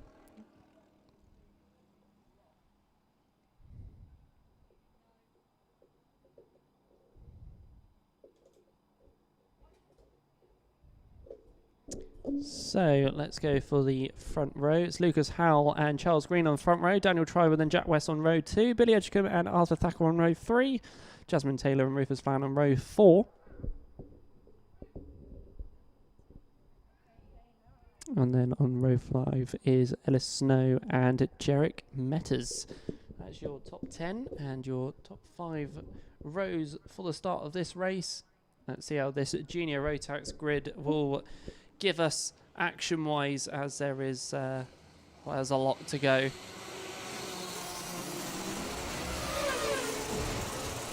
So, formation.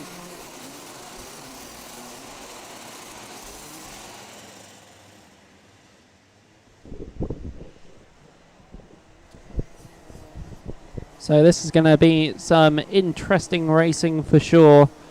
If we're going off of their Heat 3 and Heat 4 performance, we are looking at some competitive racing, and it looks like Lucas Howell will be starting at the front. Saw him during the break time. He seems happy. So here we go. We've got we've gone back to 31 drivers. So this is going to be even more hectic. 31 drivers for the final. Let's see what we get. So, top bend. Down the main straight. Are we going to go first time? And indeed we are, ladies and gentlemen. The Junior Rotax final is underway. So into Billy's 31 drivers fly into. There's been one spin on the outside, and it's a bit sad on that one, but nevertheless, we are going through down to the hairpin, front of the grid, going around the hairpin into the horseshoe. The rest of the grid still flying through into the horseshoe. We've got one in the tyres. And then we are still going down the inside. Goes the 67, I think that was. His side numbers are completely ruined. So let's get your running order then. So it's Charles Green, followed by Lucas Howe, then Billy Edgecombe, then Jack West, and Jasmine Taylor, then Rufus Flan, then it's Jarek Metters, then it's Charlie Cox, then Logan Bennett, then Arthur Thacker. That's your top 10. And possibly changing, there was a squeeze for a 3 wide between the 76, 53 and 45. One of them backed out, and I think that was a wise idea, because 3 into 1 does not go. That's been proven last year multiple times. Meanwhile, at the front, unchanged for the minutes, as it's slightly spread. We've got 2 off at the horseshoe. I just see someone doing pirouettes out the corner of my eyes. But nevertheless, still carrying on. So 77 following the 19, 23, then the about another one. I can't see the number. Hopefully the 92 if my eyes are working correctly. So we're still flying on through. We've lost one driver so far. That is Aaron O'Toole, who's popped into the pits. So down the main straight we come, the top 2 a little bit further away. We've got the 3rd and 4th closing the gap a little bit. Billy Edgecombe and Jack West. 5th position starting to close the gap as well. 35.16, the fastest lap time set by the 77.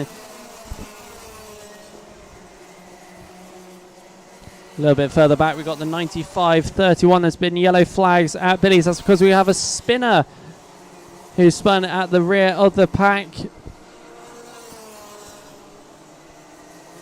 But enough of the back and more to the front. It's Charles Green followed by Lucas Howe. 34.93 set by Lucas Howe, so he has some pace under his cart at the moment. As we fly through this grid further.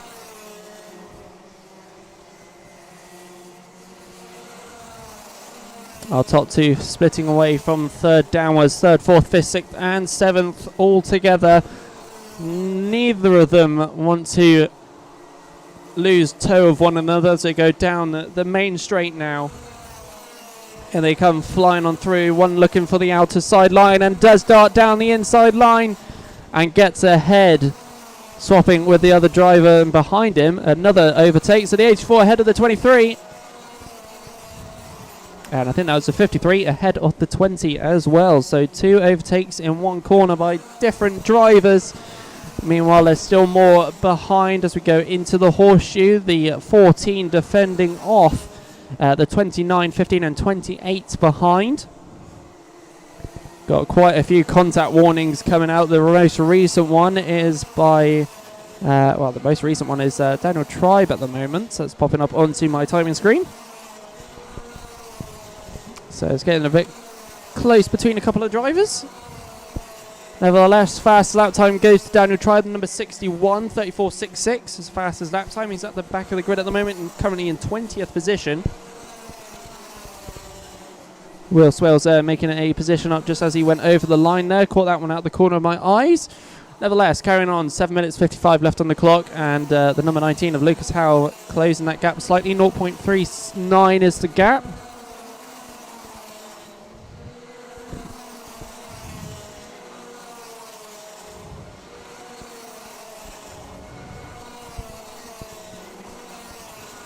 We got Go Alexander on the YouTube live stream by Suzanne Oldfield. Alexander Seller currently in 14th position.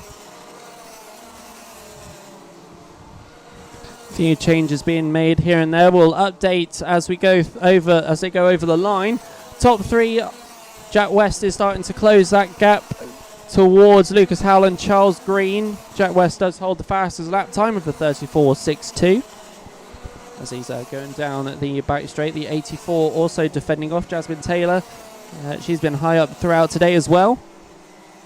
So around the hairpin towards the horseshoe, that pack go. So they're all in total. One of them, we've got a pack of 5 behind.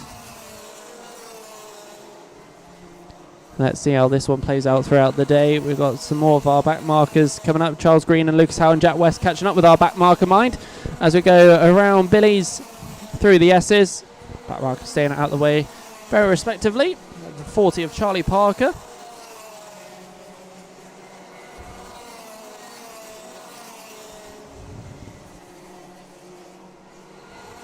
Still watching where people are going. For the meantime, the 84 still defending off the 3 drivers behind. 23, the 53 and 20. As our leaders are just popping over the line here.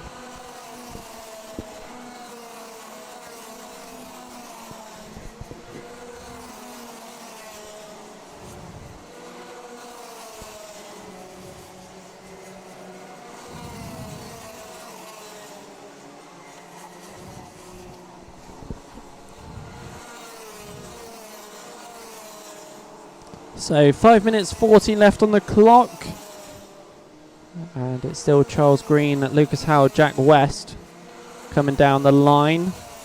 A couple of back markers mixed into this lot as well. Going around Billy's and through the S's we go. Jack West trying ever so hard to catch up with Lucas Howell and Charles Green. Meanwhile, the 52 and 94 are having a go. Zank Fontenue and Karthik Kameta, the 2 drivers at the back. Currently our upcoming back markers anyway for Charles Green. Speeding along onto lap number 13, sorry. As those 2 have only just started their lap number 12.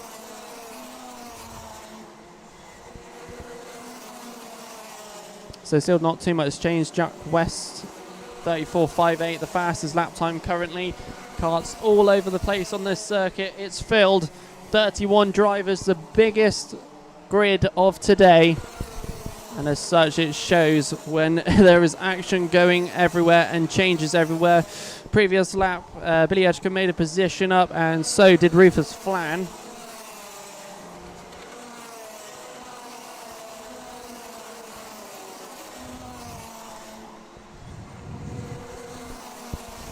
Some more drivers following over the line. Harry Gilbert, Alexander Senna, Matthew Turner. Those 3 having a battle as the one at the back nearly looked for the inside line. Backed out of that one. The 45 there on the 76 didn't want to go so far. Which was interesting. It was quite far back that the move could have been made.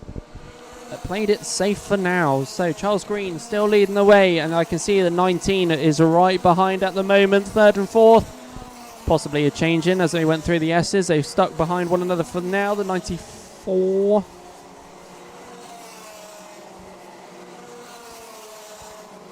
is actually a back marker, so managing to get out the way there now. There was a battle going on then. Never mind. 3 minutes 19 for the Junior Rotax final for round number 1.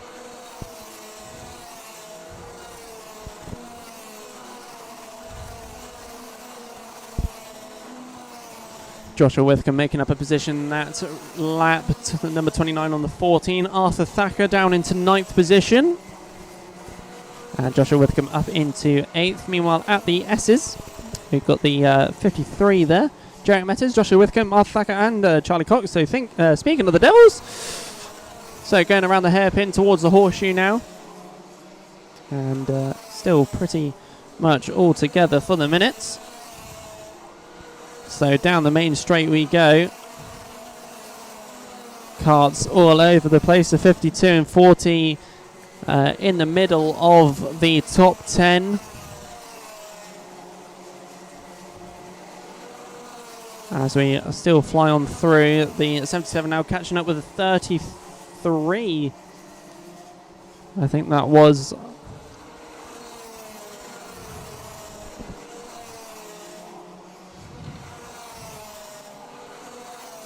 It was the 33 of Will Swales in 26th at the moment. But look at them all fly into Billy's. We're going to possibly get another change here. Just keeping an eye on this one. And down the inside he goes. That is the 12 of Charlie Cox on Arthur Thacker. So Arthur Thacker down another position with another lap there. Some more changes on the previous lap. Jamie Salter up a position. We also got Maxim Smith up into 22nd as well. And the 94 and 40 have possibly changed as well. So far this race, we lost Aaron O'Toole. We lost him on lap number 1. We are 17 laps later, and a lot more stuff from there as well.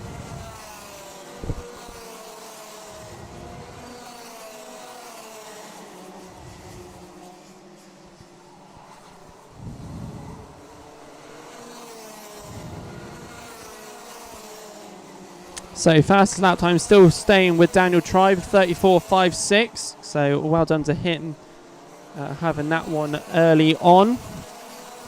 As the rest of the field going through, Jasmine Taylor makes up a position, and so does so does Joshua Withcomb on Jarek Metters. Nearly losing the line there. But nevertheless, still got 32 seconds left on the clock of this Junior Rotax final. Who is still going to be coming out on top? We shall find out very soon. But nevertheless, we got another one in the pits. 94, Levi Sanghera into the pits. So 2 drivers down out of 31. Still 29 running. Rufus Flan losing 2 positions at previous lap. 5 seconds remaining on the race clock, which means the next time Charles Green comes over the line, it will be the last lap board and one last lap for Charles Green versus Lucas Howe. But is the gap too big between the two of them? Let's find out, because I haven't seen them for a few laps. So it's a 77 and a 19. The gap is huge, but here we go. Last lap, ladies and gentlemen. So around Billy's. Towards the S's now. Down the back straight. And here we go. That's a song, that. Well, that's the lyric of the song anyway. So somewhere around the horseshoe, through buttons, and towards the top bend, ladies and gentlemen, winning the Junior Rotax final for round number 1 of the 2023 Clay Pigeon Kart Club Championships. It's going to be Charles Green in number 77, followed by Lucas Howe, fresh off of the Minimax, into second. Jack West in 3rd position, followed by Jasmine Taylor in 4th. Billy Edgecombe will take 5th. Joshua Withcomb will take 6th. Jarek Metters in 7th. Charlie Cox in 8th. Rufus Flan in 9th. And rounding out your top 10, it will be Arthur Thacker taking the fastest lap. He finished in 13th position. It's the number 61, Daniel Tribe, with a 34.56. And the top novice at the end of that one, finishing in 19th position, it's the number 57 of Monica Bolton. So there it is, ladies and gentlemen. That is the end of the Junior Rotax final, and that will be it for the Junior Rotax today. They had 4 heats and a final, and some amazing races happening throughout their day. And it's great to finish with 29 drivers and start with 31 of them. So there we go. That is that one all completed. Will be next shown with a bit of a smaller grid. This time we're with the 177 and 177 Masters. Ian Brownfield's on pole on the front row alongside Harrison Crook. Ben Johnson and Cameron Marston on the second row, with Derek Hunt and Tom Hackett on the third row. And then Ian Hardy on the fourth at the back, all on his own in 7th position.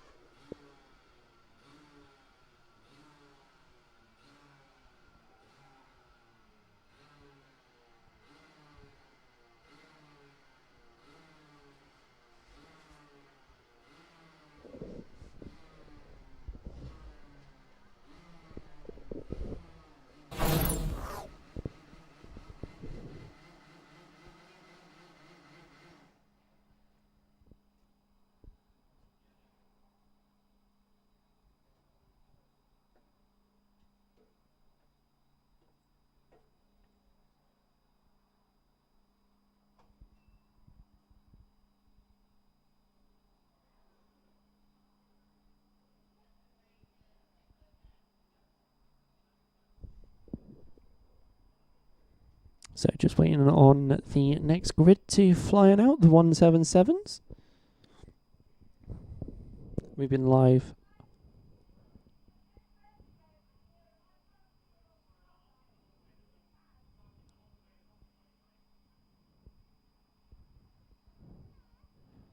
A couple of people getting told off for revving in the pits. Just remember, there is no revving in the pits. Normally, so yeah. But we should be able to hopefully get underway very soon.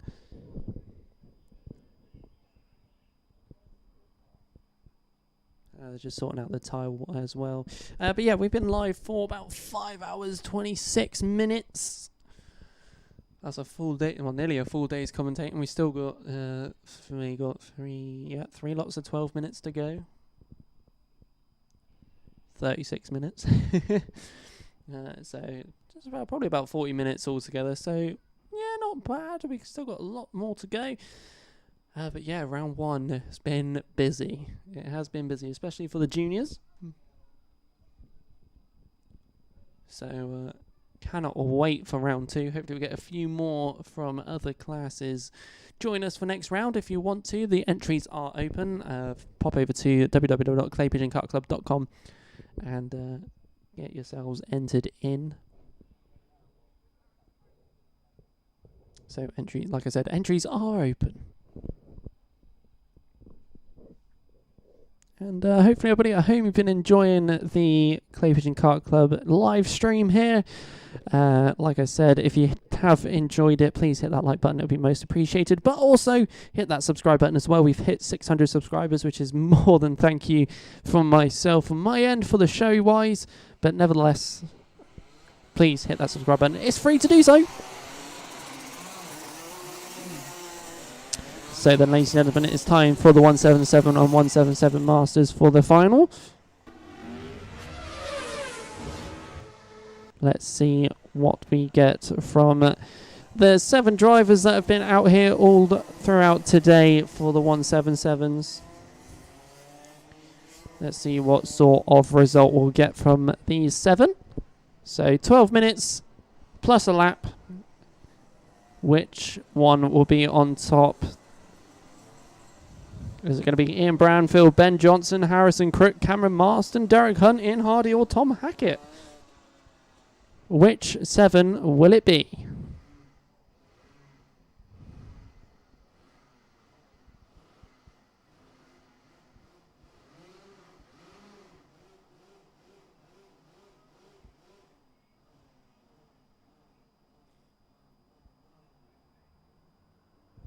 So, coming down the main straight line, let's get underway.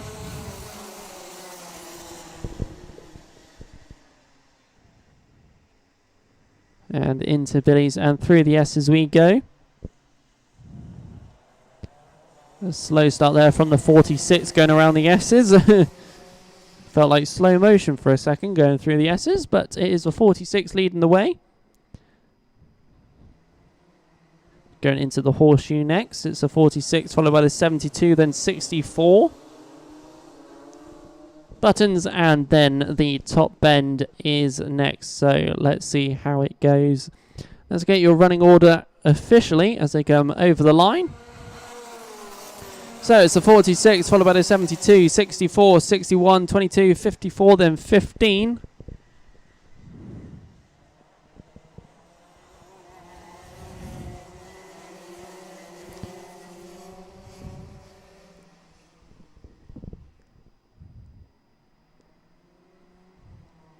And the 2 splitting away is the 46 and the 72. Ian Branfield and Harrison Crook. Those 2 just flying away. They've done it before, and they're doing it again.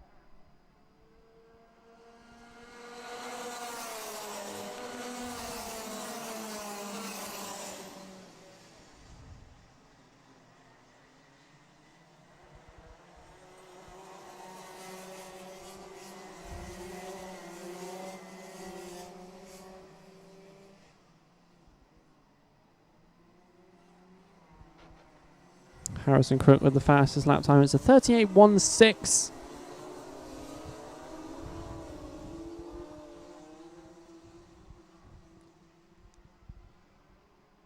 as they come flying down the main straight once more.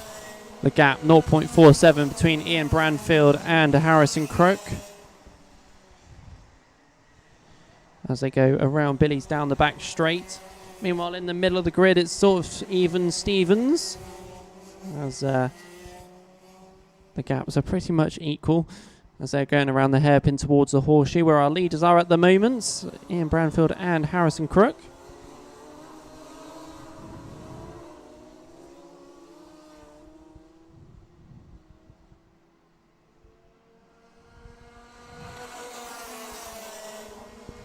Ian Branfield just chilling at the front for the minute. The gap 0.39 for Ian Branfield to Harrison Crook.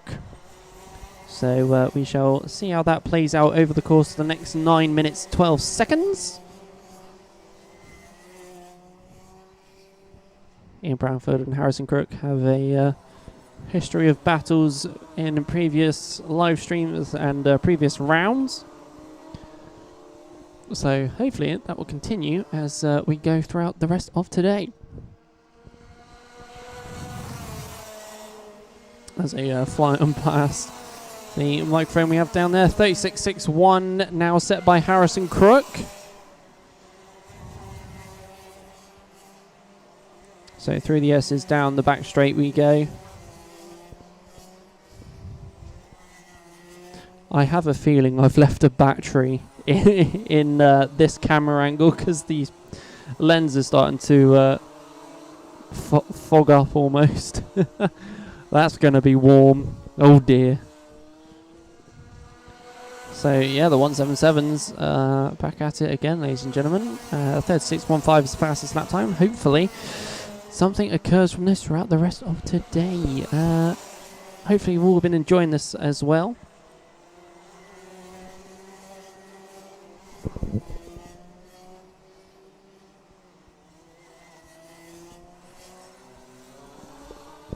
So whilst the annoying revving happens behind me, Ian Branfield and Harrison Crook getting close together. So down the main straight we come for the two. Harrison Crook slowly closing that gap, 46 and a 72. Which one of the two will be out in head at the end of this race. So we still got the 64 in third position. Cameron Marston chilled out in third for the minute. Ben Johnson, who's had a few tyre finishes, is currently down in fourth position at the moment out of 7. Tom Hackett in sixth has sort of averaged around this area throughout today. And Ian Hardy in the 15 at the back at the moment. Top 7 finish, mind, every time. Mainly because there is only 7. So around Billy's through the S's and down the back straight we go once again. So around the hairpin those two go. Ian Branfield and Harrison Crook. IB versus HC.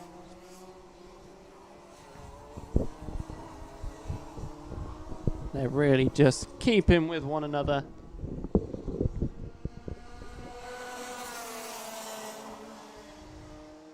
As they go into Billy's there. And around Billy's they go through the S's and down the back straight.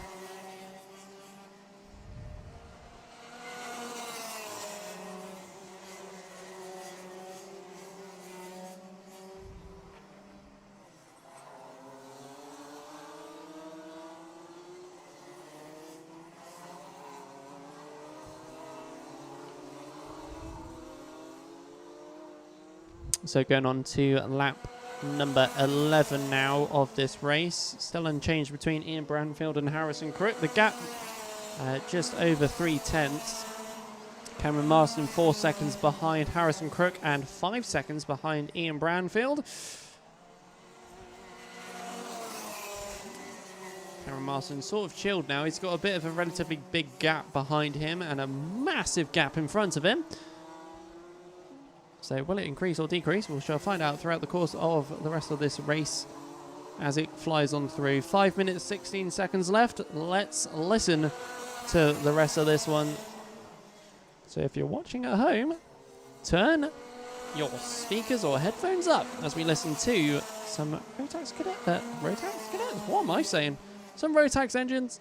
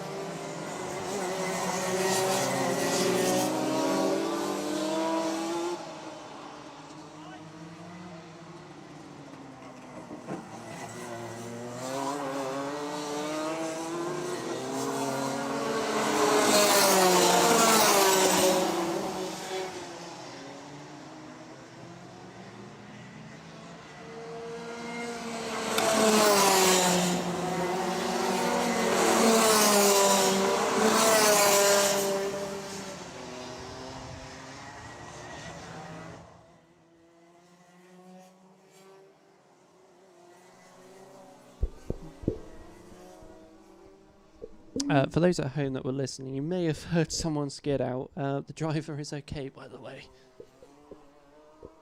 Just not going to show that camera angle for a minute whilst they just fix the tyre wall back there. Holy moly, that made me made my heart bounce a bit.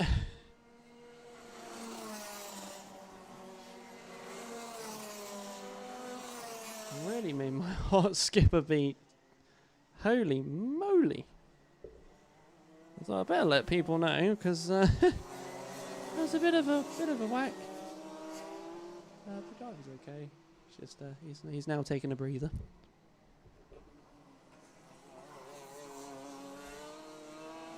So just under a minute left to go for the 177 and 177 Masters final. So we travel through. Not much changes have happened so far. We did have a bit of an off from the number 54. His cart's now currently behind the tyre wall. He's okay. And we lost Ian Hardy, who popped into the pits on about 5 laps ago. But yeah, not much changes. It's all been pretty steady otherwise throughout this race. So down the main straight we come. Once again, 19 seconds left, so we not got much to go left for Ian Branfield and Harrison Crook. really no changes between the two of them. Farris's lap time is a 35.69 set by Harrison Crook.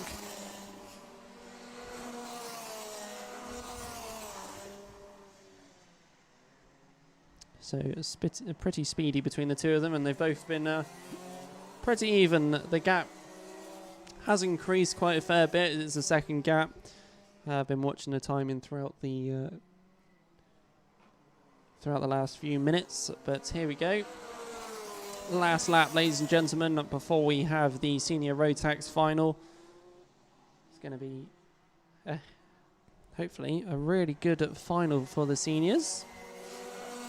We won't have to wait long to find out, but we must finish the 177 and 177 Masters final as our leaders go around the horseshoe. The 46 still leading the way and has done for pretty much the whole entire race. Top bend and then coming down the main straight to take the checkered flag for the 177 and 177 Masters. It's the number 46 Ian Branfield, followed by Harrison Crook, 0.66 of a second later.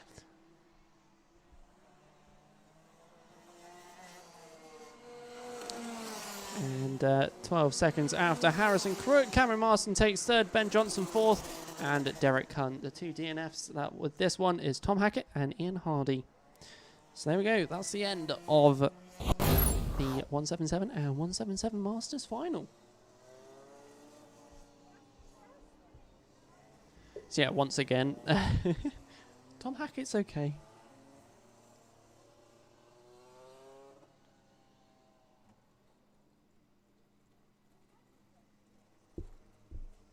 He did have a bit of a bit of an impact, bless him. He was good.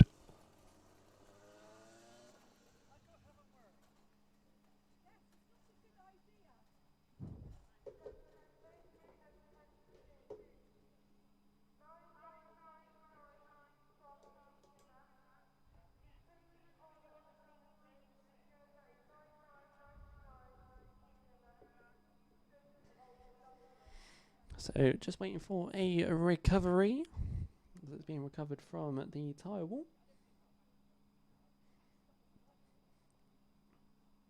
And they're kindly putting back the tyre wall as well. Let's have a look at the grid though. So Brandon Hager, Matthew Lambert on the front row. I should really read this from my other page. Brandon Hager, Matthew Lambert on the front row.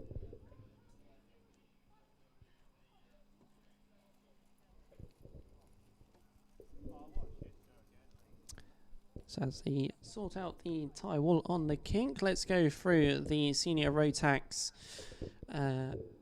running order for this one. So it's Brandon Haig and Matthew Lambert on the front row, followed by Lewis Halliday and Cameron Crockett on row number 2, Jamie Burt and Dan Milner on row 3. Jack Maben and Lincoln Bailey Arneson on row 4, and then row 5 for the top 10 is Jamie Tilsard and Daniel Beards.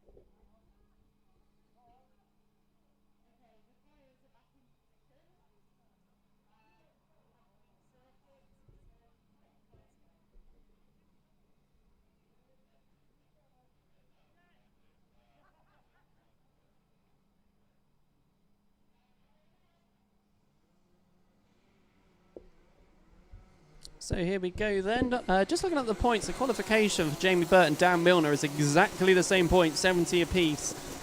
So let's see how this one goes as we go for the formation lap.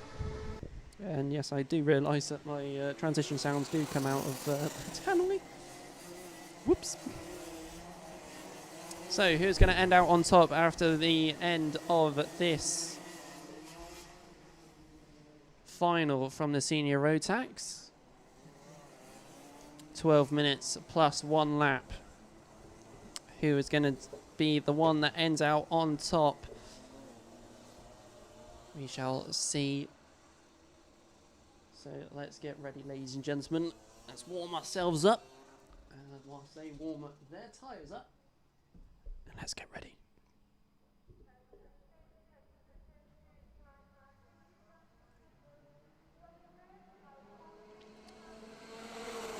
So we're underway for the Senior Rotax final.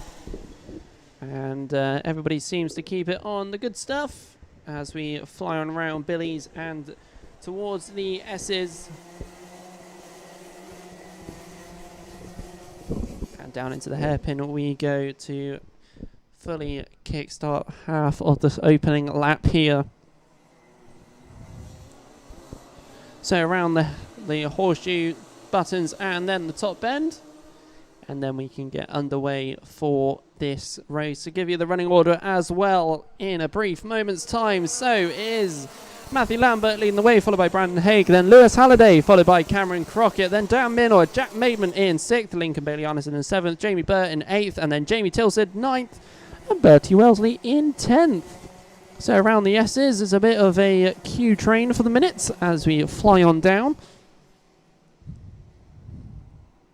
And meanwhile, at the front, the 80 and 20 are closing the gaps at the moment as they go through buttons and towards the top bend. Down the main straight we come. And background for another lap of Clay Pigeon. Fast lap 36.28 at the moment as we go around Billy's. Daniel Beard's losing 4 positions that previous lap. Getting caught up on a few bits out there. But still time and a lot more stuff to play for and time for. Meanwhile, just off on the grass area. We've got a retirement already in this race, unfortunately, from one of the drivers. It's a real shame early into the 4th lap of this race now. It's a real shame. Yellow flags for the S's and the back straight. So no overtaking around those areas as we fly on through. And it was Alex Austin who we unfortunately have left. It promotes everybody else in that were behind him up front.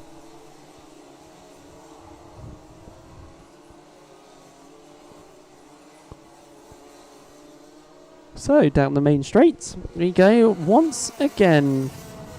Already got a contact warning. Alfie Davis, currently in 10th position. Fast lap time goes to Leo Purchase, 34.23 for car number 71. Currently in 9th position out there on the circuit.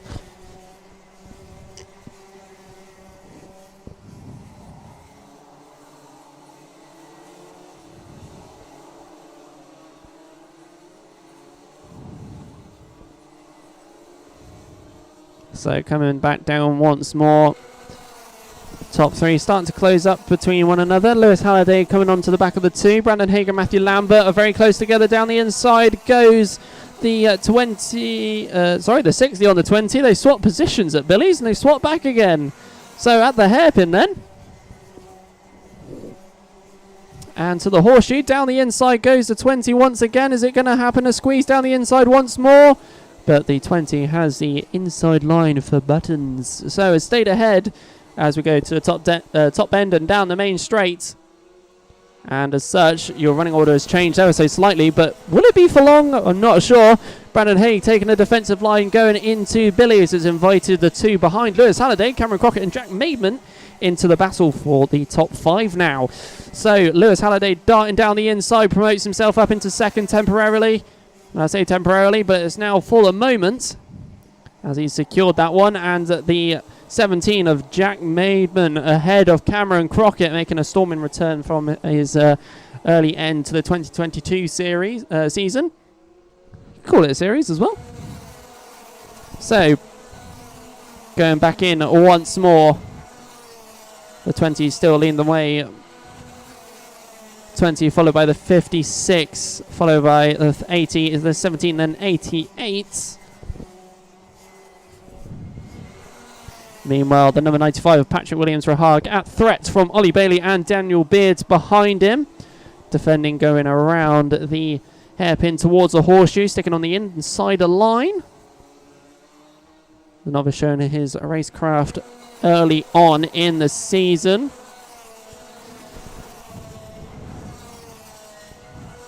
Still unchanged from our top 5. It's very close between them. Cameron Crockett right behind the 17, Jack Mayman. And is actually beside him now as they go into the hairpin towards the horseshoe now. And around the horseshoe we go, the 88 ahead, like I said.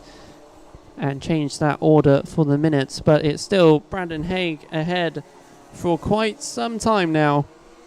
6 minutes 44 left on the clock. Fast lap time still stuck with Alfie Davies, 33.98. Nobody's got close to that one just yet. He's up into 8th position, by the way. So some good stuff there as we carry on going. 6 minutes 27.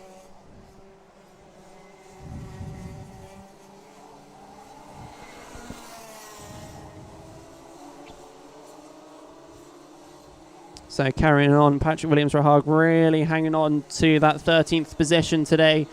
Some say it's an unlucky number, but that's a number he's been hanging around with all day and has actually given him a bit of luck. So he's just got to fend off Ollie Bailey and Daniel Beards. Meanwhile, Rosie Armstrong at the back of the pack going around the horseshoe at the moment.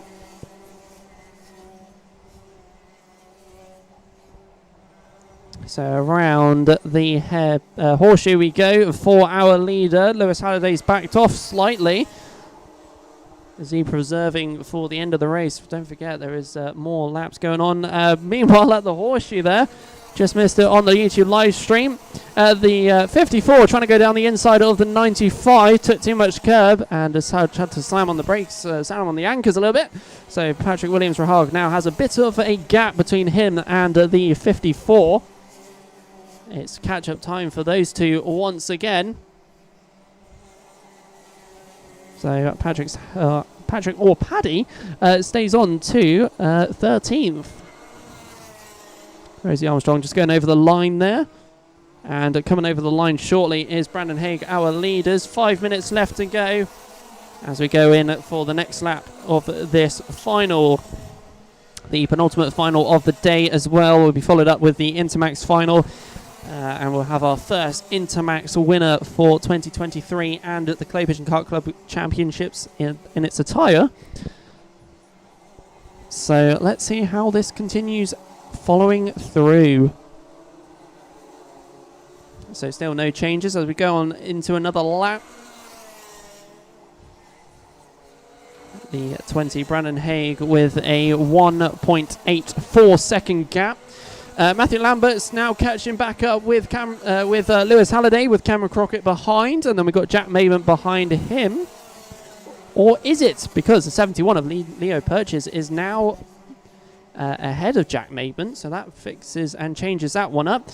Meanwhile, there's been a little squabble, which has set Jack Maven back a little bit further behind. The 77, Dan Milne and Alfie Davies are having a tug as well. So our back marker, Rosie Armstrong, given the blue flags once again during today's events, as Brandon Haig, our leader, starting to catch up with the 44. Getting some good laps in today. So the 20 coming on through and going around the horseshoe. Lewis Halliday is the next onto the list, and there's 3 other drivers behind. Matthew Lambert, Cameron Crockett, Leo Purchase still unchanged from those. So let's go down the main straight. We've got 3 minutes 16 left on the clock. Only lost one driver out of the 17 runners. And that was Alex Austin. So 16 remain. Bertie Wellesley making up 2 positions that lap. Leo Purchase also making up a position as well. Meanwhile, the number 95 of Patrick Williams-Rahag really defending off Ollie Bailey as I watch this backpack little battle between the two of them. Patrick really with some defence going into most of the corners, catching Ollie Bailey off guard a little bit, and is really close now going around the horseshoe towards Buttons and through towards the top bend. We'll see if there's any changes between the two of those a little bit later on, but we go back to the top where there is still action to be had. Lewis Halliday breaking away from Matthew Lambert a little bit. with Leo Purchase behind. Cameron Crockett down into 5th. Contact warning given to Lincoln Bailey Arneson down in 11th position.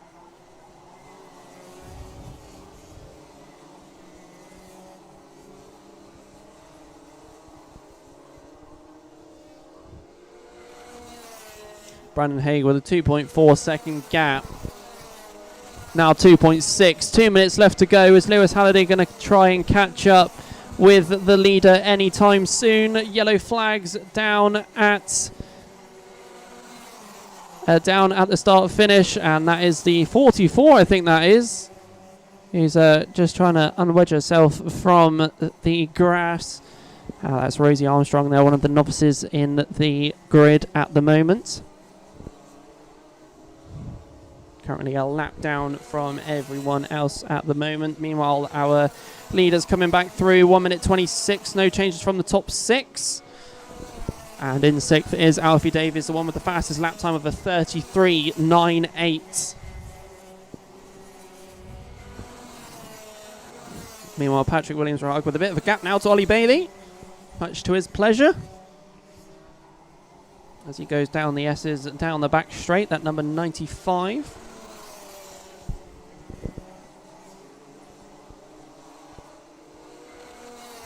So, 2nd, 3rd and 4th then.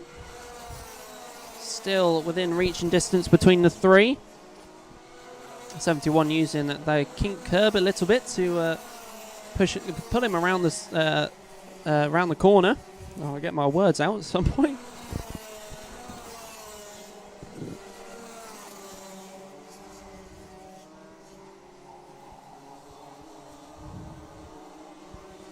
But it's sort of mellowed out now from the pack. Not too many changes occurring at the moment. But 20 seconds left to go. So we got this one and one more until we go for our last lap sprint. So we're having a look at Billy's at the moment, because going through the S's and down the back straight, the 88 at threat of the 74. Alfie Davies on Cameron Crockett. He's already tried for a move going into the hairpin, and they are swapping positions coming out of the exit of the hairpin. The 88 with a bit of a nudge mind coming into the horseshoe and has promoted himself back up into the position that he was already. It was a very visible nudge. So Brandon Haig, Lewis Halliday, Matthew Lambert, Leo Purchase last lap. So one last lap for all the drivers out there as we carry on through. Patrick Williams-Rahag going over the line there. There's a 1.1 second gap for the driver behind him. Nevertheless, ladies and gentlemen, the senior Rotax final is coming to an end, and taking the win for round number 1. It's coming down the main straight now. It's the number 20, and that is Brandon Haig, followed by the 56 of Lewis Halliday. Leo Purchase creeps 3rd position at the end there. Matthew Lambert in 4th, Cameron Crockett in 5th, Alfie Davies in 6th. He also takes the fastest lap of a 33.98, set on lap number 6 out of 22 laps. Jack Maidment takes 7th, with Jamie Burt in 8th, Dan Milner 9th, Lincoln Bailey Arneson in 10th, and then our top novice in this race finishes out in 13th and defended off the number 54 for quite a few laps. It's Patrick Williams-Rahag in cart number 95.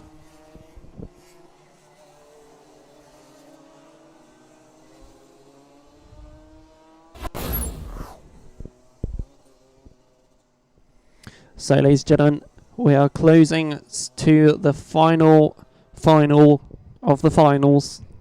I like saying that every month. I miss saying that every month. Let's get the grid for the Intermax final. So, it's Jack Price and Spencer Trehorn on the first row.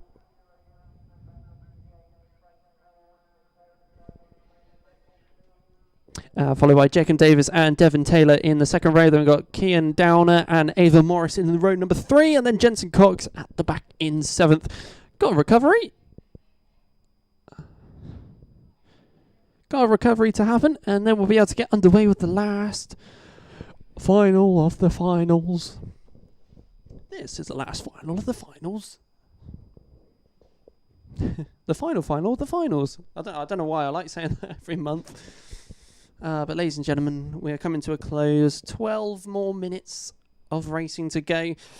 We'll be live over on Instagram. That's at Clay Pigeon Kart Club for the trophy presentation that which will be held a little bit. Oh, so do proper English. That'll be held later on. Over on, like I said, Instagram. So give them a follow, Clay Pigeon Kart Club on Instagram. I think it's about half an hour or so after the racing's completed. So if you give them a follow, and you'll get a notification anyway for when the live stream goes ahead, and it is done live as well. So yeah, good bit of fun. So like I said, Intermax final. Who's gonna be out on top for the Intermax? And will Ava Morris be able to recover from what has not been the best day for her?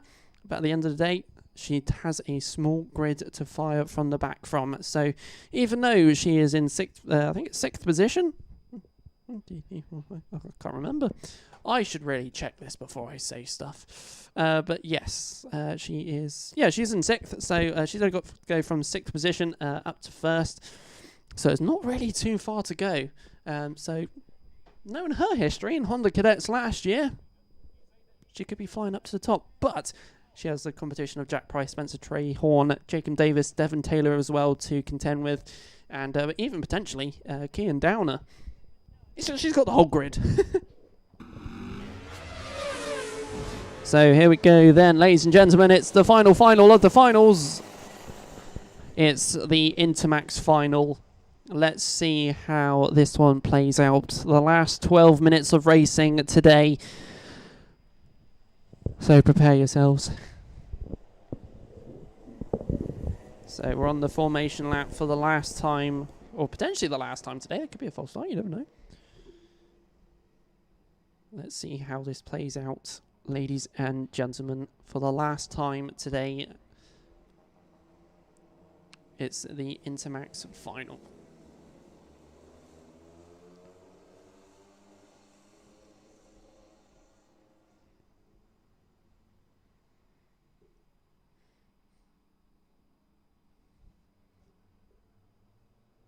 So coming from the top bend and down the main straight. And there goes the last formation lap of the day. And the last one for the Intermax. So around Billy's we go. Through the S's and darting down the inside of the S's is Ava Morris, number 32. Hoping for a recovery drive after a couple of DNFs today. Nevertheless, she's currently leading the way as we go around the horseshoe and towards buttons. And then we'll get your running order for you as they come on through. So, top bend. Down the main straights. I can already tell you it's probably going to be the 32 and 71, and it is indeed. So it's Ava Morris, followed by Jack Price and Jacob Davis, then Kian Downer, then Devon Taylor, and then our novice Jensen Cox at the back of the grid. Through the S's and down the back straight goes our leader, though.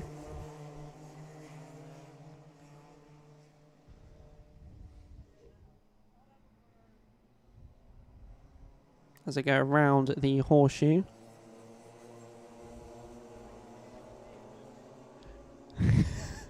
Yes, Darren, it's the final of the finals. So it's the last final of the day. Such a wind-up you are, Darren. Love you really, mate. So the number 32 still out ahead at the moment with the 71 in second. Jacob Davis third.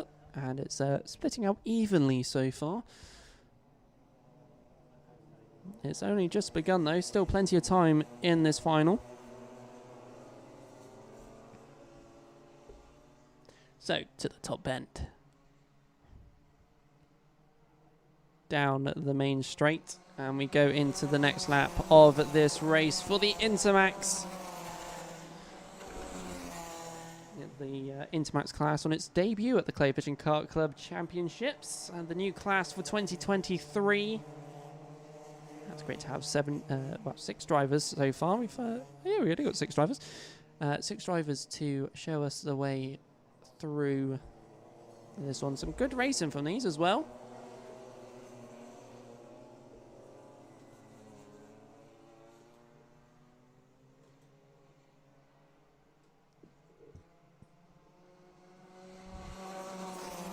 as they fly into Billy's now. Fastest lap goes to Jack Price, 38.35, trying to catch up with Ava Morris as they go down the back straight once more. Around the hairpin and towards the horseshoe we go.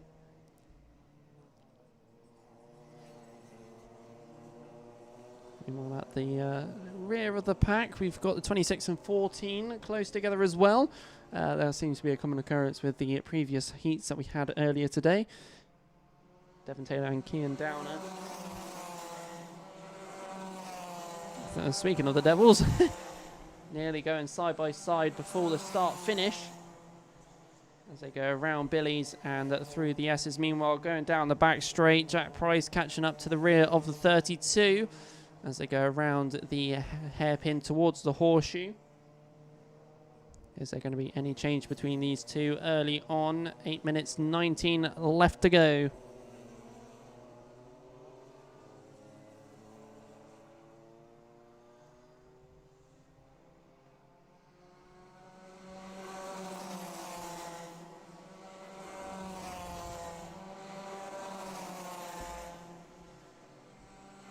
So, Intermax then. What's our thoughts, everyone? I think it's going to be a pretty close class for everyone. So, little fact, the only really little bit I know about these, and the Honda and Rotax cadets as well. The cadet class and the Intermax class run on a 950mm chassis, so 50 mil longer than the previous chassis that they used. You can still run the 900mm chassis for the cadets, so if you still already got one, you can still race with the 900 chassis. So in a way, it's sort of be cool to see if there is any difference between the two, the extra 50mm, if it makes a difference. So yeah, at least you don't have to buy out a whole new chassis to race. You can still race even if you don't have that extra 50mm. I'm enjoying it. It's good fun. So, Eva Morris still leading the way to Jack Price at the moment. It is close between the two of them though, nearly bumper to bumper at some stages as we go down into the hairpin now. Eva Morris needing to defend and keep her cool going through the next couple of laps. As we go around the horseshoe, buttons, and then towards the top bend. Down the main straight we come once more as we have another lap going on through. And down the inside goes a 71 on the 32. There's been a change between the two, and has Jack Price just been released to unleash his full potential that he's had earlier? He's flown away before. Will he do it again? So around the horseshoe we go. That gap already visually increasing anyway. The 67 having a cruise behind the two. And the gap between the 3rd, 4th, 5th and 6th drivers very even-ish. Hope people like the message that was on the digiboard earlier. That wasn't me, that was the timekeeper. We'll be returning at 2:30. Good puns. Anyway, back to the action. And the only little action we have is just the battle between Jack Price and Ava Morris. So, top bend and down the main straight once again. And as they fly on by, we shall do what we've done earlier. We'll go for a couple of listening laps for those viewing at home on the YouTube live stream. So turn up your speakers or your headphones. Although I'm announcing it like this. Enjoy.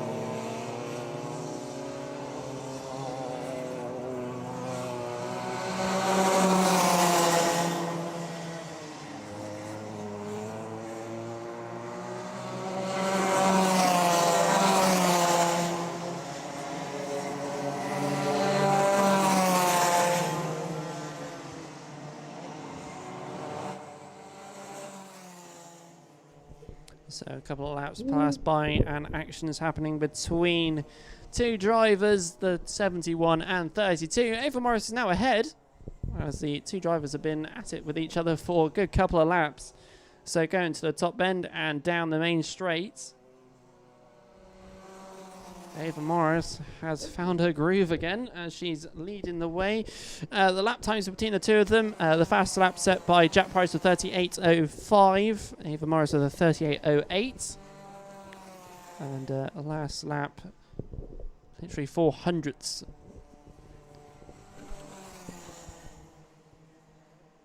Sorry, just under 5/10 between the two of them.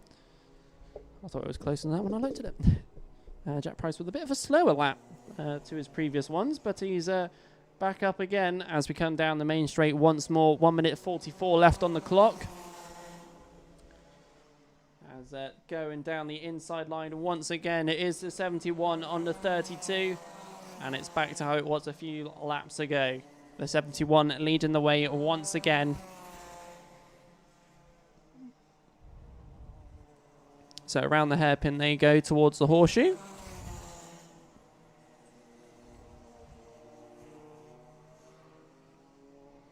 Buttons and then the top bend. As we go with 1 minute 10 left on the clock. So a couple of laps left to go between these two for this little battle that they've been having. As it changes once again on the timing screens as they go around into the S's. And down the back straight, Ava Morris with a bit more pace once again. Trying to dart for the left and right, going into the hairpin. Now into the horseshoe. Buttons and then the top bend. So that gap increasing once again between the two of them as they go on through. So around Billy's. Down the back straight. And then into the hairpin. 10 seconds left on the clock. Is there going to be a change in this last few laps that we have for round number 1? So around the horseshoe we go. Buttons. And then the top bend, ladies and gentlemen. We're going to get ready for the last lap of this race. So coming down the main straight. And here we go. Last lap board is out.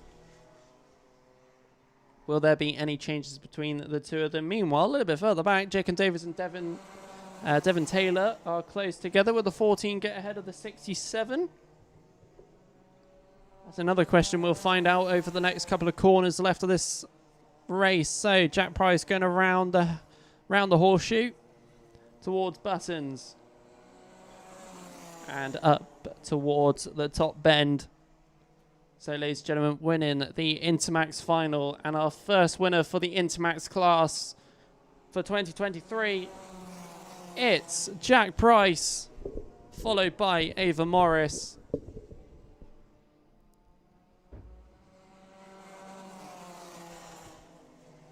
Jacob Davis takes third position with Devin Taylor in fourth. And then Kian Downer in fifth. And then slowly but surely coming on round, or won't be coming on round, is Jensen Cox. He's popped into the pits. But there we go, ladies and gentlemen. That is all. That was the last one of the day. And that is all the finals complete. So a big day of racing, a lot of learning from some new classes and some brilliant action from some of our bigger classes. But ladies and gentlemen, that is all for today. We'll be live over on the Clay Pigeon Kart Club Instagram for the trophy presentation a little bit later on. But otherwise, from the YouTube side of things, thank you everybody for watching. Thank you everybody for sticking around and listening to the commentary. And we'll see you all next month.